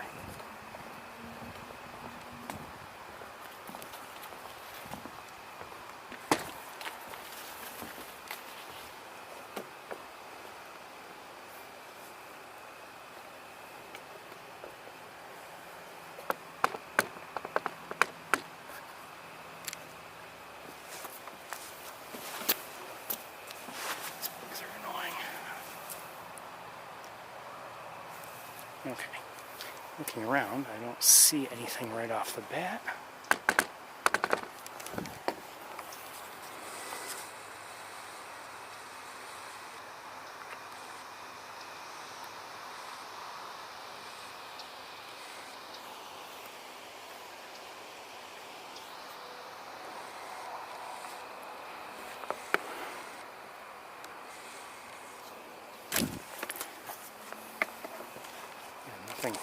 Nothing swimming around, nobody flying around. I think we're not going to be around ourselves. Let's keep going.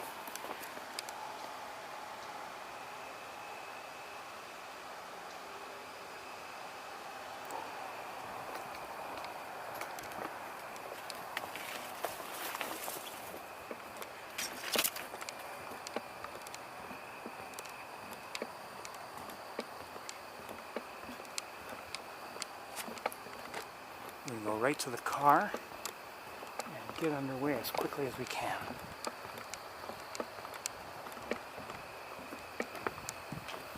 It's quiet here too. I'm not hearing many vocalizations at all. We heard some back there at on the observation deck, but I'm not sure what they were. Maybe it may have been red-winged blackbird. I'm not sure.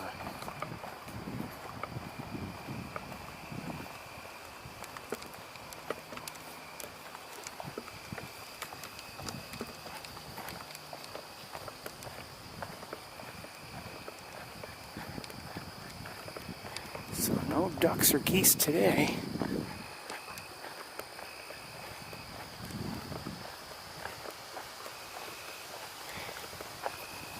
I was thinking earlier today, with the water levels as they have been here, and they've been fairly constant throughout the summer. Maybe the geese in the area have taken notice or will take notice, and I don't know who comes in at night, if they're migrating geese or not, but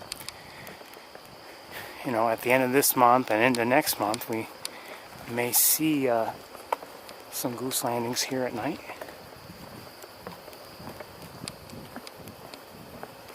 Last year, I believe, was disappointing in that regard, and you know, there was some water, and it just seemed like, well, maybe the geese found another place to roost at night.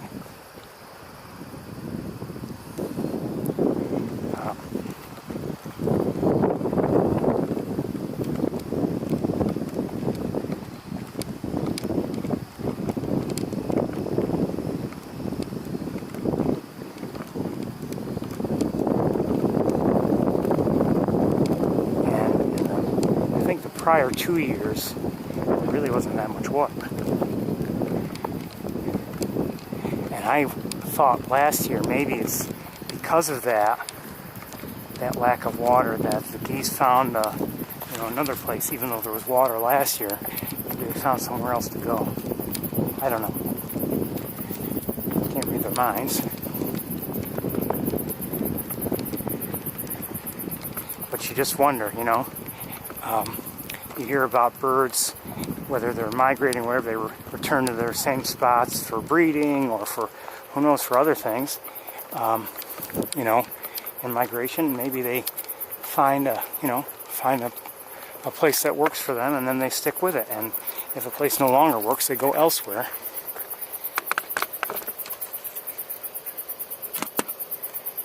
And maybe that's what happened. I don't know.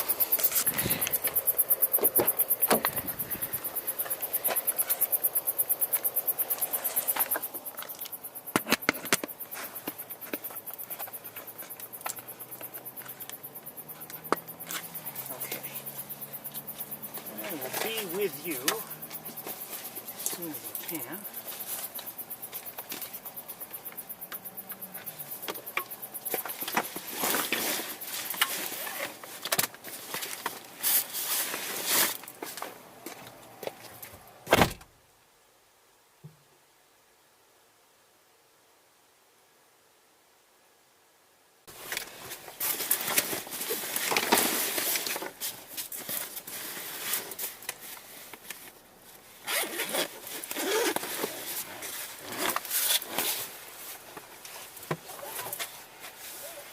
Overall, though, I enjoyed that walk. We saw some nice things. It was peaceful, but we had some good sightings, some good things to see.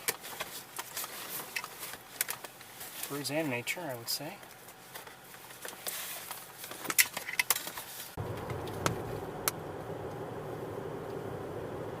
Like I said, that was a peaceful walk, but we saw some nice birds. So, and even some of the, just the, like we saw the belted kingfisher, you know, in the distance with, you know, backlit by sunshine, and in between us and the kingfisher were all those bugs just kind of doing their swarming thing in the air. It just looked nice.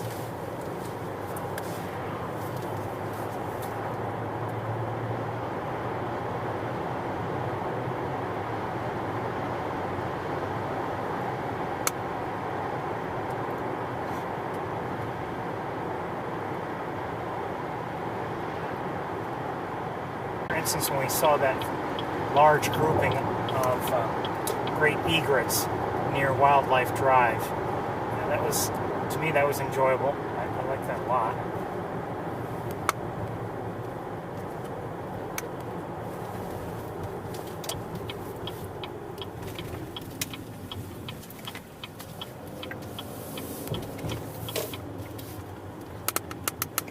Pigeon flying around.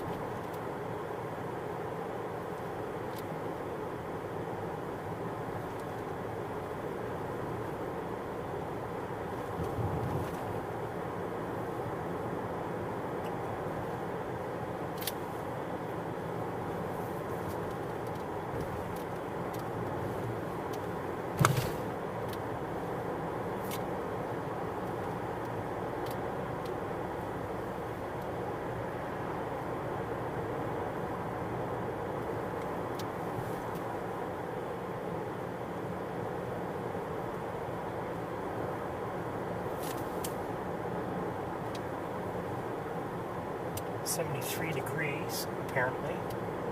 Getting dark. My headlights are on.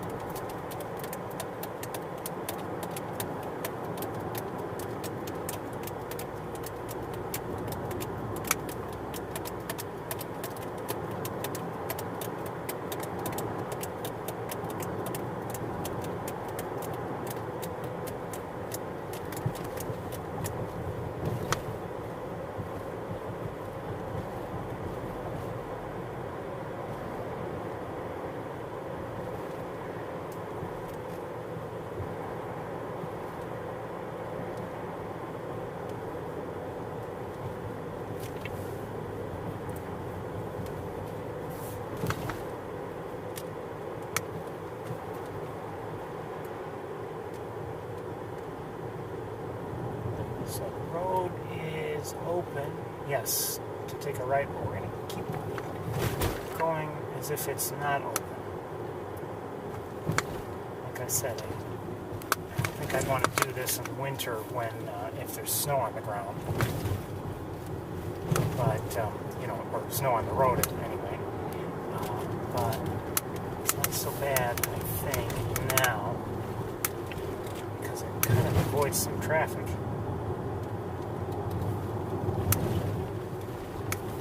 Traffic light.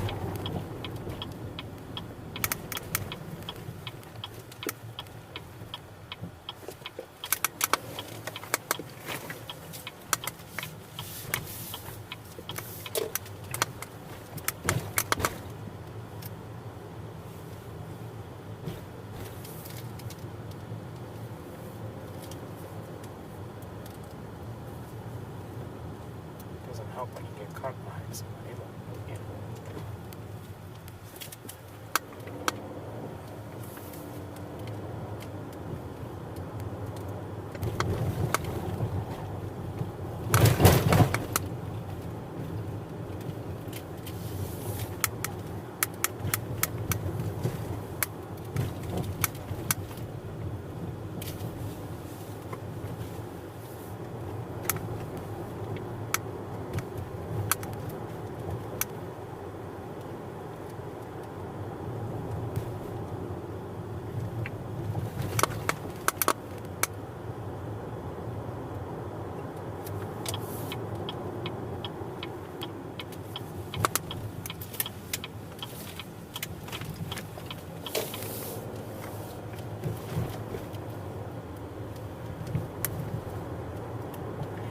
It's dark.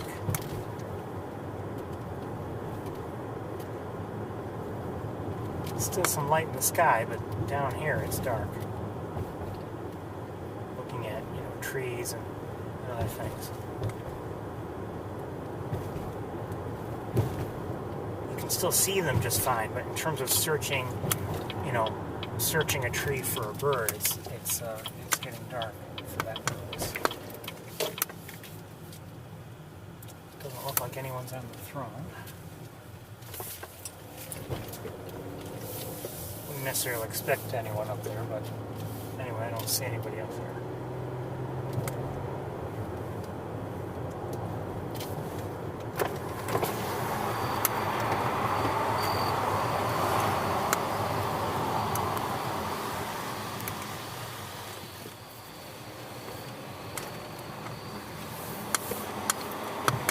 we have, few, if any, robins to help us find the hawks anymore.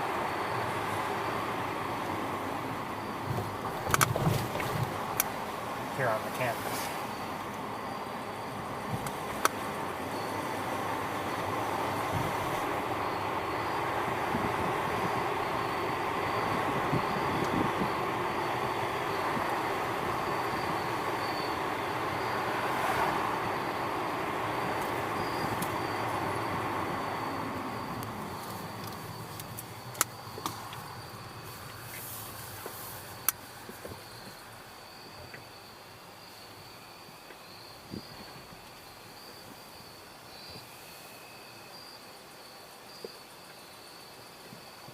By the way, I did, look more carefully at the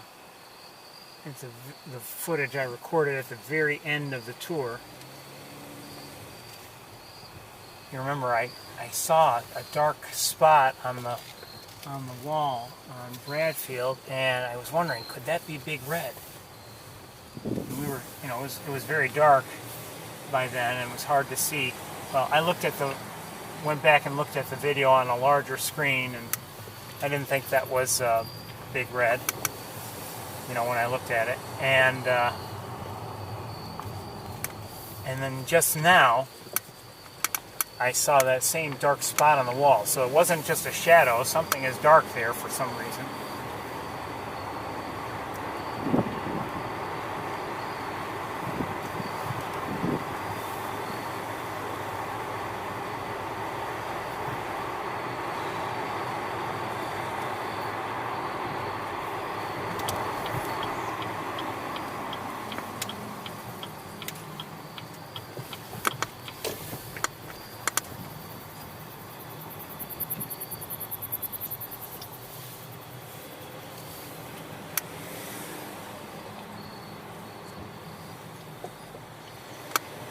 Oh.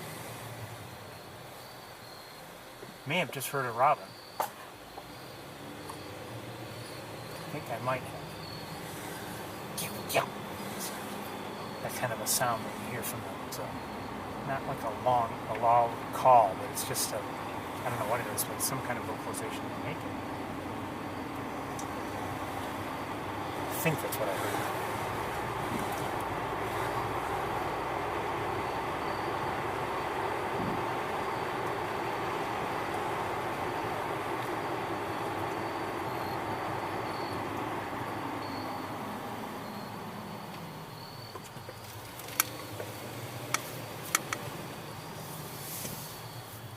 Out of the road, rabbit.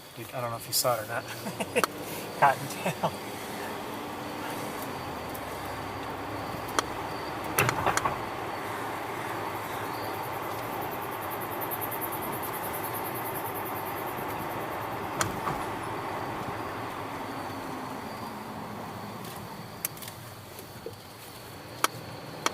I think I see Jupiter.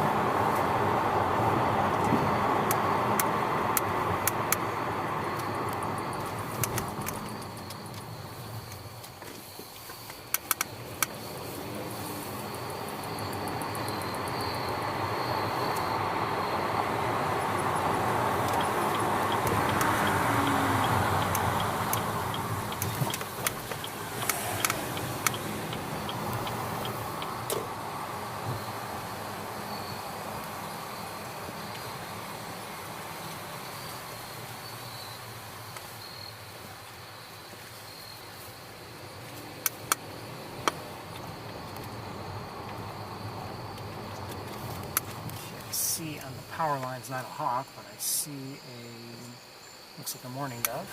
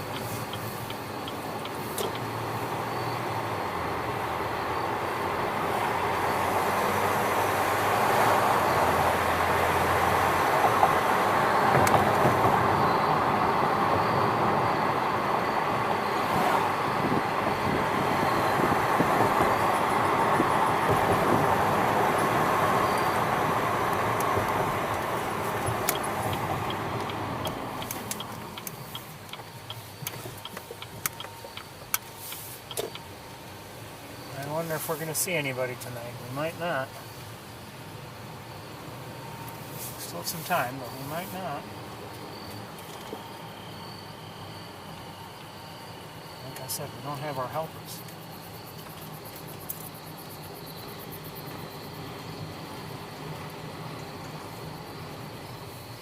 Either they're not around or they're not as concerned these days.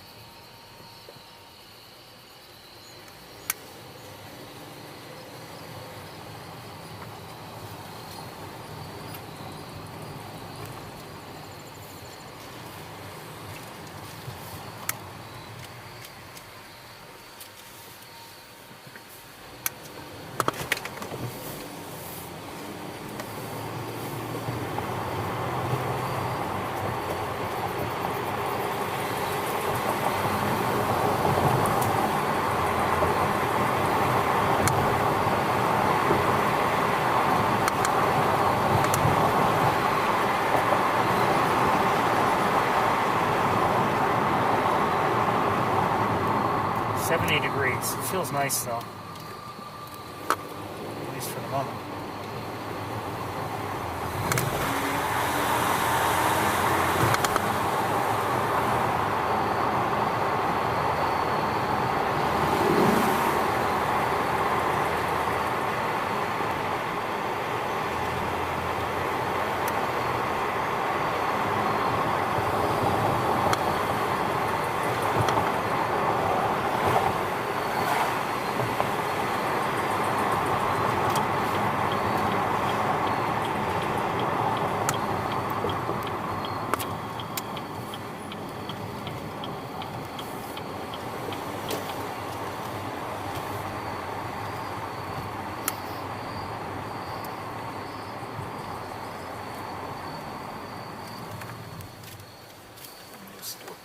Something here.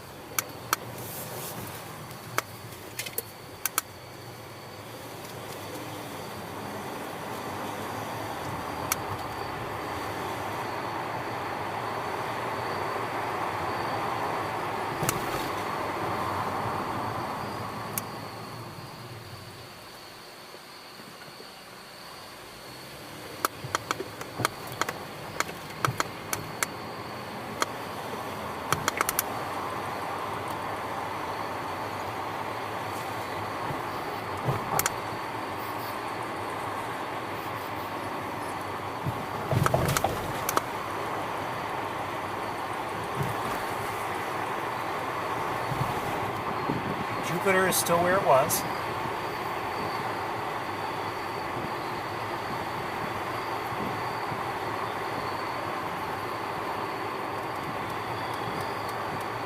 Well, not really, but, you know.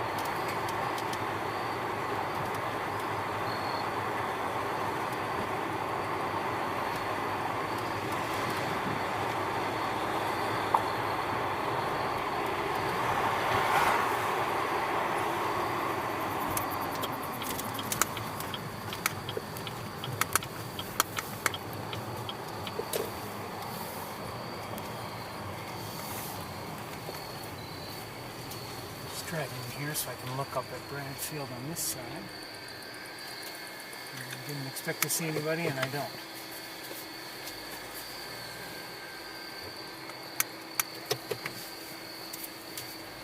Did see Arthur last week on this side, but it was on the corner, which I've already checked. Thought I'd check some of your other perches.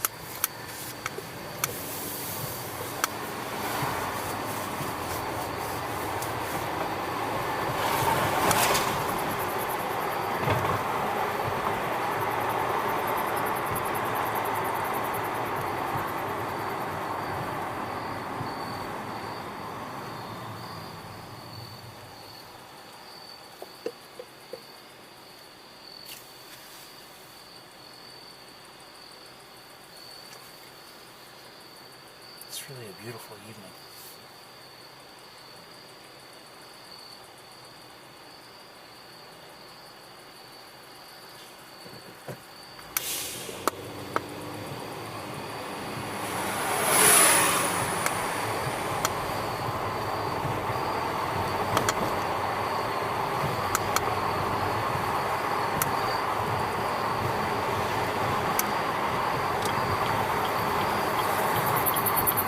Small chance I've just spotted somebody, but I doubt it.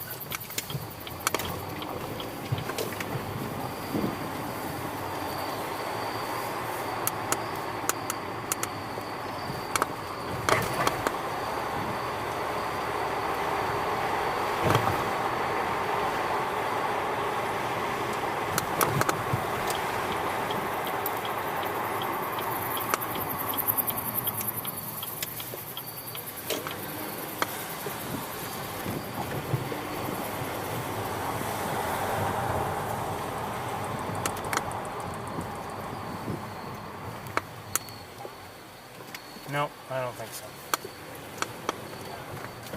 You know what? Actually, let's go this way.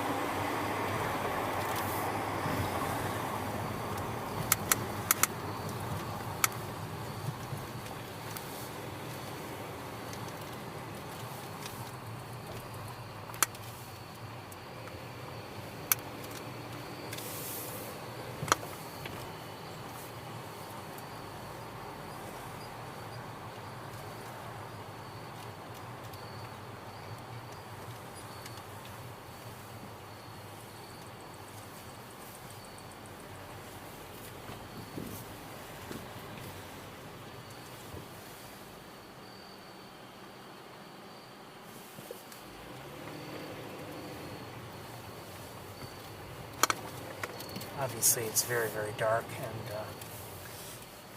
getting hard to see anything.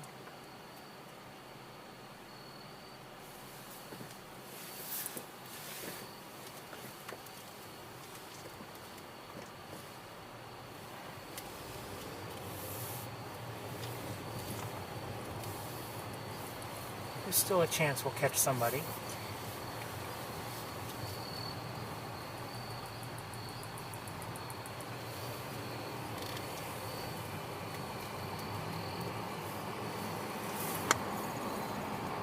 Sometimes it's just nice to know that, you know, one is there and maybe roosting in a particular spot or whatever.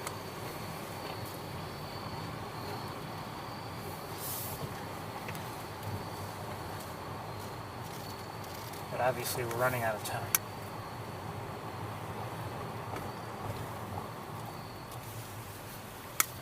Apologize for not getting here sooner.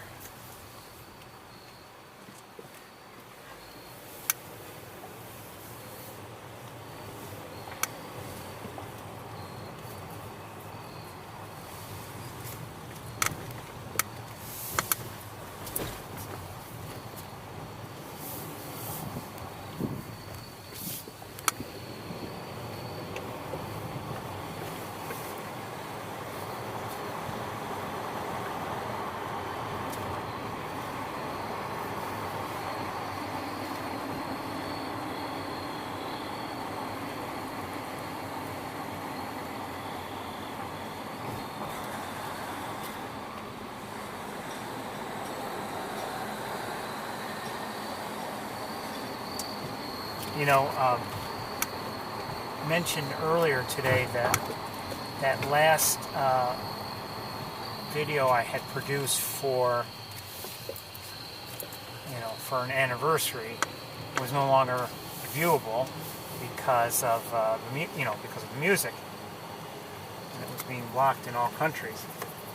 And you know, okay, we've seen that happen with various songs.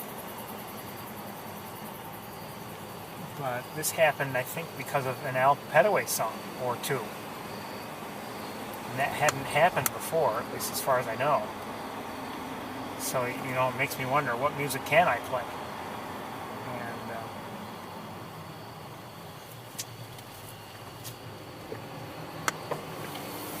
there are some I still consider safe. And, you know, I'm not trying to infringe on anyone's rights.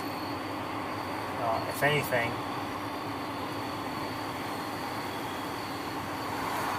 I think I've, you know, helped to bring some artists to other people.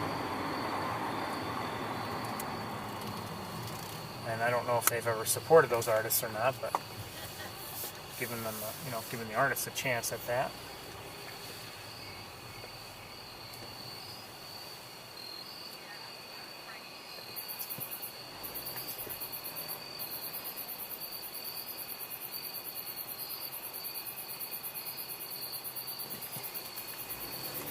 And I would encourage you, if you, wherever you hear music, you know, not just here on the tour, but wherever. I mean, if you hear a song in a commercial, for instance, and you like it, support the artist by buying the music. And, you know, in this day and age, it's easy to do that. You don't have to buy whole albums really anymore at all.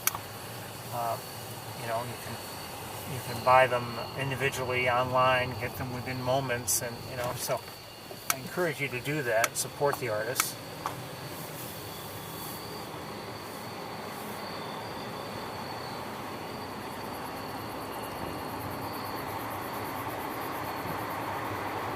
Check one or two more spots.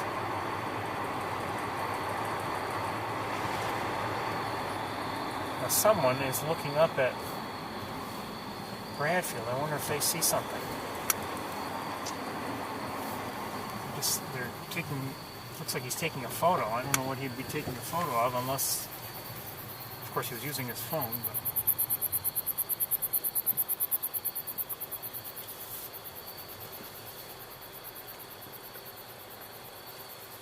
from here, I don't see anything.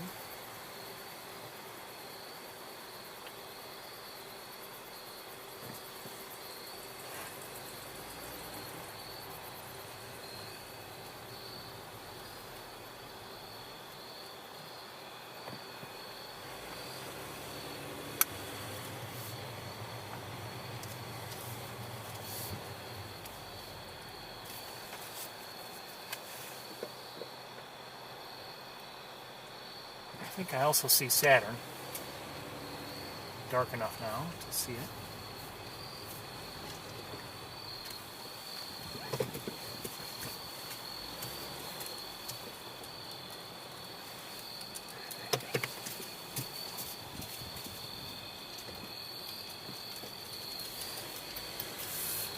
But I haven't seen any hawks.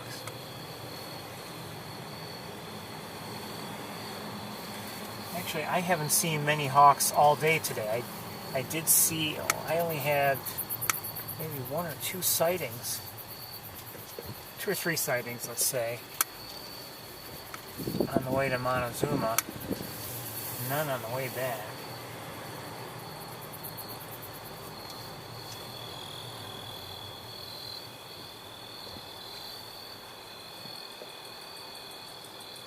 I don't know what that gentleman was taking a photo of.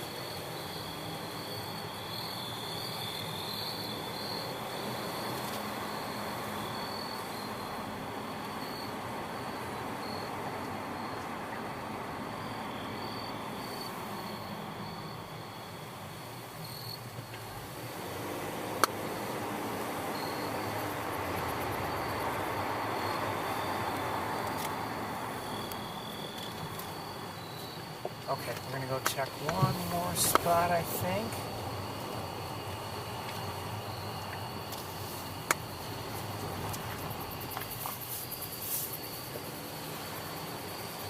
As far as I can tell, there's nobody on Bradfield.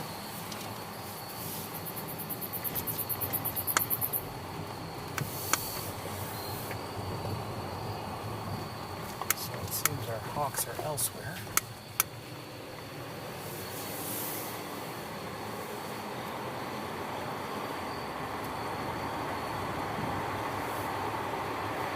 Very dark on this side of Bradfield.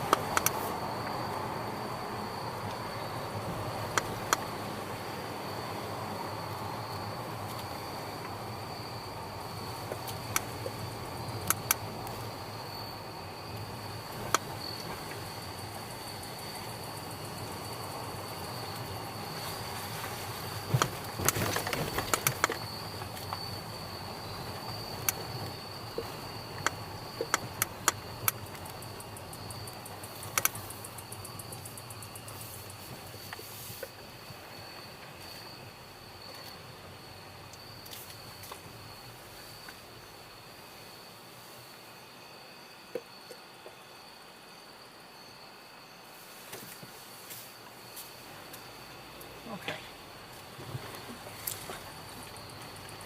Now, I have a feeling the answer is, as to whether or not we're going to see them, the answer is no.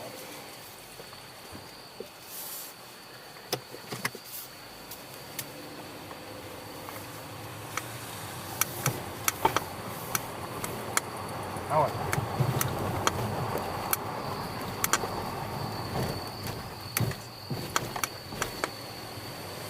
I wonder if they'll ever fix this road.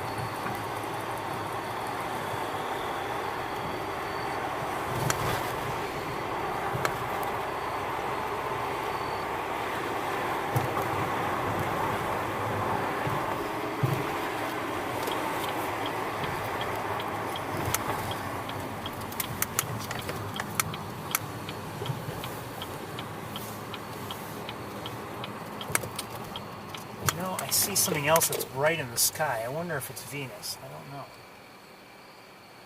Might be. We'll get to that. If it is Venus, I'll have a hard time focusing on it, but...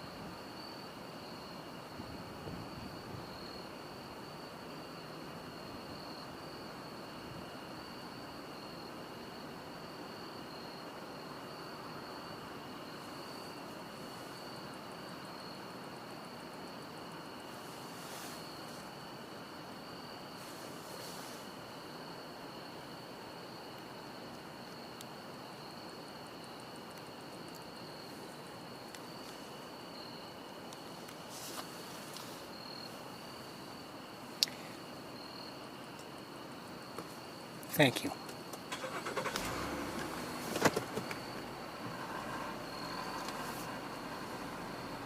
We'll try to look at other things right now, but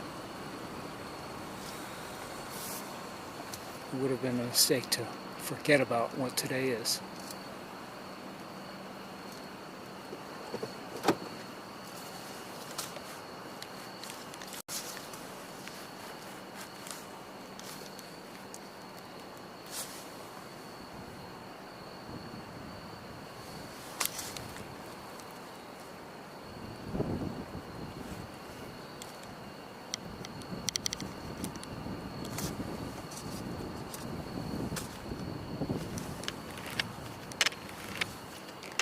So I'm not sure, but I suspect this is Venus.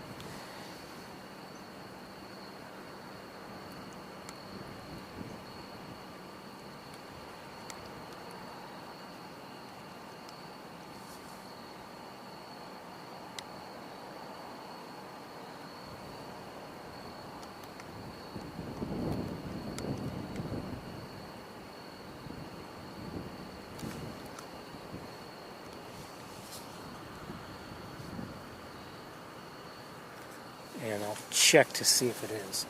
Well, you know, I don't know if I can check with certainty.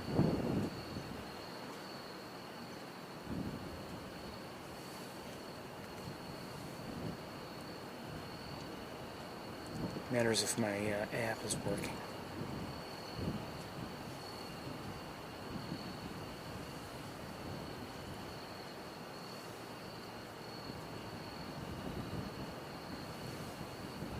Yes, it is working. That is Venus. And Mercury is right at the horizon, the official horizon, and Mars is below the horizon. Oops. So we can't see those two. And let's see if we can see, go see Jupiter and Saturn.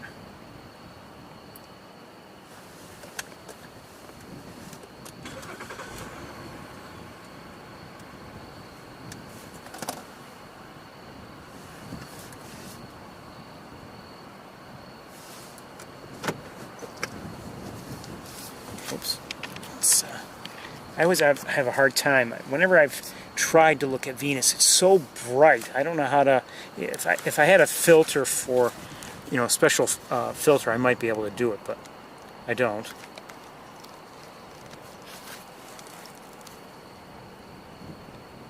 That's what the moon looks like tonight.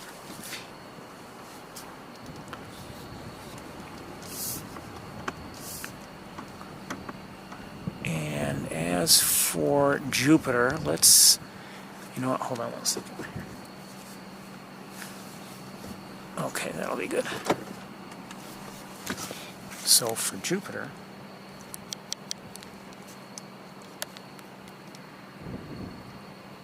come on. Oops. Okay. Jupiter is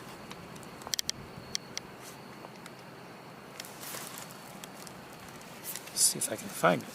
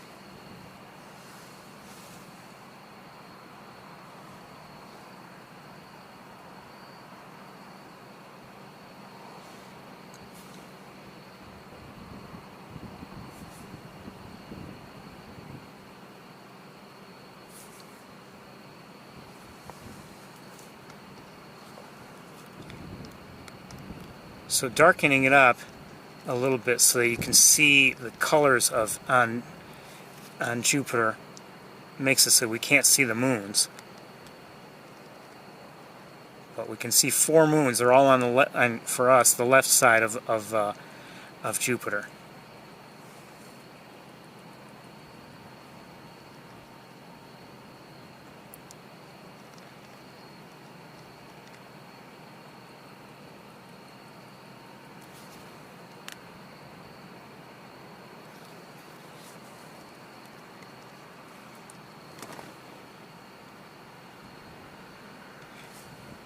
So yes, those are the moons. Those are the 4 primary moons. And you know, they vary from night to night. Sometimes they're, you know, you have some on the other side. Sometimes you might have 2 that look like they're very close together. I mean, from night to night, you can see the motion of them.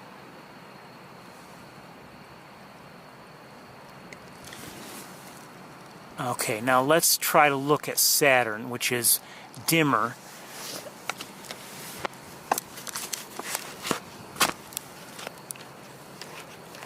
We'll see if we can get it.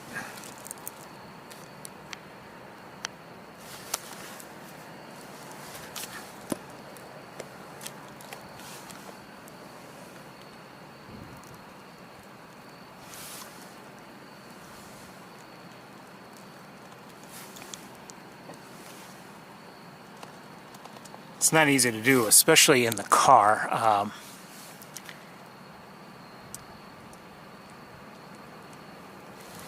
Oh, is that it?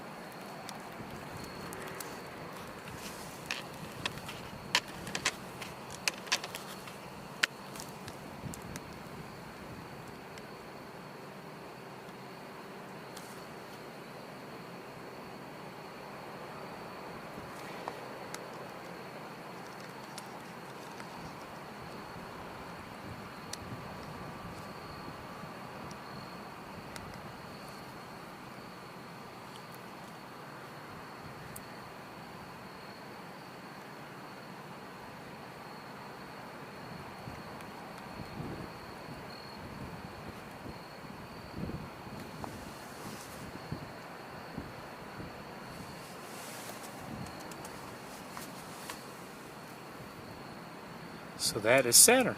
You can see the rings.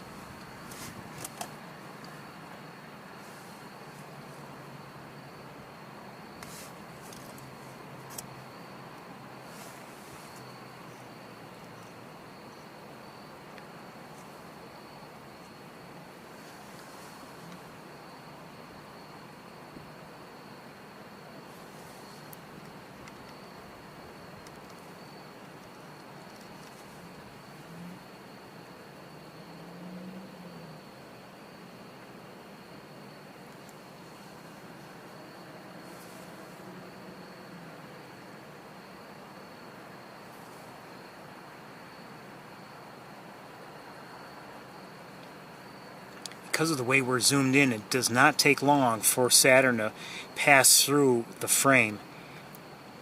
So I have to keep moving the camera. And I have to be careful so I don't lose, like I just did. So I don't lose track of it.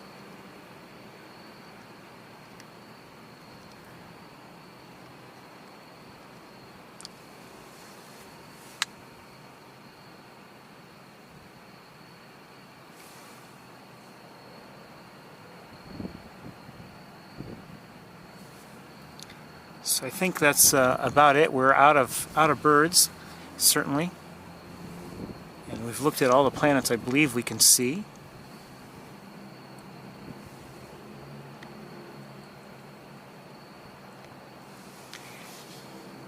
We didn't have any specific celebration for the 9th anniversary, but I'm glad you were here to join me for it. I appreciate it very much.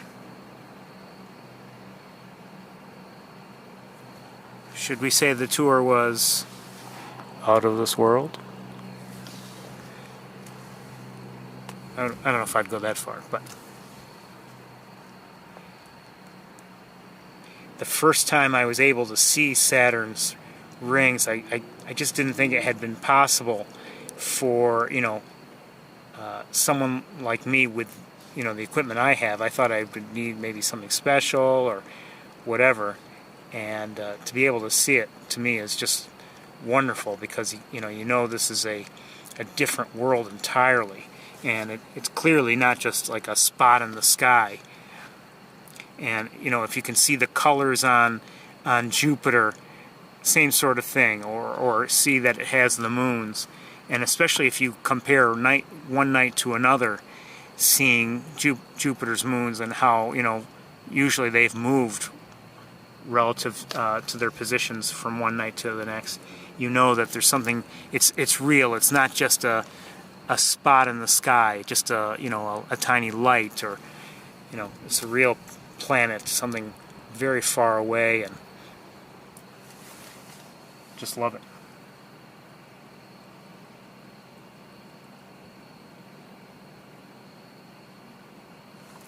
Anyway, everybody, it's time for me to head back home. We're out of birds, we're out of light. But it's been a pleasure doing this today. I hope you've enjoyed it, and we will see you all next time. Take care, everybody. Good night.